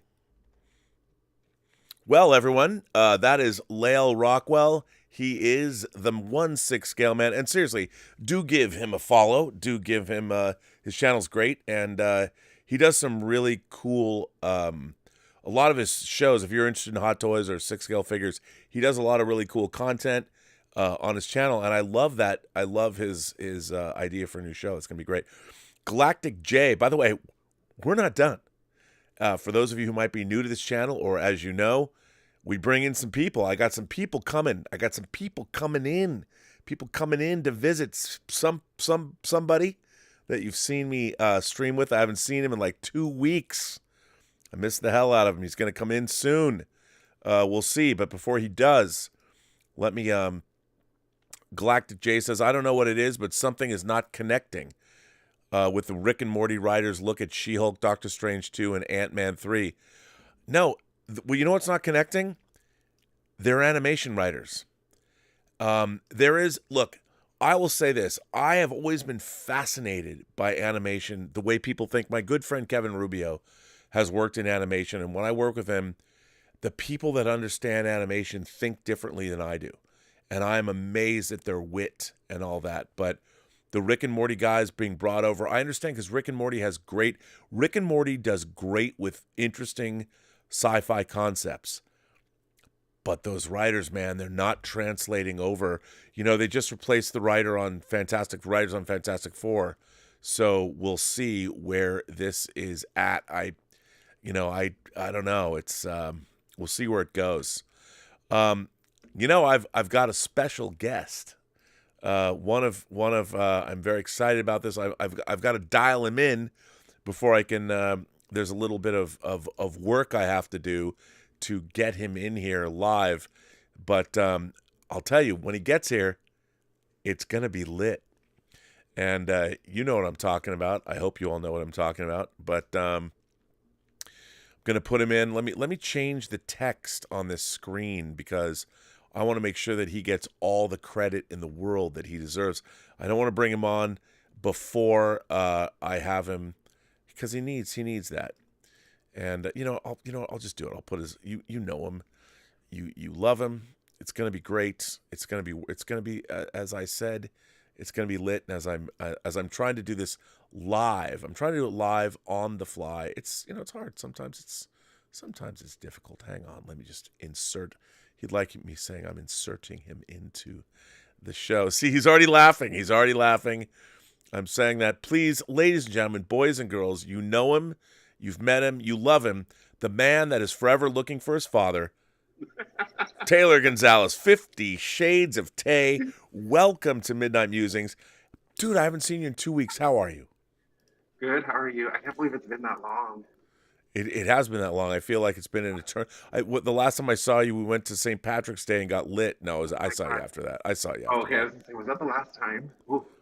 I know it was a long time, long time ago. Lit. So yeah, I don't know what to say. So let me get your lower third. 50 Shades of Tayy. Yeah, 3 Ys. 3 Ys and no dad. 3 wise men. So, do you like my idea? Are you down with 50 screams? Oh my God. Yeah, when you said that, I was like, it was right there because I couldn't figure out what it was going to be. That's like the perfect name. 50 screams of Tay. Now, here the premise of the show. We're making the show up is that I'm going to give you a horror film that you haven't seen. Okay. You're going to watch it, and then we're going to discuss it. Like we'll do an hour-long show that we're doing in addition to whatever else we might do. But we've talked about doing a horror show for a long time. Yeah. And so, what are you drinking tonight? Boxed wine. What? With David's dad's wine collection, you're drinking boxed wine? Oh my God. So we went to Malibu earlier. Oh yeah, we talked on the phone earlier today. You went to the Boo. You went to the Boo. We went to the Boo, and we were gonna go to Rosenthal to pick up our wine shipment. But it didn't work out. We didn't have enough time to do it. So we would have had like 30 more bottles of wine, but it didn't work out today. Wow, to be honest, I'm quite disappointed. You've really let me down. I know. Well, first of all, let me be the first to wish you a happy April Fool's Day. Oh my God, it's April Fool's Day. So does that mean everything you tell me from now on's not true? I mean, is it ever? Touche. I'd like to believe you tell the truth. I think so. You know, a lot of people don't know that you actually are quite a good writer. You are quite a good wordsmith. Thank you. And when I first met you on Designing Hollywood, you told me about some articles you'd written when you were at PCC, Pasadena City College, and one of them that I really liked was you don't like sports very much. No. And there's baseball that I don't really care for. So you had to cover, but you had to write. You had to do some sports writing in order to get a grade. So you actually went to a baseball game, and you wrote an article about all the things you'd rather do than sit at this baseball game and watch it. And isn't it true that the coach of the baseball team at PCC sought you out and told you he loved the article? Yeah. So in order to pass the journalism class, you had to cover each category. So there was news, there was the entertainment section, which I later became the editor of. There was sports. And so it was like the end of the semester, and my teacher was like, you have to cover a sports game. And all that was left was baseball. And I was like, oh man, okay, like I'll go. So it was at the park that's over by the Rose Bowl. And like 5 minutes into the game, I was like, how much time is left? And I was with the photographer, and he was like, oh, there's probably about like 2.5 more hours. And I was like, what the fuck? So as a joke, I just got out back then it was a pad of paper and a pen, and I started listing things that I could do with 2.5 hours of time instead of watch this game. And it was like I looked up movies that were that long, like watch and rewind this movie and return it to Blockbuster, even though Blockbuster was, out of business. I think Find My Dad was on that list. Go on a Tinder date. Like I just had like all these stupid things. Wow, in 2.5 hours you can go from here to eternity on a Tinder date. Yeah. And so as a joke, I submitted it to my teacher while I was writing the actual article, like talking about who won and touchdowns or whatever the fuck. And so my teacher called me and was like crying, saying it was the funniest thing he had ever read because, like who else is going to do that? And he was like, is it okay if we publish this? And I was like, wait, like, will it count for my grade? And he said, yes. If we publish it, it'll count. And I was like, oh, thank God. So it counted. And I was like really nervous because, obviously I'm kidding. I'm not like talking shit about, baseball and stuff like that. But the next day, the coach came to the newsroom and he was like, which one of you is Taylor? And I was like, oh shit, this is it. Like, nice knowing you guys. And he came up to me and he shook my hand and he was like busting up. And then a bunch of the players came in throughout like the next week, and they were telling me it was like the funniest thing they had ever read, and they couldn't believe that like that was actually published. It was great. I just could not believe it. Well, I mean, you're an incredibly talented, very gifted writer, Oh, thank you so much. which is great. Now, would you mind rifling through some now that I've got you, and since we've been streaming for months, 6 months, I what? know. 8 months. 8 months. Yeah. I mean, and I missed. A lot of people still ask me like, why don't you and Taylor go do those little vignettes? Ooh, yeah. Those were great. I know. What happened to that? I think it's because I started my channel, so instead of doing Instagram and Twitter stuff, I was focusing on my own channel. By the But way, we should do that stuff. but yeah, by the way, your channel's blown up. You got all kinds of great content. You're doing more and more interviews, which is really cool. Thank you. I know I have so many more that are coming up. It's crazy. Blurred Roddick says, I like Thor Love and Thunder in the same way I liked the Miami Connection. I have the Miami Connection on disc. It might as well have been on USA Up All Night. That is true. There's something I haven't heard in a long time. Cinema Quirk says, hey, I just started Star Trek Enterprise. It's weird. It is weird. Star Trek Enterprise is a bit weird. I can't deny that. Hunter Becknow asks, Lael, did you watch Bad Batch? If so, what did you think about what happened with Tech? Are you watching Bad Batch? Yeah, I just finished it. They had a 2-episode finale the other night. What did you think? What happened with Tech? Yeah, I think it was getting good too.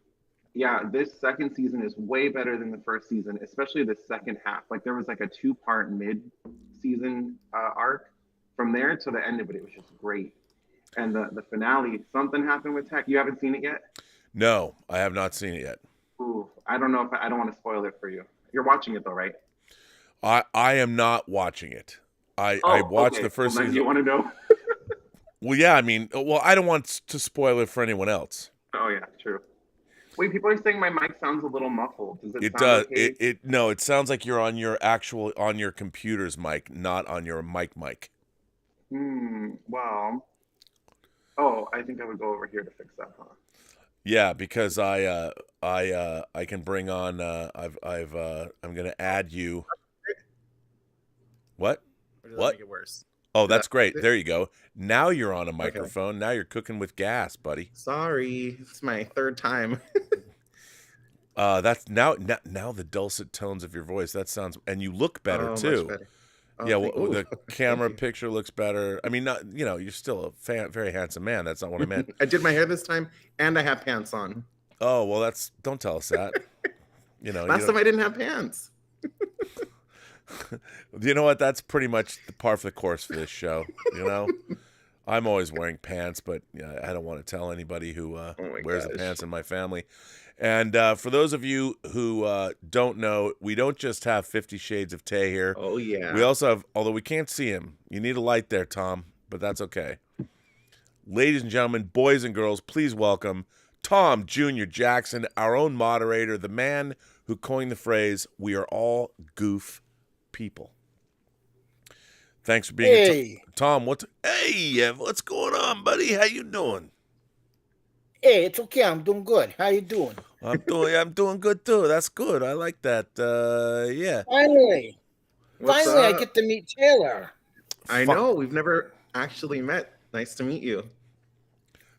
Taylor recently put out a video on his channel, and it was his coming out story. Oh yeah. And that is one of the most honest and unbelievably wonderful videos I've ever seen. It's very real, and I don't know how hard that was for him to put that up. Oh my God. I was freaking out about publishing it. Like I almost didn't put it out. Well, since you brought it up, let me ask you, it's pretty great. I didn't want to talk about it unless you want to talk about it, but so you really were raw. Now, what made you decide to tell that story? And the way you told it was great. Thank you so much.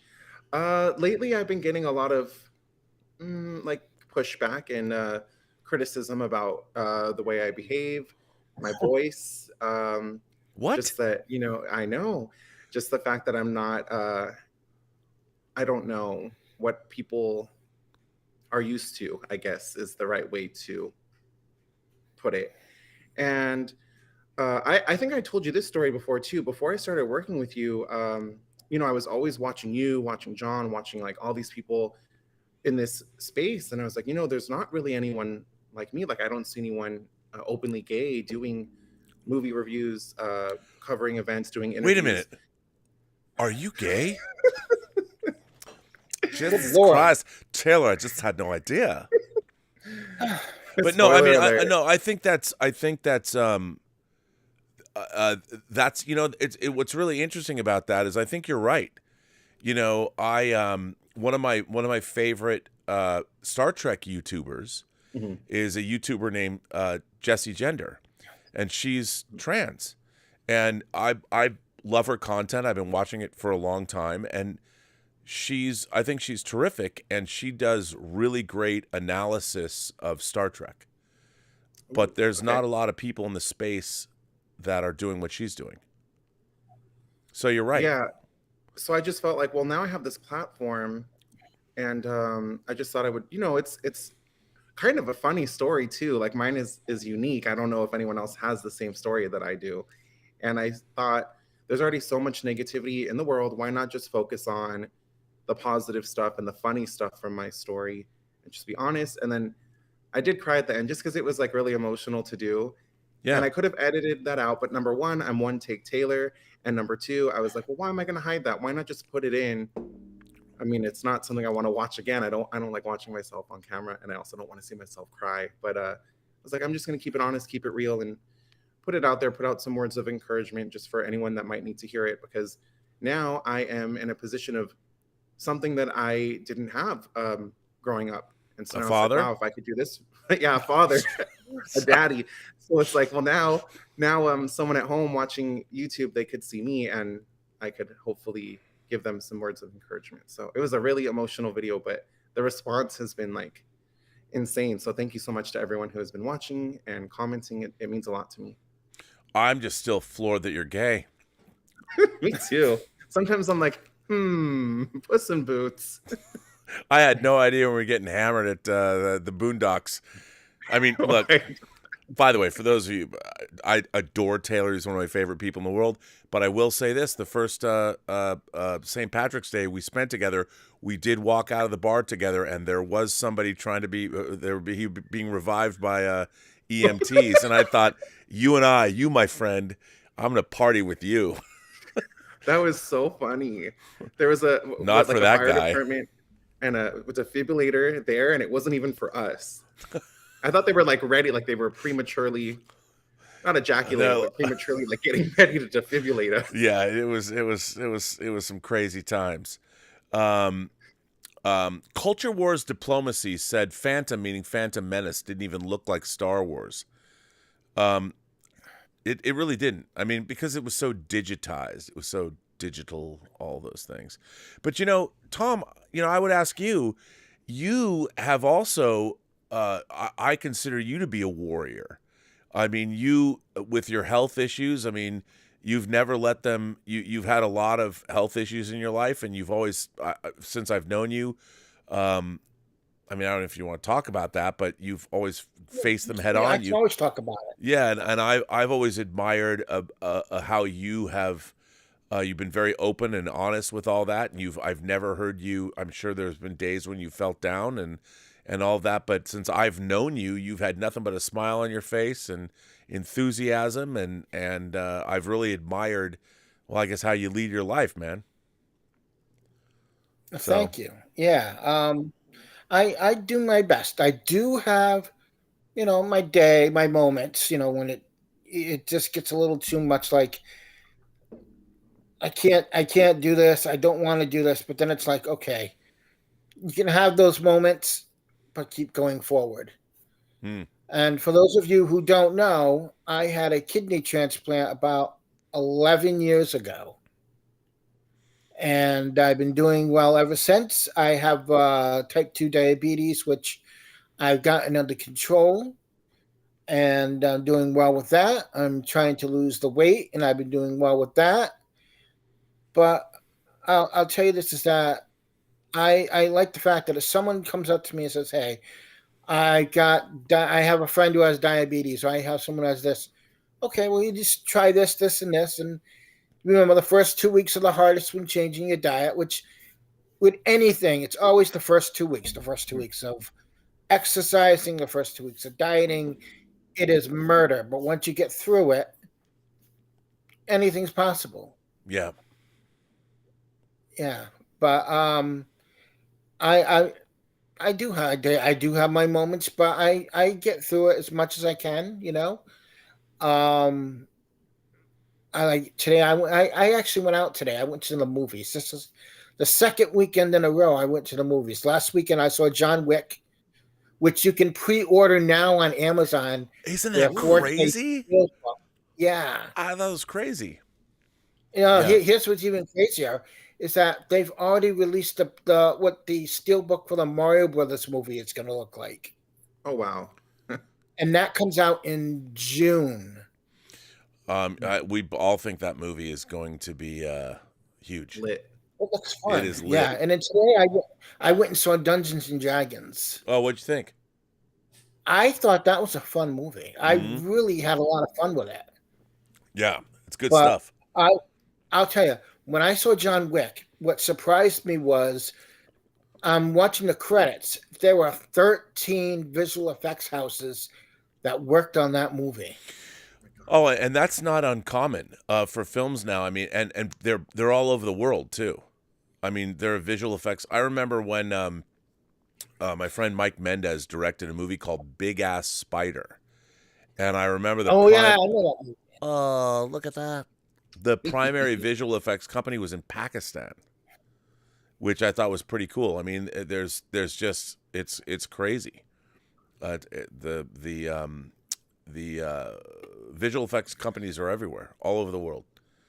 So, yeah. And also, I want to give a good shout out to our good friend Catherine Cook, who's going to be doing a show on the Burnettwork. She just had surgery on her foot. Yep. And she's recovering from that. She's doing well. I thought I'd give her a shout out. I started like all this week. I've been talking with Irene Jobson. She and I have been texting each other and just making each other laugh. And she put me on this YouTube show. She guided me to it, and it's the most hillbilly thing I've ever seen. These people were talking about no, really, they were talking about sauerkraut and sausage, and then putting Thousand Island dressing on the sauerkraut, and then this guy starts talking about how he's lost enough weight to where now he can wash his ass, and it was the craziest thing. I'm like, Irene, what is this? What am I watching here? She goes, it's funny, and go in there and be funny to them.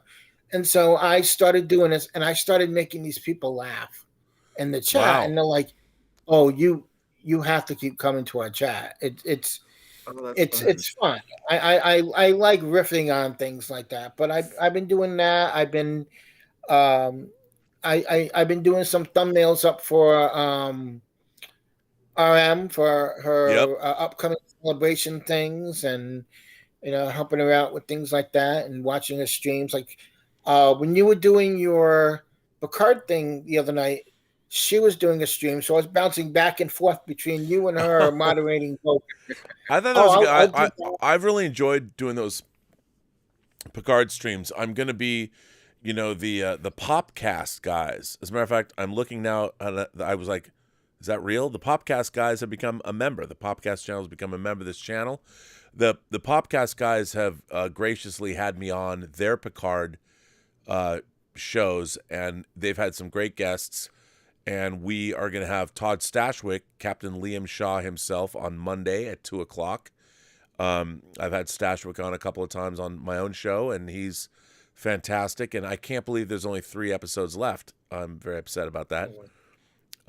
We've been doing the watch parties, and we loved having you on. We loved seeing you in the chat, because when we first saw you in the chat, it was like, "Fuck yeah, Trekkers," and I'm like, "Yeah, that's not RM," because she'll go like, "Hello, everybody." I'm like, "Yeah, that's Rob. Rob's in the chat. This is great."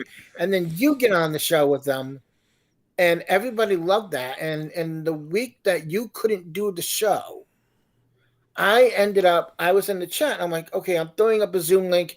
You guys really want to talk about Trek? Let's all get on Zoom and talk about it. And I had Mikey Lito, I had Thomas Bartoli. Yep. Bartoli. I had Mikey Lito, who's in Thomas the chat Bartoli, right now. Yeah, Justin Toner, and myself. Yeah. And we all just we sat there and we talked about Star Trek Picard and a whole bunch of other things, and we all had a great time. And I'm like, maybe I should do that. Like, if you can't do a show and the link's up, you go, sorry, I can't do it. I'm going to just throw out a Zoom link going, no, it was all great. I mean, that was when I was going to have Christopher Monfett on. I was so upset. I came out here and I had no internet. And I'm like, did I not pay my bill? Like, what? And everything was working. Everything was. What I didn't know was because of all these, where I live, there's all these giant palm trees, like 60 and 70 foot tall palm trees. They've been dropping palm fronds, and they're these long, imagine like a giant wooden blade, a sword or something, falling. It had cut the internet line, and I had no idea. It was so frustrating, so I couldn't do the show. But luckily, it came on Monday, and we were able to do it. And, you know, it's pretty great. I have to say that between what the Popcast guys are doing, and what Shane and his brother are doing, and what we're doing, it's been great because having the support of people like Terry Metalis, we've had Todd Stashwick on, Christopher Monfett on, Matt on. We've had a lot of people that have come on the show that made the show, and they've been very, very supportive. Terry's been on my show. It's been great. And I'd like to do a lot more of that. You know, I'm hoping. What I really want to do is, and I hope I have a long lead time for Ray Ora on the John Campea show contacted me, and Ray said, he goes, you know, we're going to do a From the Earth to the Moon, For All Mankind after show. And I'm not asking you, I'm telling you. And I said, okay. Okay, Ray. And I would totally do that because Ray loves the show too. And I would like to do what we're doing with the Picard after shows that I'm doing with of course, the great, my great friend Bill Hunt from the Digital Bits, who I've known for years. And I think we're doing a great job between the Popcast guys and what I'm doing with the Kurlan Neskos, that we're doing a great job. And it's a lot of fun. And that's what I want to see more of, you know. And if we can get creators to come on these after shows, I think that makes it all much more worthwhile. So yeah, and now that you have more free time, you and I have to get together and do an interview on my channel. Yes, no, we are good, and I'm going to do an interview on Taylor's channel. I have time for interviews. Yeah, I want to interview you. I want to interview Taylor as well. Oh yeah. So let me ask you this. Tom. What do you think about doing 50 Screams of Tay as a new show where I get Taylor Gonzalez to watch all kinds of different horror, and then he and I discuss it. He tells me what he thinks. I think that's a great idea. As a matter of fact, the entire chat when you said that was like, yeah, dude, and they're all for it. Everybody's for it. But I'm gonna make Taylor watch things he's not gonna like. I'm gonna put you through hell. Literally. Been there, done that. Okay. Let's do it. You know what's funny though is if that really takes off, we can do another show called 50 Creams of Tay, where you just take out the S and it's after dark. But you got to do that when this is why, dude. This is why my heart is filled with joy whenever we speak. Demonetized. Demonetized. That needs to be a shirt, Rob. Well, we can probably find somebody to sponsor that show. It's just a question of whether YouTube would run it. Yeah. Let's hear it for the Bellamy boys. But listen, I've got some super chats. Rampage Predacon has been a member for 5 months. Our friend Maria Espino says, here's my prediction to where the Mandalorian is going in future seasons. Grand Admiral Thrawn will be introduced, but Gideon is working on cloning to get to Snoke. And we see Thrawn and Snoke battle for power. Obviously, Snoke wins, and all the Jedi go back into hiding, which causes a lot of loss of hope. I like that. That's I think Yeah. that's actually pretty cool. I mean, I would enjoy that. I just think my problem with The Mandalorian is that the writing is so rudimentary. It's at such a basic level. I want it to be elevated. I want to love it more. Yeah. You know what's interesting is both The Bad Batch and Mandalorian are both focusing on the cloning aspect. So it's like I really wonder if they're going to use both of these shows to fill in that gap of how the Emperor is back somehow. I think they're probably here's what I don't like. That was a dumb idea, but now if they're going to try and retcon it and it works or whatever, I'll buy it. You know? Like, why not? By the way, Kevin Morales sends in a super chat and says, Taylor, have you seen Fred Decker's Night of the Creeps? I don't think so. Okay, we'll have to watch it. I love it. You know, it's more of an 80s throwback. Have you ever seen Night of the Comet? Night of the Comet. I don't think so either. There's a lot of nights of I don't think Creeps or well, because you were too busy creaming. You didn't, you didn't watch Nights the nights of the. Cream It's I get it. I understand. That's fine. But we're gonna watch them. We're gonna delve into this. Yeah. Jamie Rell says, Rob, I really believe you'd like One Piece. It sounds daunting with over 1,000 episodes, but online there's a charted map that tells you how many sagas there are and how many arcs in each saga. Great backstory and emotional. Jamie, I am not adverse to watching One Piece. I mean, I'm an old school. I love Japanese anime. I mean, I started watching. I'm an old school 70s Super Robot fan.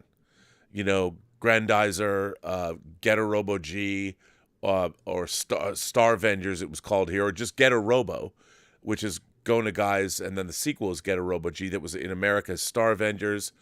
I love Mazinga. Obviously, I love Star Blazer, Space Battleship Yamato, and then going into Robotech, Macross and Dogram and all. I am an old school guy, but One Piece, it's harder for me to get into that kind of stuff. But I would watch One Piece. I would be interested in watching that because it is such a thing, and now we're getting a live action series, and I would like to delve into One Piece. But so I think. By the way, thank you for supporting the channel with a $20 super chat. That's very nice of you. I need to get into it, and it's good to know. I mean, I will, and Chris Carr knows a little about it too, so I am going to get into it. Jason Love says, I had to watch Formula One racing before dropping in here quickly. Have a good weekend, all. Well, Jason, thank you very much. You're a member of the channel. For those of you who are members of the channel, there are 11 new members of the channel during this chat. I just want to remind everyone that at 11 o'clock, so in what is that, 10 hours and we're 24 minutes, we are going to have our member chat on Saturdays where we all get together. I'm sure that after getting 5,000 new subscribers over the last 3 days that we'll have it's the member chats are a blast, aren't they, Tom? Yeah, as a matter of fact, if you're a member, to find the chats, you need to go into the community tab once Rob posts the link. Click on that, and you'll be signed up for the chat, and it'll tell you what to do afterwards. Yeah, it's fun. You'll dig it. It's fun. Jamie Rell says the first saga is 8 arcs total, is 62 episodes. Well, that's doable. All right, I'll buy that. Maria says, Rob, what are your thoughts about the new additions to the Oscars? Lots of behind-the-scenes workers now eligible. Love that myself. Have they changed the Oscars in the last couple of days? I didn't know that. I don't know. They brought back the tech categories. I didn't like the fact they combined sound, but I have to look into that. Maria, I haven't looked into that, so I don't know the answer to that. I can't give you that answer. Ahmed E has been a member for 11 months. Thanks, Ahmed. Dublatar. Is it Dublatar? Sends in a super sticker. Thank you so much, Dublatar. Maria goes on and says, Rob, do you talk to or watch Adam Savage? I love Adam Savage's channel. He would be awesome to have on the show. I'd love to talk to him, but he might be out of my league. I mean, I love Adam Savage. He's great. Corey Flemings is a new member. Thanks, Corey. I very much appreciate you becoming a new member. 101 Johnny, or 1001 Johnny says, Rob, I grew up in Thailand, which is full of 7-Elevens. In Thailand, they just call it 7. My family would always pit stop at 7. Not having a 7 around every corner stateside makes me sad. But we do, don't we all have 7-Elevens around the corner? Like I love them. Our friend, some old guy in Hawaii sends in a $20 super chat and says, "What happened to Robert? He went to Japan and, well, he's still there." No. I know, I never left. Our friend Mario Lopez, all the way from Portugal, is here, member for 24 months. Mario, as you always know, how's your mom? You know. The podcast guys said, excited to see the new network, brother. I finally caught a late night stream. I'm stoked for Todd Stashwick this Monday. I am too. Tom Jr. Jackson, who's sitting right here, sent in a super chat and said, great stream tonight, Rob. Was it a great stream, Tom? Yeah, it was a great. It's been. I mean, like when you had RM on and Lael, and it's always great when you get those guys on panel and whatnot. And the thing is that most people don't realize is that when RM is on, she'll message me. She'll go, "All right, so do we have a lot of super chats?" I'm like, "Yeah, a handful amounts." So I'll tell her, so then she can tell you, so you can keep the show flowing well. I try. I try. And you know what I do? I tell her I'm like that behind the scenes producer almost, where I'm like, okay, here's this, you do this, okay, and this is what's going on. And someone asked this question that didn't get seen, or someone their chat didn't get shown. Let Rob know, and I try to keep things flowing for you guys. Well, and you do. I have to say, Taylor, one of the things that I think a byproduct of Taylor coming to the John Campea show is he's learned how to produce. He's become very deft at producing YouTube shows behind the scenes using various software, OBS, whatever. He's Johnny on the spot when it comes to finding images and I really miss like doing our afternoon shows, like doing the Weekly Hero, because you would crack the stuff you would find, the pictures you'd throw up would crack me up. I mean, your quick wit. It's really interesting to do a YouTube show like that. I really miss doing the Weekly Hero. I'm really sorry it was curtailed, because that was my favorite thing. It was so much fun. I mean, like, John has a very good knack for finding talented people. Mm-hmm. And I really do think that John, because he's been doing it for so long, so he knows. But our little Weekly Hero show, the three of us, it was hilarious, because as you know, I adore Chris Carr, just absolutely adore her. She's so funny and she's so quick-witted, and so are you. So I felt like I was the straight man on that show, not the way you mean it. You know what I mean? Like I was the straight man, meaning I was the guy that was being like let's talk about today's subjects. But between the two of you guys, you cracked me up. But the pictures you would find, it was hilarious. I mean, that show was hilarious, so and it was the momentum was building. Mm-hmm. It was a lot of fun. I really liked doing that. So the entire chat is saying, send Rob your scripts. Please don't. I heard that. I heard that, Rob, you are on a script shortage. Okay, let me explain to everybody. This is a joke. I cannot read your screenplays. I can't. I legally I'll read them to you, Rob. Can't. I'll get Chat GPT to read them to me. I can't read your scripts. People are sending me. Like you'd be so surprised. Here's my favorite thing. So I've been getting a lot because of all of this. A lot of people are, somebody found out that I was a producer on Agent Cody Banks. We did purchase that script and sold it to the studio, and boy, that was a long story. But somebody wrote me and said, we really like what you've done with Agent Cody Banks. We'd love you to be our producer. Can you find money for us? And I get Easy. that a lot. I'm like, okay, I understand where they're coming from. You got to try everything, but you have to pay me. It's so, and I've been sending you the stuff I've been getting. It's pretty funny. Oh my God. Someone emailed me, because I made my email public on my Instagram for people to reach out to me, mainly for interviews and covering events. Someone emailed me a script to email you. Look, I understand. when you're trying to get movies made and all that, you want to do everything you can. But here's the thing. No one can read an unsolicited manuscript. Like you can.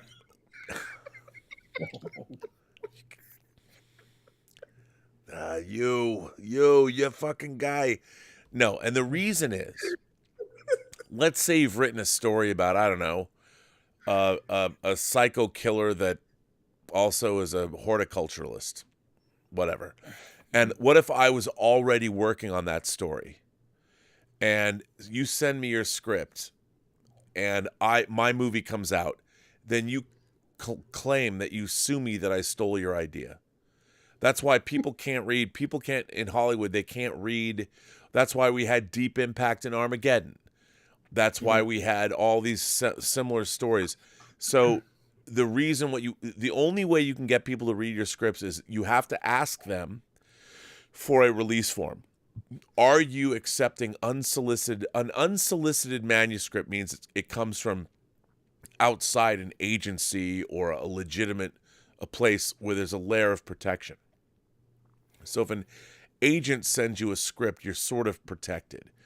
But if somebody I don't know, or it doesn't come from an agent or something like that, I can't read your script. Legally, I can't read your script because I open myself up for action, not the kind of action you're thinking of. Do we need to change it to send Rob your release forms? No, what I'm supposed to do is have a release form that I would send back to people, because if I had one, then they could sign it and I could read their scripts. The problem is that means that, look, here's the thing, and I mean no disrespect to any screenwriters out there. Mm-hmm.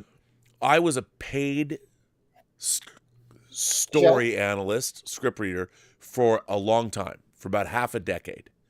I read thousands of scripts professionally.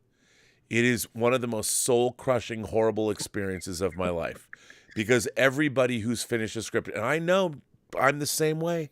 I finish a script, you print it out, you hold it up, you look at it, you flip through it, you've written it. It's an amazing experience, and I don't want to take that away from everyone or anyone. Kudos for writing a script. But, to be honest, and I say this with love, 99 out of 100 screenplays are terrible. And the one remainder is not even worth making.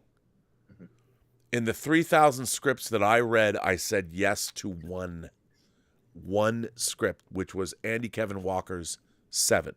I was one of the first people outside of Gavin Polone to read that script while I worked for Joel Silver in 1990. 33 years ago? Hey, Rob? And boy, it's tough. Can you give me a moment, Rob? I need to use the facility really quick. Well, yeah, you know what I can do? Then I'll just come back when you want, and I'll just bring Taylor back on, so we're all good. So now I can ask Taylor probing questions. So let me ask you this, Taylor. Now that you've been on YouTube and you've become a pundit yourself, you've started your own channel, you've been on John's channel, what is your impressions of the entire YouTube realm? How do you feel about it? It's crazy. My favorite thing so far has been collaborating. Like, it's just so fun meeting people that also do this. And it's just like, I don't know. Before working with you guys, I never in a million years thought I would have a YouTube channel, that I would be in front of a camera talking. It's crazy, but just meeting everyone, collaborating with people, doing live streams, it's just been so much fun. Well, you've been a natural. I mean, you really picked up producing shows great. You're great on camera. And, you know, when you've gone out, you've gone to a Disney, you've gone to the Imagineer headquarters, right? Yeah, the Disney lot. That was yeah. So you're doing all this stuff, and so what has it been like for you? And people, like, you'll go to these events, and these directors of Puss in Boots know who you are. Yeah, that blew my mind. I could not believe it. And now we text each other. Now we're like really good friends, which is so cool. Well, you know, through you, J. Scott Campbell, who I've known for years, I've loved his work for years. I'd love to collaborate with him, and it's a very I find the whole YouTube experience, for the most part, pretty uplifting. Yeah, you know, is that do you find that to be true for you? Yeah, so far everyone's been really supportive, really nice. I've had to reach out to a couple other YouTubers like with questions because I'm still really new to this stuff. I've even texted you a couple times like, "Hey, am I allowed to do this? Hey, will this get me demonetized?" And everyone's been so helpful and so welcoming. I know. Look, the two of us will be demonetized on a daily basis. I'm getting there. I'm getting there. I need about 1,000 hours more of watch time, and then I'm good to go. This is very funny. Thomas Logan. Let me bring on Tom Jr. Jackson for this. Our friend Thomas Logan says, speaking of dreams of Japan, this year is the 20th anniversary of Sofia Coppola's superb Lost in Translation. Wow, how much do you love it? Hoping for a Criterion 4K since they just put out The Virgin Suicides. I love Suntory Time. I love Lost in Translation. I think it's fantastic. I'm a huge Sofia Coppola fan. That's my favorite scene, where they're all speaking Japanese to him, and he's like, "What did he say? Just stand right there." No, it sounds like a lot more than that. No, it's not. No, it sounds like a lot more than that. I love that scene. Yeah, it's great. Okay. Bill Murray's son is the assistant coach for UConn. I did not know that. Yeah, and he was just out at the UConn game last week. Wow. Bill Murray and his brother were both there because they were supporting Bill Murray's brother, who's the star of Moving Violations. Movie Moving Violations. Bill Murray's brother is that star of Moving Violations. That movie needs a good release, like maybe Kino Lorber or something. Kino put it out. Look, my new. You know what, Kino Lorber? I mean, I'll give you a little taste of Kino Lorber. God bless. Here's what I love about my life, and what I love about physical media, and what I love about a company like Kino Lorber. So I get a box from Kino Lorber. They send me Rawhead Rex in 4K, and they send me Henry Fonda in 12 Angry Men in 4K. God bless them. I mean, Rawhead Rex is not a good movie, but I love it just for this. And of course, I put all my 4Ks in these sleeves. Fantastic. Today, 12 Angry Men. 12, one of the great movies ever. But that was actually shown. I'll tell you a funny story about this movie. So the first time I saw 12 Angry Men, I was elected to the student council between my junior and senior year of high school. Actually, I wasn't elected. The 4 elected members voted me and Kelly Godo on to the student council. So we went to a leadership camp in the summer between our junior and senior year. And there was a girl I met there, very cute, named Dawn Bosselman. She was like, I think she I know, great name. Her name, I think she was, there's a town in Seattle called Paulsbo, Washington. And if I get this wrong, I'm telling this way after the fact. I mean, I was in high school, so it was how long ago? 34 years or whatever.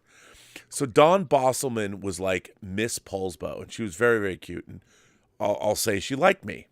She remembers this. And so we're watching. I'd never seen 12 Angry Men. And she was sitting next to me, and during the movie, she's like stroking my leg. And I was like, and hot chick, she was beautiful. And I'm like, but it's a movie, and I was so into it, and I'm watching it. And I think I kind of offended her by not returning her affections immediately. But it was the second time in my life, Taylor, you'll love this story. Oh, yeah. So second time in my life this happened. I mean, this girl, and I didn't respond because I was watching the movie.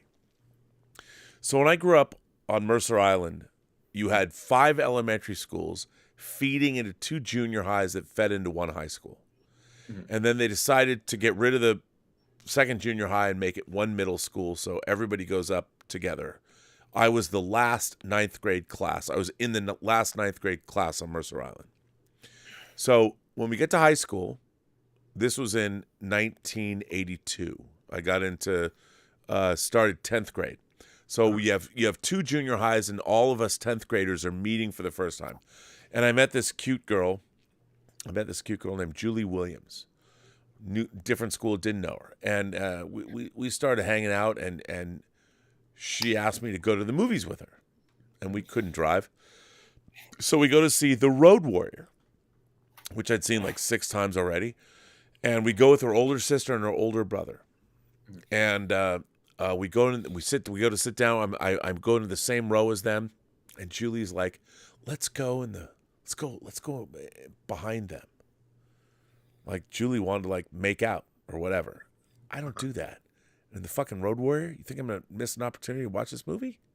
Every edit I learned from. I'm not gonna make out. Julie was very cute, but there's no fucking way I'm gonna make out in the Road Warrior. So don't do that. We have a good time. Monday rolls around. This kid named Keith Shems comes up to me Monday and goes, "Hey, so I hear you're gay." And I'm like, I mean, come on. I even though I was in the 10th grade, I'd already, I'd been around. Wasn't gay. And I said to Keith, I go, and he was I didn't know him either. I go, what do you mean you heard I'm gay? And then he's like, yeah, I heard you went to the movies with Julie Williams and you wouldn't kiss her. Oh my And it was so funny. And then I go, dude, did she tell you what movie we went to? And he said, no. I said, we went and saw The Road Warrior at the Guild 45th. And he goes, it was The Road Warrior? Well, of course you're not going to make out with her. Jesus Christ, you're not gay. That's funny. I my can beat that one. I got one similar to that. That's like on I'm Jaws. still You can beat friends. that. You got to put your foot up on there and Oh show yeah, us. I'm still friends with the first girl I ever dated. It's been about 30 years now, and we went out on a date once. We went and saw Demolition Man, and we're sitting in the theater, and I may have put my hands down her pants and let my fingers do the walking while we were watching the movie. Did you lick him afterwards? Because that's what a good man does. Yeah. Oh, not only did I do that, then we went to a pizza place, and as we were sitting in the corner booth, I went and did the same thing while we were sitting in there. I love it. You got to put your finger in Was an it olive. Chuck E. Then you Cheese? put your finger in the olive and you put the olive in her mouth. Come on, dude. You know what I'm talking about. No, I keep my fingers in the pie. Which is good.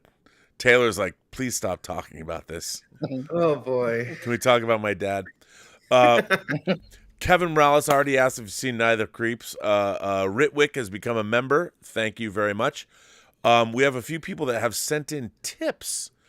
Anonymous says, the Star Wars brand is on the ropes. If they're making a new Star Wars movie, it better be good and make a good profit. In what shape? This is a good question. I'm sure this was sent a while. This was sent 2 hours ago. So Anonymous, I apologize that you probably wanted this to go to Lael but you're gonna get us. You're gonna get us with Tom Jr. Jackson's fingers are wet. Taylor's looking for his dad, and I'm me. So we'll see what happens. Anonymous says the Star Wars brand is on the ropes.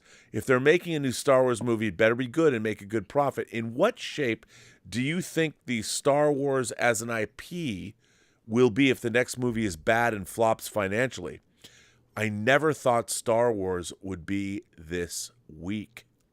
This is actually a really good question. If they make another Star Wars theatrically released feature and it's bad, the Star Wars brand might have suffered irreparable harm. I agree. I mean, and we were talking about this earlier tonight. What great filmmakers even want to make a Star Wars movie? Yeah. I mean, why would you want to do that? The fan base, I mean, literally the Star Wars fan base has made the idea, when I grew up, making a Star Wars movie would have been a dream project. Even I mean, I would take it on. I would fucking do it. But I would think twice. Mm-hmm. I really would. Yeah, there's a lot of people afraid to do it, and Yeah. it's fandom has become, and no offense to anybody here, but fandom has become really not only passionate but vicious.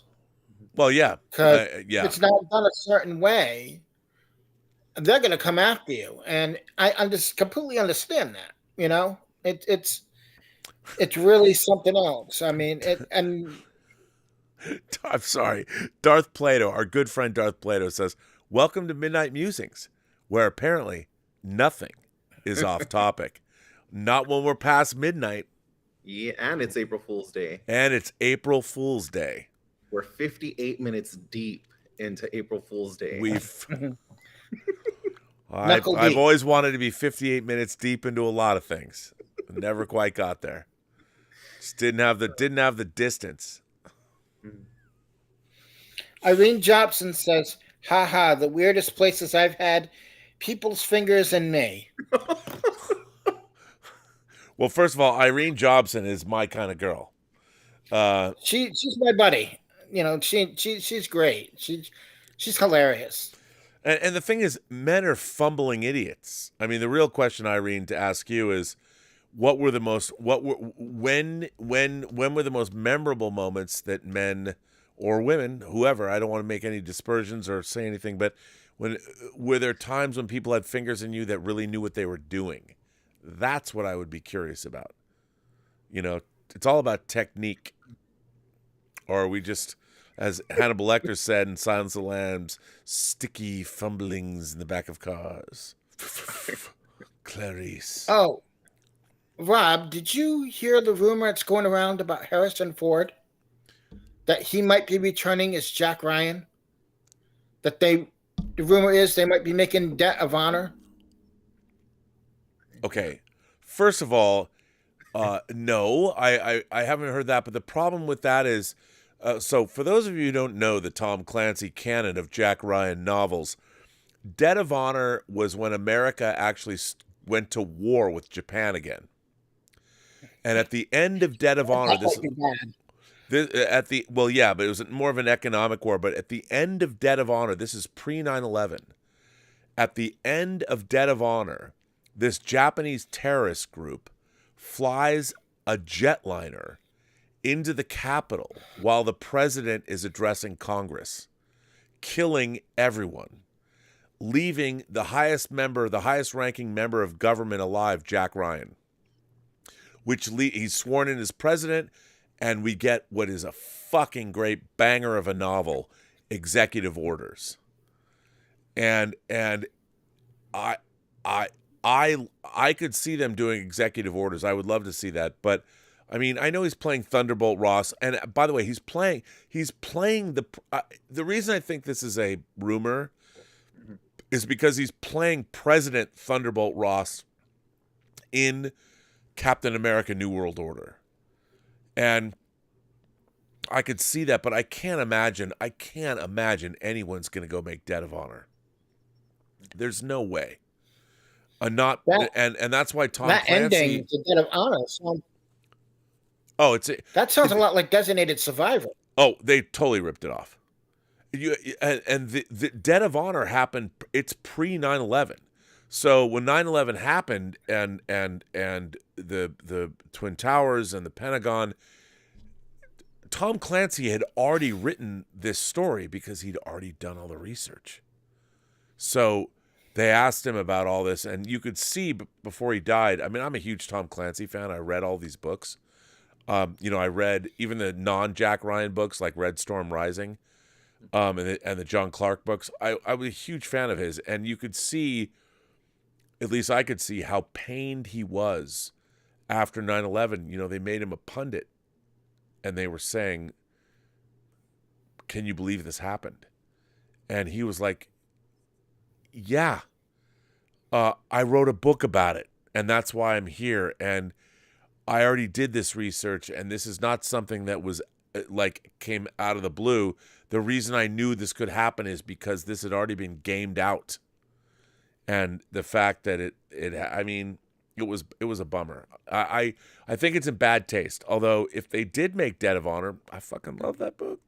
Just saying, the ending's in bad taste. I can't imagine they would make a movie that ends with an airliner flying into the Capitol and killing. But then again, they did the same. That was Designated Survivor. They completely, flat out ripped off the end of Debt of Honor and the beginning of Executive Orders. Total ripoff. Speaking of Harrison Ford, have either of you watched Shrinking on Apple TV Plus yet? No, is it good? Oh my God, I just finished it, I think yesterday. It is so good. But what's crazy, Rob, is it was all filmed in Pasadena. So I recognized every single filming location. And my plan is, I think Sunday morning, I'm going to go to one of the filming locations, which is across the street from where I live. And I'm going to film my Taylor's take on the series there.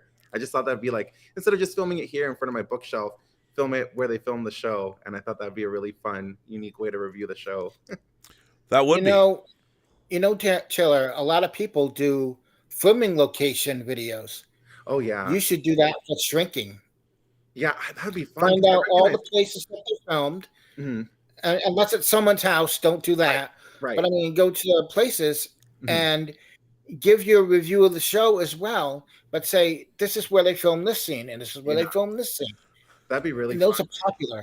There's a lot of like horror movie locations near me. Like It's true. In South Pass is all the original Halloween movies. They filmed all up and down South Pass. And then my puppy June and I, we walk by the Malignant house like Oh yeah. a week. Oh, Yeah, Malignant. It's a great movie. Can I just say that Irene Jobson, my love for her grows every day. Irene Jobson says, "Red Storm Rising sounds like earning your red wings." All I can say is, to me, it's just added flavor. That's all I can say. Nothing stops me from added seasoning. I love barbecue sauce. What can I say? Irene said it. She wrote it. I'm just responding to it. Yeah. You know what I'm saying? I'm like, oh, yeah. Yeah. I love you, Irene. Sonny Dominguez, our friend Sonny, the man Sonny, the great man, says, now you guys are talking about some fucking. Tom Fingers Jackson. I, too, like getting my fingers wet. Squirt away, kids. Oh, my gosh. Wow, this has gone off the rails fast. I love the fact that as soon as we hit the 12 o'clock mark and moved into April Fool's Day, this entire conversation was demonetized, which is funny. Stub McShave, all the way from Sweden, says, I've started a rewatch of the Miami Vice series.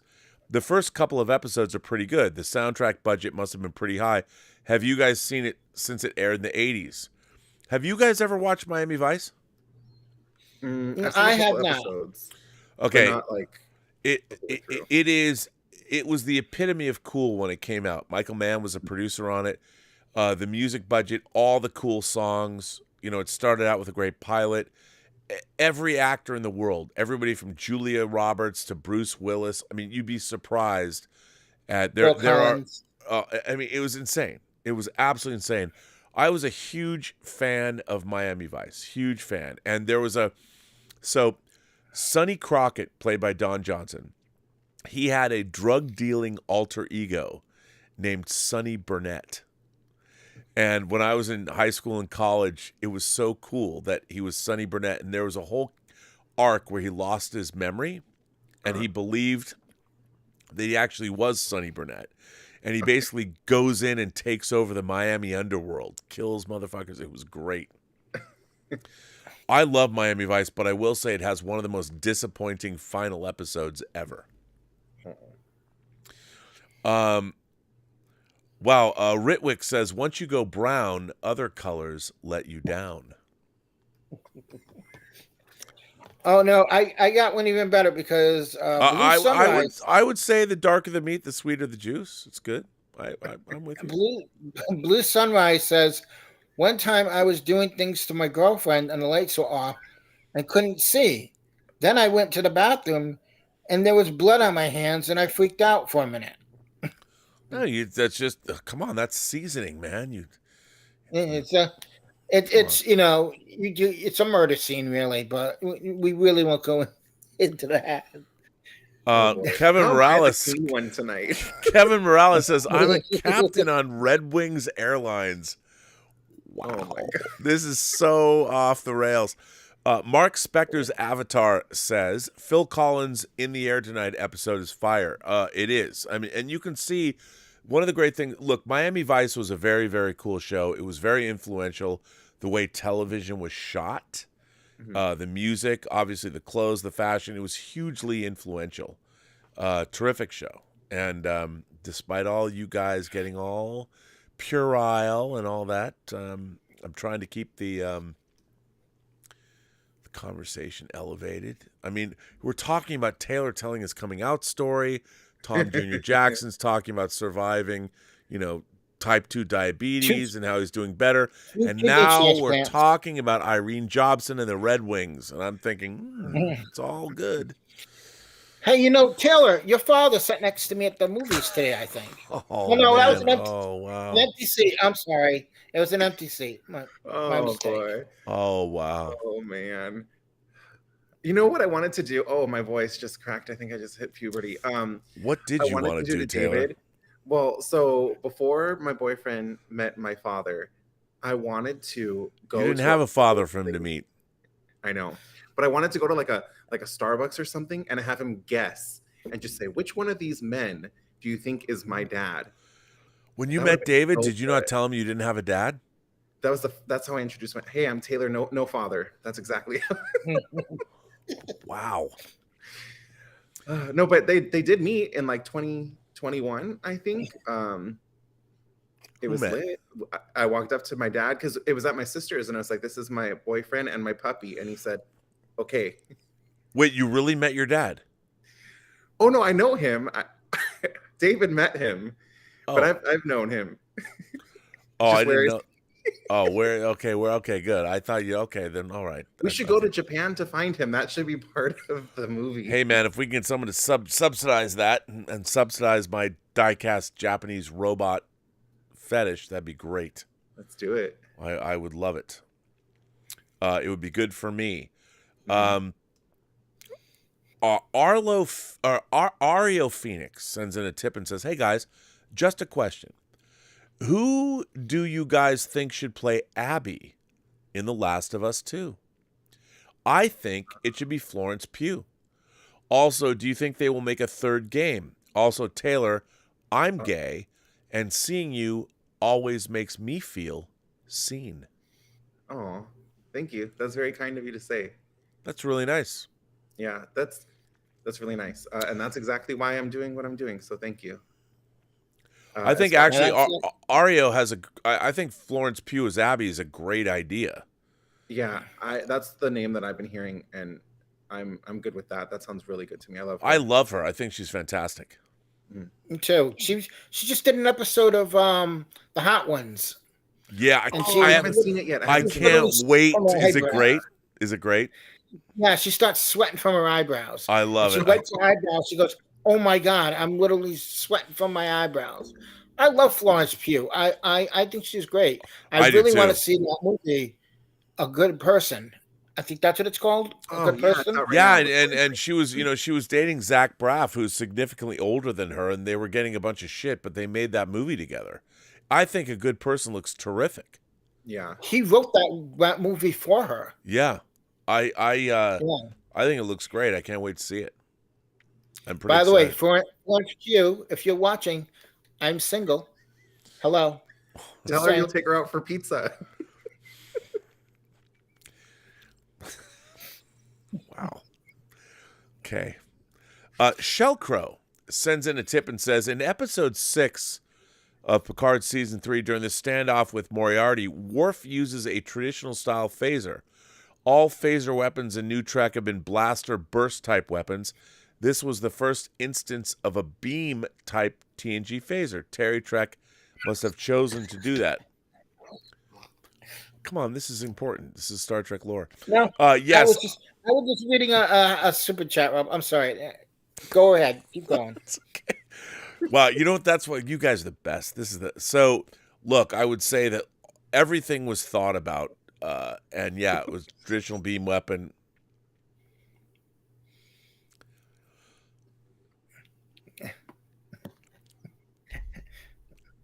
Yeah, I know. I know you saw it too. Yeah, I saw it. I'm just taking it all in. I love you guys. It's great. But that's what this late night show is all about. This is why some of these streams go to 4 in the morning. 4 fingers in the morning.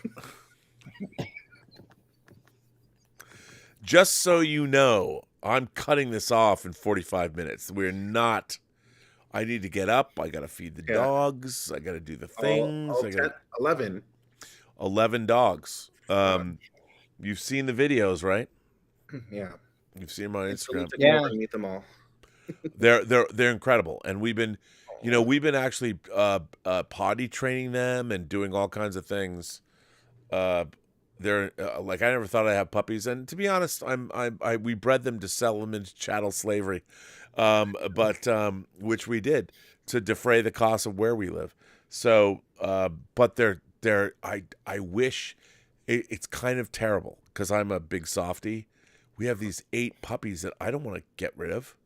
Oh, but you find out. I'm watching the videos. I'm watching them. I'm like, yeah, I can see it now. It's going to be hard for Rob to sell those. And my mother was looking at them too, and she goes, she's falling in love with those dogs, and she could tell. Here's the thing. The way you take pictures. These dogs are incredible. But what's really interesting is that if you keep puppies, the puppies do not bond. If you have a group of puppies that you keep, they don't bond with humans. They bond with each other. And if they bond with each other, there's one that's dominant and one that's submissive, and it's not good. It's not good for the dogs because dogs want to bond with humans. And you can see it, like having these, like when I go in and play with these puppies, they come over to me and I pet them. They desperately want to be around humans. It's really interesting. I've seen those videos where the dogs are like climbing over each other, they're knocking each other down. Yeah. And it's fascinating. It's fascinating to watch. And you're watching, you're watching life. You're watching dogs were bred over thousands of years to be with humans. You just need 90 more, and then you have 101 Dalmatians. Oh my God. Yeah. 90 more. You can do 101 Irish doodles. Let's do it. Oh, please don't. No. That'll fund our Japan trip. Oh my God. Right? No. Elon Abadi. Shalom, sir. Alone has been a member. He became another member. Let's see. Elk 3 says, oh, here we go. Fade in. Exterior. Abandoned house day. Rob, in a trench coat, hesitates before an old locked house. Rob, to himself, great. Now what? Suddenly, I hope there's an answer to this. Norwegian Kryptonian says, if they do make new Star Wars movie, I hope Kathleen Kennedy hires people who don't spend their spare time arguing with people on the internet. Yeah, that might not be so good. Elon Abadi says, glad to announce South Park is pretty funny again. Yeah, this new season is the best it's been in years. That's what I've heard. People have been saying it. Yeah. For real? Mm-hmm. I was getting really bummed because growing up, South Park was my favorite. Like, I love Simpsons, love Family Guy, but South Park was always my number one. And then for like 3 or 4 years in a row, it was just not landing. Number 2? And I was like, oh, I was still watching because I love it, but it's just like it lost, the magic for me. And then now this latest season is just the latest episode. I was busting up. I think I told you this, but there's a GTP chat? Chat GPT. Yeah. Yep. There's an episode co-written by that. And it was great. By the way, people are talking about ASMR right now. Ooh. So I thought I would talk a little bit like this. And like I would Kate say Blanchett. I would say it, Kate Blanchett. I'm Kate Blanchett and I love going to pizzerias. I just want to say that I've watched Tar 4 times and I love it. It's my favorite movie of 2022. Taylor, when you did your stream with Amy, I kept trying to make you laugh because you guys were talking about Kate Blanchett, and I said, and her water never broke. We had a lot of stuff because I only have one screen. We had a lot of stuff open when we were talking about the Oscars. so I didn't have the live chat open during the Oscar, like the first half of the show. Yeah, it may have been good because you would have lost it, and Yeah, I Amy would've would have been like, "What? Why are you laughing?" I don't know why I was nervous for that stream. I think I was nervous because it was the first time I had a guest. And I was like, if my internet goes out or it crashes or something goes wrong, I would have been like, I don't know, I was stressing. But that was a really, really fun stream. And I'm going to have Amy on my Don't you have another channel with her coming out? Yeah, Weenie's Guide to Horror. That is coming out. We're being vague about the date because we have a lot of stuff to do to get ready for it. But we're guaranteeing by the end of April. So it's April 1st now. So by the end of this month, we will have the channel up and running. So I'm very, very excited for that. I'm very excited too. By the way, I'm not trying to do Batman.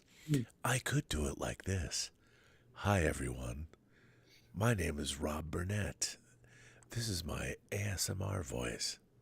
What I'm trying to do is make all of you feel good, happy, aroused, or something. It's in my AirPods, so it's really good. Is that good? Yeah. Do you like it? What do you want me to say, Taylor? Just like that you're my dad and you'll teach me how to play catch. Dude, I can't even say that. They would clip this out. Already I'm canceled. All you had to say is, Demonetized. "Dad, want to have a catch?" And then Well, everybody starts laughing. I don't think Taylor meant that, but that was a dad having a catch with. I don't think Taylor. It would not be interpreted as a Field of Dreams moment, as much as I being think. very sweet and innocent. Yeah, that's the exact words I always think about. I think Taylor Gonzalez, sweet and Sweet, innocent. perfect little angel. Demonetized. Irene Jobson says he'll teach you how to catch something. Oh my gosh. Yeah. Blue Sunrise is like, this is turning into therapy. No, it's not. We're here to talk about genres. Elan Abadi says, Rob, I'm pretty drunk right now and looks like I might be drunk on Zoom too tonight. Wait a minute, Elan, aren't you in Israel? Yisrael? Doesn't that mean you're like 9 hours ahead? So that means it's like 10 in the morning? Have you been drunk? Elan's awesome. And I mean, my Hebrew is so rusty. Yerushalayim Shel Zahav. L'chaim, actually. L'chaim, my friend. L'chaim. And if you're drunk on the live stream, it wouldn't be the first time anyone was drunk on the live stream. I was so hungover last time I was on this show the next morning. Were you?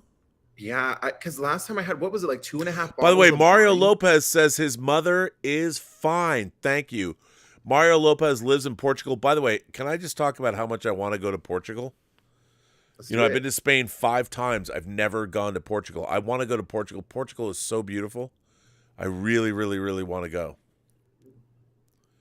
I really do. And I'm going to go, apparently, I'm going to go stay at, I'm going to go to Mario. I'm like, Mario, your mom will let me sleep on the couch, right? Sure. Anyway. Oh, Tom says he's trying to get back on. Oh, is he not? Did he freeze? Oh, I think he's frozen. He's frozen. Hang on. Wait, hang on. Let me see if, well, he can't get back on. We'll I guess I have to disconnect. And disconnect Tom. Okay. And then bring him back on. Tom, just come back on. Come back, Tom. Come back. If you're a Prince fan. Hang on. Let me just do this. And, well, can I? Well, oh my God. Tom's gone. Hang on. But I can do this. In a world where Taylor Gonzalez and Robert Meyer Burnett. Look, you can see what it looks like here. I don't know why Tom can't get back on, but you know what? We will soldier on. So Taylor, let me ask you something. It's 1:22 in the morning. Yep. Do we continue going on? It's April Fool's Day. It is April Fool's Day. And like we have a good bunch of folks. Mm-hmm. It's this is club time if you're in LA. It's a club. We can still hang out, right? Let's do it. Yeah, let's do it. I mean, we're hanging out. I'm on spring break. I'm on Rumspringer. Oh, hang on. Then we got, I think we got Tom Jr. Jackson back. Oh yeah, I think I see him loading in. Wow, did you change? Uh, No, you're back, man. There you go. Good to see you. yeah, sorry about that. My internet resetted itself. Oh no. Oh, well. You see, I have internet just like yours, Rob. Really shitty. I have Well- what's called Frontier. Oh, that's we have Frontier. That's but that's fiber, right? Theoretically. Yeah. Hey, look, well, it's time for some Tullamore Dew, right? Isn't it? Oh shit, what is that? It's whiskey, Irish whiskey. Ooh, what do you want me to drink? What do you want to drink? So Well, I ran out of. this is my last drink of the night. I was double fisting drinks and I ran out. Okay, can I pause myself and I'll be right back and I'll get a shot or 3? Yeah. Well, you can't pause yourself, but you Oh, can. great. Don't pause yourself. You want me to go ahead, pause it. I don't know. Here. How. Here, how about this? There, I'll let you go. Tom, you just wait. I'm holding out for a hero. So, if anyone needs to do anything, it's late night. I'm adding Diet Coke to my Tullamore Dew. I got Irish people going, no, don't do that. Actually, Tom, I can bring you back, and I won't tell Taylor. There's his empty chair. So. Let's talk about Taylor while he's gone. Actually, no, I have nothing bad to say about Taylor Gonzalez. I love that man. He's a fantastic dude.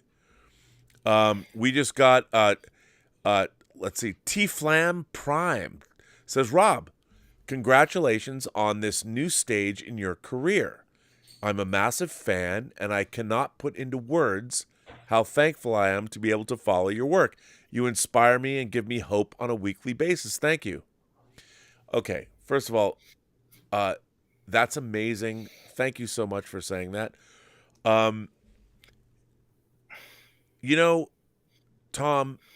I think one of the great things about the Post-Geek singularity, this entire community that we've been developing over the last 4.5 years, is T-Flan Prime meeting people like him and hearing things. It's not just because people say nice things about me. That's all well and good. But you know what? Isn't it the people? It's the people this community has attracted. That's the thing I think is the best. I'm back. I just got a very nice super chat from T-Flan Prime. And what I was saying is this community, I mean, I've always said, Tom, you've heard me say it before, I'm just the host. The host of the party. I throw open the doors. It's the community that comes in that makes it worth being here.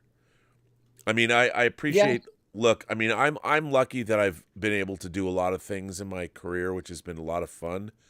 But at the end of the day, I've always been a fan, and having people come in, and that's what like right now we're throwing a party. Yep. We went from having these erudite conversations about genre fiction and all that. But now at midnight, it's like, yeah, man, it's time for the party.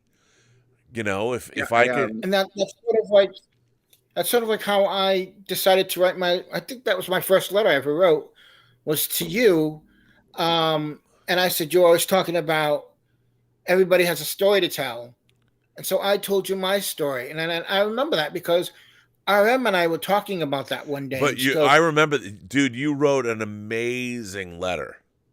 And that letter almost made you cry, and not cry, but like tear up. Almost. You know what? Okay, so a lot of people don't. It's really interesting because there's a lot of new people here that they hadn't followed my channel. So part of the format of Robservations is a little loosey goosey, but I do have a topic I usually talk about for at least a half an hour. Then we go on beyond that. We address super chats, which we do, but then I read people's letters. And which is one of my favorite things and I read a lot today. You know what's really funny? I was not feeling for the last 15 months. It was very difficult for me to do my own show. I looked for things. Today was the first time, even though some people are like, well, I don't like your negative take on Star Trek, whatever. But this was the first day I felt really energized to do Robservations in a year and a half. Oh, that's good. And no, it was. I had so much fun. I felt present. I felt, because I've really, like, I've been drinking too much. I've been eating too much. I've really been feeling that because when you go on YouTube, the only thing that you have to offer is an experience. And by the way, I learned this from John Campea. John Campea is all about the experience he provides to his viewers. And he always has, if you look at the John Campea show, I look at it, it is the best produced YouTube pundit show on the internet. It looks the best. When I say that, I think John should have built a set behind us and made it look like Tom Snyder or something. But the quality of the camera, the image, the quality of the sound, John is always about providing the best experience for the viewer. And I've always loved that about him. He's always upgrading his equipment. He's always trying to make things look terrific. And I think that's fantastic. Well, yeah, that that shout out to Tom Snyder. That's perfect, because like him, he would tell stories about what was going on with his day, or something about like where he used to work in the past. And I was a huge fan of his, watching his show after Letterman. Yep. And he and I had like an email relationship. We used to email each other. Well, and he was like one of the nicest guys too. One of the things that look, everyone, I understand, people want to have beef and want to get angry or whatever, but John Campea taught me a lot about the YouTube experience and providing a great experience for the viewer. That's what John was interested in. And I really thought with Jonathan, bringing back Jonathan, Ray, Taylor, learned from Jonathan Voico. And Jonathan Voico, man, that guy knows how to produce a show on YouTube. Like, I wish I had the money and I wish I had the wherewithal to hire him, because I would. He worked for the Kardashians, and incredible guy, such a nice guy, so knowledgeable. And, but I would say this, the thing about the YouTube space is people want to believe, or they want to feel that, like, look, we might as well be in a bar with everybody that's watching the show right now. That'd be so fun. I know, right? And my dream is it's funny because I talk about crowdfunding. Like, Tango Shalom is going to open in Europe. They moved it from June to September. And I want to go to Europe. I want to go to Germany. And I'm thinking, I can't afford it. I live on a razor thin margin. And so the idea is, should I crowdfund a trip? Like, crowdfund, and I probably could do that. But here's the thing. The only reason I would crowdfund something like that would be to say pre-sell tickets or something. Because like what John does when he has, like what he did, when he did his 100 million view party, that was it was fun. We were all on stage. What I would love to do is be able to like go to Europe for like 2 weeks, and every day, because you can drive. I would love to go see Terrier in Norway would be the final goal. And I would love to start in France, go up to Saarbrücken, Dieter and I, Dieter Bastian, and go through, just go to Europe, go hang out with Emma Bannon and Dean Mikitich. Like, one of my dreams, Emma Bannon, who's one of my favorite people I've met on this channel, I want to get just majorly fucked up. Like in Soho, because The Who, the song, I woke up in a Soho doorway, a policeman knew my name. He said, you can go sleep at home tonight if you can get up and walk away. I'm like, Emma Bannon will make me live out my dreams of The Who. And she would. I would love to do that, but how do you afford something like that? But if you could provide people an opportunity, like, okay, we're going to go to this place, this venue, and we're going to be here all day. How great would it be to take like 3 or 4 people and go? Yeah. And do the Imagination International Connoisseurs Tour. Yeah. It'd be fucking, I like that. How lit would that be? That'd be And I just lit. got my new passport I waited a long time for. I want to get it marked up. Marked the fuck up. Japan. Well, I can't see. This is the problem. I would need to have like $50,000 to buy toys. Otherwise, I would be like, and that would be unfair to our. And I don't know if we have any Japanese fans, to be honest. We've got Lynn Hobday. We've got the beautiful Lynn Hobday. Lynn Hobday, our expat Brit, who's in Japan. I want to go hang out with her. I want to go sing some karaoke with Lynn Hobday and Copacabana? Shinjuku. That would be yes. And I want her to go, Copacabana, like in Havana. Be great. Fucking That's great. almost the Mariah Carey pitch that you got to right there. I know, right? I couldn't quite get that high, though. Oh, Rob, you're going to get that song stuck in my head again. Oh, my God. Her name was Lola. Just so you guys know. We're out of vodka, and I normally just drink vodka. But since we're out of vodka, I had a giant shot of whiskey. Well, see, what's really great is normally an old man drinking booze to being drunk on YouTube is pathetic and sad. But with you guys, I can get away with it. I'm not going to say I look cool, but I can at least justify it. Because Rob's not drinking alone. He's drinking with friends. Right. This shit. Because when you drink alone, it's out. It's good. It's good. But here, does this ring a bell?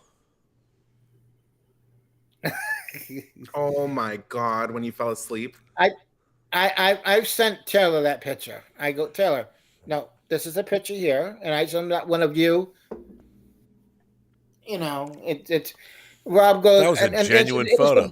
It was Halloween 2021. I was watching. It was, and you were wearing your that shirt from WandaVision. Oh yeah, I got my shield Monica Rambeau shirt, my sweat. I love that sweatshirt. Funny. Yeah, and so you're like, yeah, okay, good. And you thought you hit the right thing, and you're just sitting there, and you're like this, and you're asleep. Totally and asleep. Literally, the entire chat grew. Like the viewers grew just watching you sleep, and we were all like, do you think Elizabeth's going to come in there and wake up Rob and see that he's sleeping? What are we going to do? And so she was totally asleep. I'm like, I'm talking to RM. I think RM was part of the show at that time. Well, it was Mike. I was trying to get a hold of Mike. Going, Mike, Rob has fallen asleep. The stream is still going. The chat is still going. Wasn't I sleeping for like 4 hours or something? It was a long time. It was a long time. Paranormal activity. No, you did the show till about 8 a.m. Eastern time. Okay, so 5 a.m. my time. Yeah, and so I took that screenshot of you, and so I took the picture of that and I put it on the viewer. Oh, dude, you've made so many great memes. But I really do like the one of you sleeping with the nighttime background where it just says, "Have a better night" or "Have a better day." It's fantastic. It's fantastic. But I also did one of Rob as the angry man yelling at the clouds, but I have it from the Simpsons picture, and I put Rob in it. So that's actually the contact picture for Rob on my phone. So I have a philosophical question for you both to ask. So, I've worked on, Tango Shalom streaming. I've made movies that are Agent Cody Banks. So nowadays, if I were to try and say sell a movie or go to investors and say, okay, there's a project I would love to make in Seattle between $8 to $10 million based on a novel, which I've been working on for a long time. Let's say that I went to an investor group and said, I'm looking to raise $8 to $10 million. And then they did a cursory Google search on my name. And they see me on the internet going, or they see me, like, oh my God, Rob said incendiary things and about Captain David Dorn, and you look at my Wikipedia page, Twitter controversy or whatever the fuck it is, and it's like nobody even knows. I mean, but you have to do due diligence, right? So I'm trying to raise money to make a movie. Do you think I could get the money? Yes. Would anybody believe me? Or would they Yes. be like, Mr. Burnett, you're just an old drunken fool? And now, but no, in all honesty, I want to say this more rhetorically than, but that's what you're dealing with in the world. Like I have beef with Doomcock on Twitter, and somebody goes, the only thing that I can see that this Rob Burnett did was get kicked off the Schmodown, which is fine. No, it's fine. It's funny because Doomcock was trending the other day, and I'm like, why is he trending? And I look, and it's his beef with you. You were inadvertently trending, Rob, because someone said, "Oh, look, this guy this poor shill had a meltdown." Fucking great. Okay, here's what's awesome about all this is that one, I like Doomcock. You know, and the thing is, if anybody wants to have a beef with Doomcock, you're having a beef with a character that isn't real, a character that lives at the center of the earth with his Cthulhu-like creature in a cage. And what I haven't quite understood, I'm like, fuck you, come see me. Like, I'm having beef with Doomcock, not like a person, not like some an individual. It's his persona. And what I found so interesting about all this is, like, when I'm screaming and yelling at him, I'm screaming and yelling about Doomcock, not like Sidney Sheldon. I don't know if that's his name. I have no idea who he is. But it's not Sidney Sheldon. It's Doomcock. It's the guy that lives in the center. And people have been asking me, you want to dox him? You want to dox Doomcock? And I'm like, well, how do you dox somebody that lives in the center of the earth? And people don't get... It's so funny to me because I'm just having a laugh. I'm like, fuck you, dude. Come on my show. But I'm asking him that as Doomcock. And nobody quite gets the fact that I don't want, like, the guy who is Doomcock. When I say unmask yourself, it's like when number 2 unmasks himself, or number 1 unmasks himself in The Prisoner. But nobody gets that. So it was so funny. All these people came after me. And whenever you tell someone, hey, if you have a problem with me, you can tell me, come on my channel. I'll give you the floor. I'll give you the audience. Those people clam up. They don't say anything anymore because they're being called out. I'm so sad. All the people that hate me online, I'm like, hey, please come on my show. I will let you speak. The entire premise of my entire channel is every person you meet has a story to tell that you have yet to hear. And whenever, like, this guy Matt Jarbo, who I don't really know, he was talking about John Campy and I on a show, and people are like, oh, Matt Jarbo. I'm like, I don't know that dude. I'm like, I asked him, we got in some beef, and I said, come on my show tonight. He didn't. He's like, well, I want you to come on my show. I'm like, bro, come on. But it's for me, dude, it's just I think it's all hilarious. I think it's all hilarious. And the thing about, like,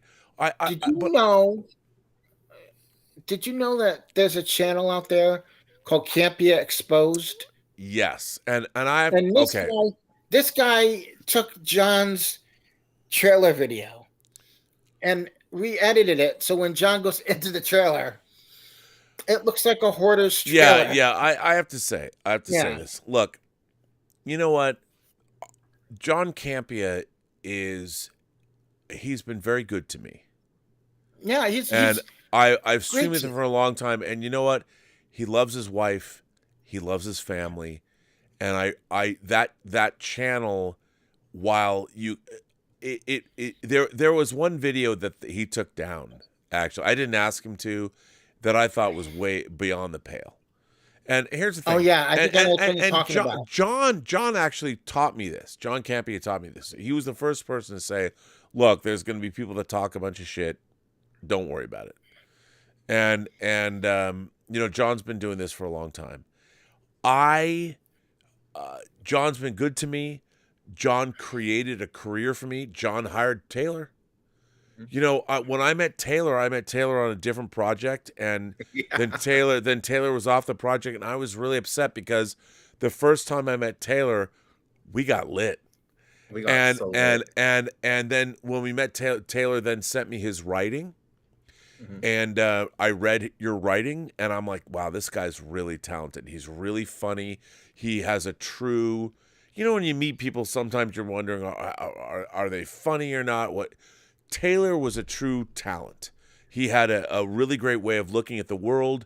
He and you could see it in his writing, because it's one thing for people, but your writing was really witty. It was really, I mean, you're a very smart, very funny individual, and to read your writing was to appreciate you as a talent. Like for me, I just like talented people, and when I meet somebody that's more talented than me, like I can't, animators, I've never, the brains, the minds of animators, I will never have that. I'll never have that. But when I read somebody like you were so funny, your writing was so funny and so witty, and I was like, wow, this guy's really great. And then we didn't get to work together on that other project, and I was kind of bummed out. And then we got to work together on the John Campea show for the last 8 months. And the thing is, not only have you learned to produce a show, but like really produce, like you can sit behind the console, you plus a show, your wit and your quick-wittedness, you find the pictures and you create jokes you conjure funny out of nothing. And I'm not just saying this is a tough thing to do. You know, you can't teach this. But you have a really great wit and a really great ability. I mean, that's you're talented, and you're talented. You're talented because you put in the time. You've done the work, and one of the things that I loved about the John Campea show is he hired all of us. Like he put us all together. Like when he met you, Taylor, he was like, okay, he hired you as his assistant, but it was Jonathan Voico who was like, no, this guy's smart. Come on over. You know, Jonathan was teaching you how to produce shows. And 8 months later, not only are you producing shows, but you're making the shows. You made part of the Weekly Hero. I love Chris Carr. She's so smart and so funny. But to me, you and Chris together, you're way funnier, guy. You're way funnier than I am, the two of you. And I felt I was more like the straight guy on that. I'm just like, and that show, what's really interesting about that show as a YouTube show was it shows how 3 people working in concert can create something that is truly, I think, spectacular. And if it was allowed to grow and flourish, you know, people dug it. And it was because of your ability. To this day, the way you could get the frame grabs and get them up so quickly, because you were a Johnny on the spot with that, and you know Chris would come up with the stuff. And the thing about Chris is so smart and so funny. You could go anywhere, with Chris Carr, and come up if we were behind. If somebody dropped me and Chris Carr behind enemy lines, Chris Carr and I could walk into the most horrible situation. And I'm giving myself more credit than I probably deserve, but certainly she could do it. And she would walk in with her energy and be like, wait a minute, where's the hotel? You know, the enemy would be like, there is no hotel here. And she'd be like, there is a hotel here. Look, it's supposed to be right here. And they would look at me and they're like, I'm like, look, man, I've lived with her for like 8 years. I don't know what to say. And I honestly believe that Chris Carr could conquer the enemy. She's great. You know. No, and that was look, John Campea put that together. He put it together. Some of the great videos on Taylor's channel are his interview with Aaron Cummings. His interview, so fun. his interview with Hey, can I just Logan. stop you there? And I need to go drain the main vein. Okay. So would you Do mind? it on camera. Jesus fucking Christ! It would just disappoint everyone. Yeah, Irene that's would not be even like, demonetized. "Damn, That is taken down. I am not going to, there's no place I'm going to pee in here. I'd just ruin some collectible." That's all I'm saying. I remember the other place where you could hear Rob open up the garage door and Dave Parker would be like, the Texas Chainsaw Massacre again. Oh man, terrible, terrible. But he wasn't wrong. I mean, no, he was not wrong. So what I'm going to do, gentlemen, ladies and gentlemen, if you allow me to do this, if I can just turn it over to the two of you. And when I say turn it over to the two of you, oh man, please, can you guys just be cool? Yeah, it would be so cool. Are you sure? I mean, it's so cool. I'm lit already. Yeah. How did this fucking happen? I was like, I'm not gonna get lit tonight. Well, you get some alcohol, and that's how it happened. Well, yeah. You drank alcoholic beverages. I mean, when a man and alcohol get together, they become lit. Yeah, it's math. It's true, by God. In a world where Taylor Gonzalez is lit. Like, oh no. Oops.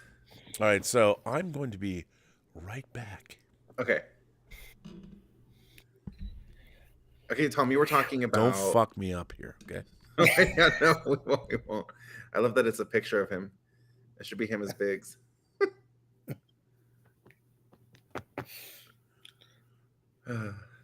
Wait, so what were you talking about? Yeah, you did a great... You did a really great interview with Logan. That one was really fun too. That was a good one, but I really think that everybody should check out Taylor's his coming out story. That is, thank you. Well, if you want to see honesty and someone at their realest and rawest, that's the video to watch. And I don't know how you got through that, but I'm glad that you kept it in when you almost, started crying, because right there I said, he really means what he's talking about, and you're being as real as you can be. Thank you. And me cry. But thank you. I appreciate it. It was one of the best moments of seeing someone being honest and being themselves. Thank you. Because a lot of people hide behind that mask of pretending to be someone they're not when they're on YouTube. But you are you, and you do a fantastic job. Like when you did your live stream, you were kind of afraid. You ended up doing what, almost? Oh my God, it went over 3 hours. Yeah, almost 3-4 hours, something like that. One of the channel members, I think she's a channel member, is Retro Nerd Girl, and she did her first live stream at one point, and she ended up doing 7 hours. Oh my gosh, that's crazy. But she was like a pro. As a matter of fact, go check out Retro Nerd Girl's channel, because she just got her 6,000 subscribers. Oh wow! And then check out Twin Flicks. They got that channel just got 4K. They're 4,000 subscribers. Both really great channels. Oh, that's cool. Yeah, I mean, there are some really great channels out there, and when I moderate for RM during her shows, we share. Like if someone comes in the chat and they have a channel, we share it and we get it out there. So like if you were to come into one of her chats, I would throw out the link to your channel, and RM would say like, yeah, everybody check out Taylor's channel. Oh, nice. He's got some great videos, and you do really great reviews. Thank you. The reviews make me nervous still in public, because I do them outside of the theater, and people are watching and stuff. That makes me nervous still, but everything else I've gotten used to. That's the one thing I'm still a little bit nervous about. But you know what? That nervousness shows that you're being real, and that you're in the moment. You know what you want to do. Yeah. the interviews have been the most fun for me, especially because I'm just reaching out to all my friends, because so many of my friends are actors, they're directors, they're writers. So it's just so fun to just talk to them. And it's really cool. So I don't show any of my friends any of the questions ahead of time. So I'm like, they don't know. But I mean, they trust me. So it's not like I'm going to try and trick them or have anything scary or mean. But it's just funny when, like, for example, when Erin came over and we did our interview, Oh my God. she was like shocked that I knew like certain roles she had. The only things I had to do was I had to Google some of the character names, and I had to Google some of the years of what year did like Spartacus era, what year did her episode of The Flash come out. But what was really cool was she was the voice of a character in the video game Infamous 2 and then the DLC. And I told her, I was like, oh, I have the game. So after we finished our interview, I showed her the video game that she's a character in, and she was like so impressed that I actually owned it. By the way, gents, I don't mean to interrupt you, but people are still sending in super chats and stuff. And no, it's great. I love it. I love that. You support the channel. It's great. Thomas Logan says, how depressing is it that, did I say this, that Tar may be Todd Field's final film? You should screen his trilogy for your in-laws in the Robservatory, a mini film festival. Well, I have to say, last weekend, we watched Tar.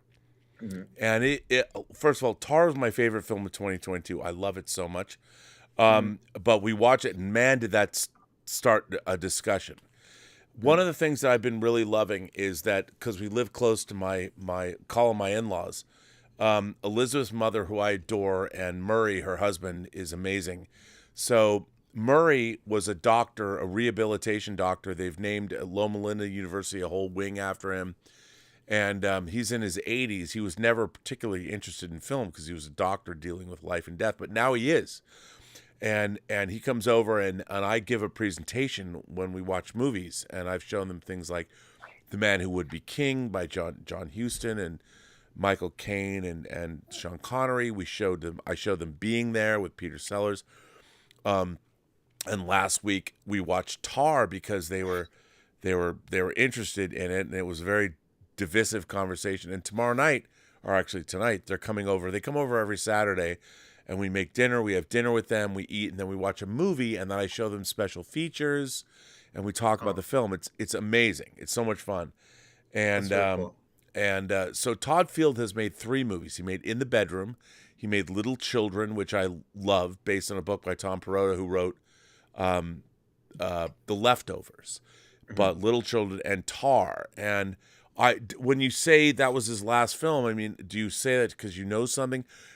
He played Nick Nightingale in Eyes Wide Shut.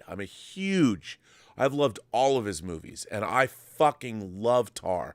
The more I watch it, and by the way, I was talking with last night Dave Scow, who wrote The Hills Run Red, who wrote The Crow, and he pointed something out. He said Tar, because Tar is a ghost story. And there's a moment when you realize that, there's things are not quite right in Tar's world. And he said it's the modern Repulsion. And I'm a huge Roman Polanski fan. I know, say what you want. Don't cancel me. One of the greatest filmmakers in the world, whatever. What he did was terrible. It was horrible. And he shouldn't have done it. And nor should that woman's, it was awful.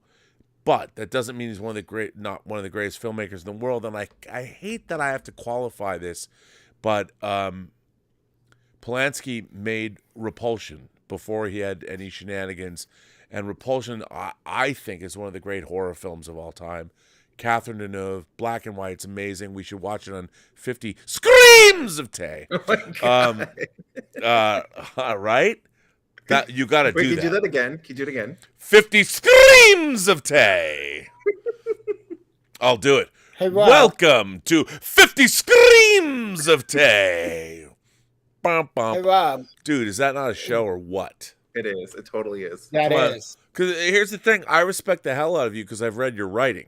You're a great intellect. I mean, don't laugh, but you are. And you're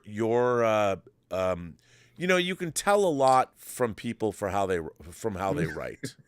No, because you get a sense of their inner monologue, their inner dialogue. Yeah. It's like, yeah, man, I fucking love horror, dude. Let's kill some motherfuckers. That's great. You can be a horror Can I film tell you like something that. really quick though about my writing? The dean of what was it, like the English department, I guess, said that I was the first person in the history of the school newspaper to write an article with the word "come" in it.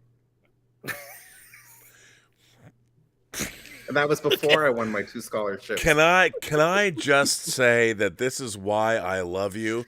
Now, okay, Taylor. Since you've brought this up, there is a great controversy in the world. How is cum spelled? C-U-M. See, okay, I disagree. What? I disagree. What do you spell it? K-U-M? No, K-O-M-E. The thing about I see C-U-M as derogatory, a bastardization of the English language. Because the idea of coming is what they've tried to do is the C-U-M is an onomatopoeia. It sounds like it is. You know, it sounds like it looks.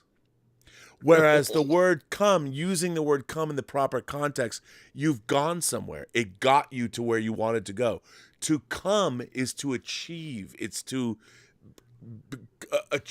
go to the place you wanted to be, which was that state of ejaculatory ecstasy.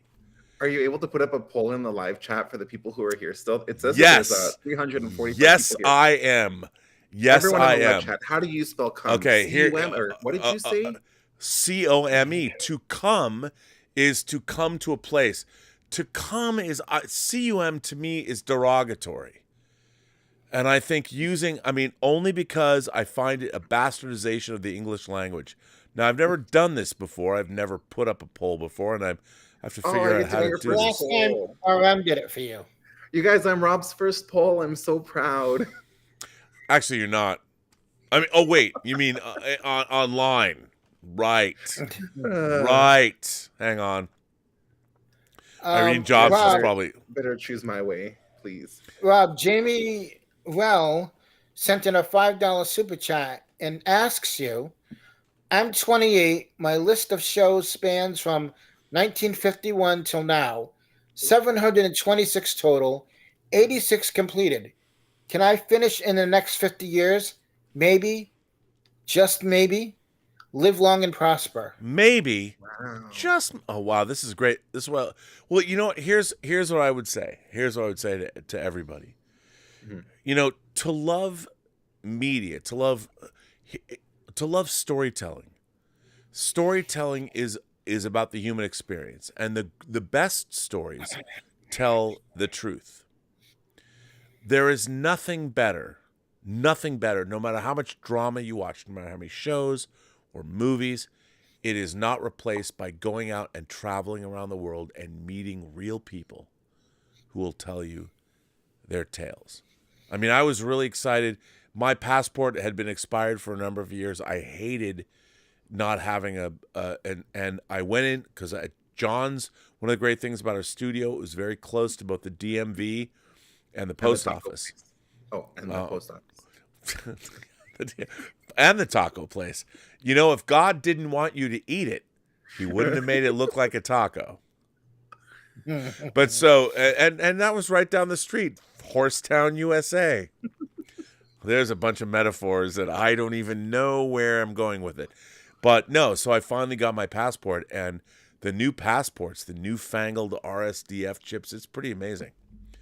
It's now I can go whenever I want. I can just bail. I can leave. Did you hear that Clint Eastwood has set up his final movie? Yeah, his Juror Number 2 is what it's called. I'm very excited about that. It looks like it's going to be great. Hang on, I have to go to YouTube.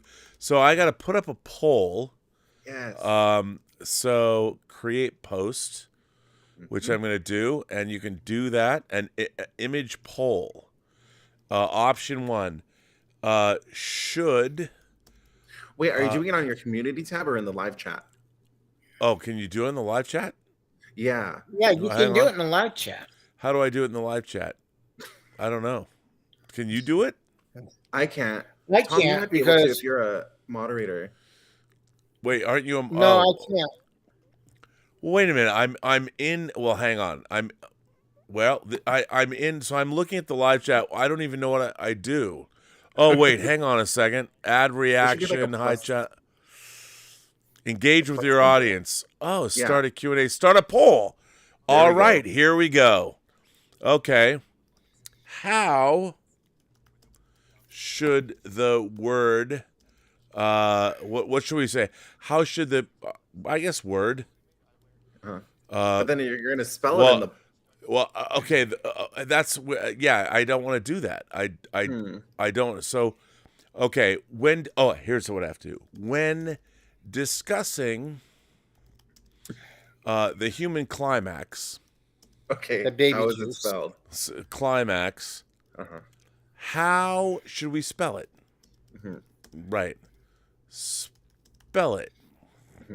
Here we go. Wait, it just says yes or no. Add option. Yeah, you should be able to edit yes or no to the answers. Yeah, yes or no. Come? Wait, yes or no? Or come? I must no. Ask your community. I don't know. Is this right? We'll see. I'm looking for it. Let me get rid of this. Ask your community. There we go. Yeah, there you go. I'm in the lead with 100%. Okay, well, you guys, there we go. The Midnight Musings. Wow. Look at that. It's where do I see this? I just made this. Where I see it in the live chat. Right now, I'm in the lead with 76%, and then the other way, your way, the wrong way. Oh, now it's the right way. 4%. Okay, this is something. This is wow. This is. Where do you see it? I can't see the thing. Wait, It's at the top of the. Yeah, and sometimes it'll be like a little blue line. Blue line. So far, by the way, Thomas Logan sends in a super chat and says Todd Field sadly announced he may not direct again. Oh man, yeah, I that's saw terrible. that. Yeah, that sucks. Well, he wrote and directed Tar. I mean, it made no money. I can't believe that. So where are we at in the chat? I mean, stop the count. Hopefully, I can win with best 69%. poll ever. You can win with 69. If you guys God get bless you. I hope you win with 69%. 22% for your way, Rob, and 77% for the other way. Yeah, because everyone's a degenerate. They don't like. Okay. Okay. Irene says we should ask Chat GPT. You want me to? Really? I will. GPT. This is the greatest. You know, these Midnight Musings live streams, you just never know where they're going to go. I know. I took a screenshot right now to commemorate this. The first poll. I've never even asked. Why is no one voting? Can I vote on this poll? I voted. I did. You can, I think. Wait, Tom, what did you vote for? I voted for come. But my way or Rob's way? He voted for your way. Give me a break. Come on, don't lie. I know. It's fine. I won't hold it against you. But yeah, it's so far now it's 23% for Rob's way. By the way, 65, Alon 60, 60. Abadi, all the way from Yisrael, says, Rob, can I have a kosher beef with you? I'm pretty hungry. Well, who am I to stop you from having kosher beef? You know what I'm saying? Okay, we're at 68 votes. Come on, one more person vote, and then no one else vote. Come on. Oh, 69 votes. I'm not going to stop it there. So, Rob, you know, wait, hang Retro on. Nerd Girl Jamie is in the Rells. chat, Oh, yes. Who I love. and she recently got her 6,000 subscribers. Wow. 6K. Well, everybody should go. I love Retro Nerd Girl's channel. She's amazing. I love her. Why weren't girls like her in high school when I was there like 35 years ago? It's too bad. Why? Because they weren't even born. That's the real answer. But I love Retro Nerd Girl. She's amazing, and her channel's great. And So, not only did not only did she get her 6K, but Twin Flicks also got their 4K Which is subscribers. Well, how funny that Twin Flicks with their 4K reviews got 4K subscribers. Look, all of you here, there's 335 people here right now. And by the way, God bless you all. Love you all. Here. The That's real crazy. question is, you think it's 2:07 Pacific the daylight time, and you guys are all thinking, girls too, how do you spell cum? That's what we provide to you. And I think this is, I have to tell you, just so you know, as somebody who's read a lot of sex scenes in literature, I don't like to see cum spelled C-U-M. I don't. You know, What if it's I like to see it spelled what if, C-O-M-E. does it depend on where it is? No, it could be on your neck or your breasts. It should still be Waist, neck, spelled and the same. chest, Oh, wait, yeah. what were you saying? What? It should still be spelled the same way, man. Cum is bad spelling. C-U-M is bad. That's the hustler. It's just not right. I mean, my God, I hope people, we went from talking about Star Wars and Marvel to this. Now, And then where are we at? Where are we at in the I hopped poll? on the stream and it just like went downhill. No, yeah, dude, I think this is epic. But This is. on the other hand, if you look at it from a literary perspective, this is Right. actually a fairly Enlightening. important conversation. It really is. By the way, Jamie Rell says, I've spent almost $5 super chat. I've spent almost 4 years watching Star Trek. It's the promise of what humanity could be if we'd all be a little less self-centered. I agree with. It's I agree. true. I mean, that's what Star Trek is all about, the promise of humanity. I mean, we might be talking about come, but Star Trek is talking about where we're going to go as a people, as entities. And where else are you going to find Star Trek and cum in the same seconds on any other YouTube channel but this one? Well, William Shatner might go, come on. He might But tell how you. would he spell it? How would he spell it? C-O-M-E on. Which, Dot, by the dot, way, dot. you know, people keep asking. I like the fact all these news services are like, "Ooh, they have Kirk's body. Kirk's coming back. Yeah, Shatner might be." And I'm like, no, he said he has no interest in doing a Picard type series. It's the workload would be too much for him. Yeah. He just wants to spend time with his horses, his children, and his grandchildren.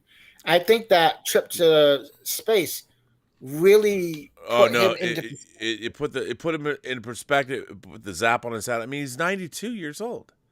I mean, William Shatner does not know if he's going to get to the end of every day. I think he's going to be 100, but you know, it's like he was making movies with Gene Smart 2 years ago, and you know, as I was here. You know what's really funny? Here's what's really funny. I'll tell you guys some things that a lot of people come after me on social media, and why not? I understand that, and they're very disparaging, which I don't care. Say what you want to me. What they don't understand is, I've only written, co-written, directed, edited a feature film with my childhood idol. And my own father, who passed away years ago, was also in it, acting with William Shatner. And when it was over, my dad wrote me a letter, which I still have. And my father, I know, Taylor, don't get mad. My dad wrote to me a letter that said, in my wildest dreams, I can't believe that my son watching Star Trek on TV would end up directing a movie that he wrote starring his childhood idol, William Shatner. I watched you watch this man for years on TV, and then you put me in a scene with him. Mm-hmm. And he said he was the nicest man. And my dad, who always had cigars had cigars in his breast pocket in the movie. And Shatner said, my dad's name was Richard, or Dick, which was what everyone talked to him. And so Shatner took one of my dad's cigars, and I have a photograph of my father over the bar in our set in the Garden of Eden, lighting a cigar for William Shatner that my dad gave him. And what people don't understand, for me, as a lifelong Star Trek fan, that picture is in terms of accomplishing anything, I could sit on a beach for the rest of my fucking life and have that picture, because I wanted to make movies, and even though I only made one, I only directed one. I produced others, but only directed one. How many more movies how many more dreams do you have to fulfill before you have a life well lived? Yeah, that's so awesome. Yeah. And it's funny because I'm arguing with people on social media, and I'm like, and people are like, what have you ever done? Well, I fulfilled childhood dreams with my father. I don't know what you want. I mean, you know, and it's funny. So, but what's interesting is people and when I did that, that was 25 years ago. And after I did that, and after my dad sent me that letter, everything else is sweet. Everything else is gravy. I was able to like indulge my geekitude after I made that movie. If I had not made that movie, I would never have gone and worked on Lord of the Rings. I would never have worked on Chronicles of Narnia. I would never have got what I think is great work. And I've had fun and enjoyed every minute of it, because the desire to prove something I fulfilled. And I don't have to prove anything to anybody. And that was a great gift. And even though would I have loved to have directed a bunch of movies like Kubrick, or, well, only not very many, but yes. But you know what? The one movie I made was quite sufficient. I want to make more. I'm still writing them, but I was afforded that opportunity. Pretty great. So when everyone's like, you always had that moment of your dad in that film forever with your idol, you know? Yeah. And not many people can say that. Yeah. And it's so funny because when people yell at me, like the other day, some guy, or today, people are like, what have you ever done? And I'm like, you know what I did? I achieved my lifelong goal, and I did it with my father and my friends. And I, even though I did it 25 years ago, if you talk about the cosmic infinitude, it was like, now what I can do is be like, fuck yeah, people, let's go have a good time. Woo! How many people can say that? I mean, I don't know. Am I rich? No, but at the end of the day, when you die, when we leave this, shuffle off this mortal coil wherever we go, look, would I have loved to have been a multi-billionaire? Yes, because I would have been able to make more movies. But I got to make one. That's good. I'll make more. I mean, I got to direct one, produce more, but, you know. Right. Tango Shalom got blessed by the fucking Pope. The little movie that just keeps on giving back. Wow, this little film I spent 5 years. Crazy. So here's the thing about that. You have to follow your bliss.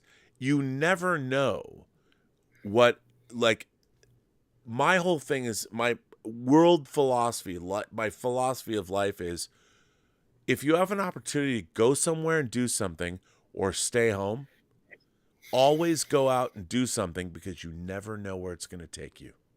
Right. And if you stay home, it's not going to take you anywhere. It's as simple as that.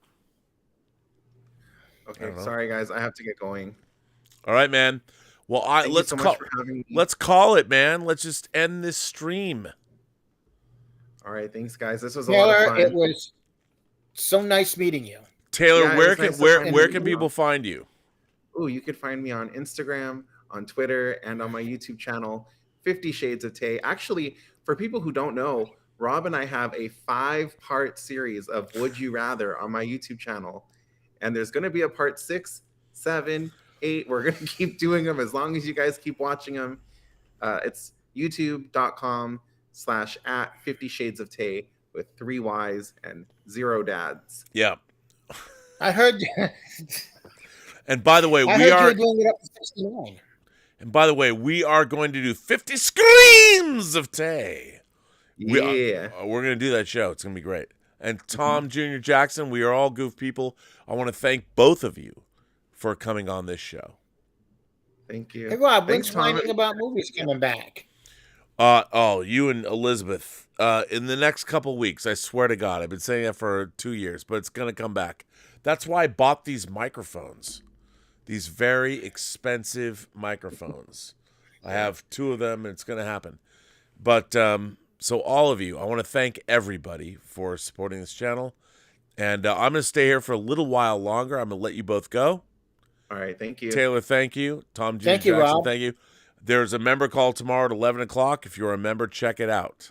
I'll be there. All right, gents. Bye. Ladies and gentlemen, boys and girls, kind souls, gentle beings, all of you, it's been amazing to be a part of this long conversation. I will be here for a few more minutes. If anybody wants to ask me any questions, ask me anything. Oh my God. I just want to get through. I want to make sure I get through everyone's super chats or tips. I don't want to miss anything or anyone who has supported this channel. So, I already said Jamie Rell. I think Alon. I think we're all good there. I hope so. And then wait, hang on. I think we're good. I think I've answered everybody's super chats and all that. And I'm going to end this great Midnight Musing stream, which is now past 5 hours. I want to thank all of you, everyone, all the new people on the channel, all the people that have subscribed, all the great comments. People have been very supportive of coming back here and doing this full time. I missed doing it. I really did. And now I'm more incentivized than ever. So I want to thank everyone for coming on this channel. Now, the philosophy of this channel is the community here. And we call everybody the Post-Geek Singularity. That's the name of the community, but we are all imagination connoisseurs. And the idea of this channel is to celebrate the endeavors of all imagination connoisseurs. We have great shows. King Tannic, 9 episodes of the Otaku Experience, which is a terrific show about anime if you like it. If we're not doing a member chat, the other weeks are Que Pasa PGS, which is an all Spanish show put on by Roberto Suarez and Alex Montano, or as I like to say, Alex Montaño. But Alex, he's from Mexico, but he lives in Colombia. Roberto's from Puerto Rico, but lives in Portland. They do an all-Spanish show that I'm very proud to have on this channel.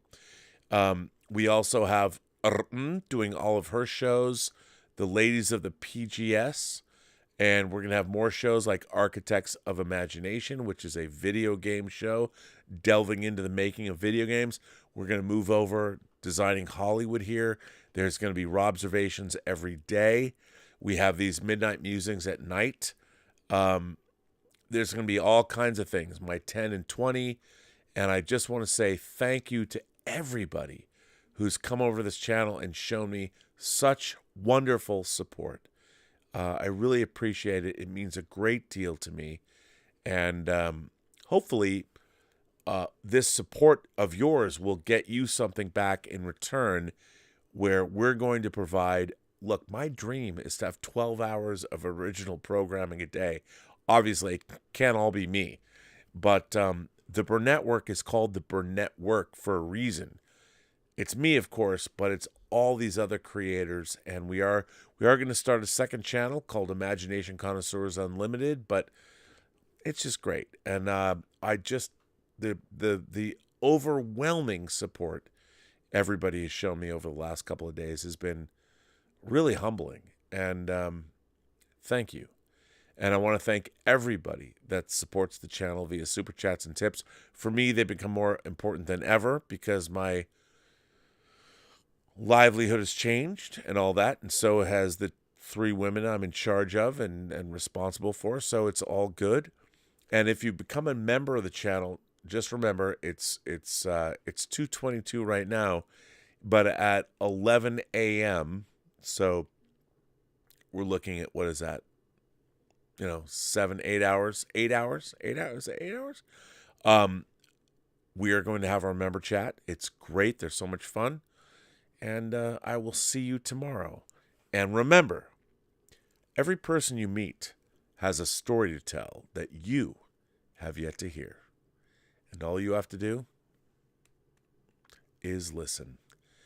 And with that, I say to my moderators, Tom Jr. Jackson, we are all goof people. Thank you for everything you guys have done for the channel, and thank you for your ongoing support. It does mean the world to me. I'll see you shortly. I'll be sober, showered, I promise.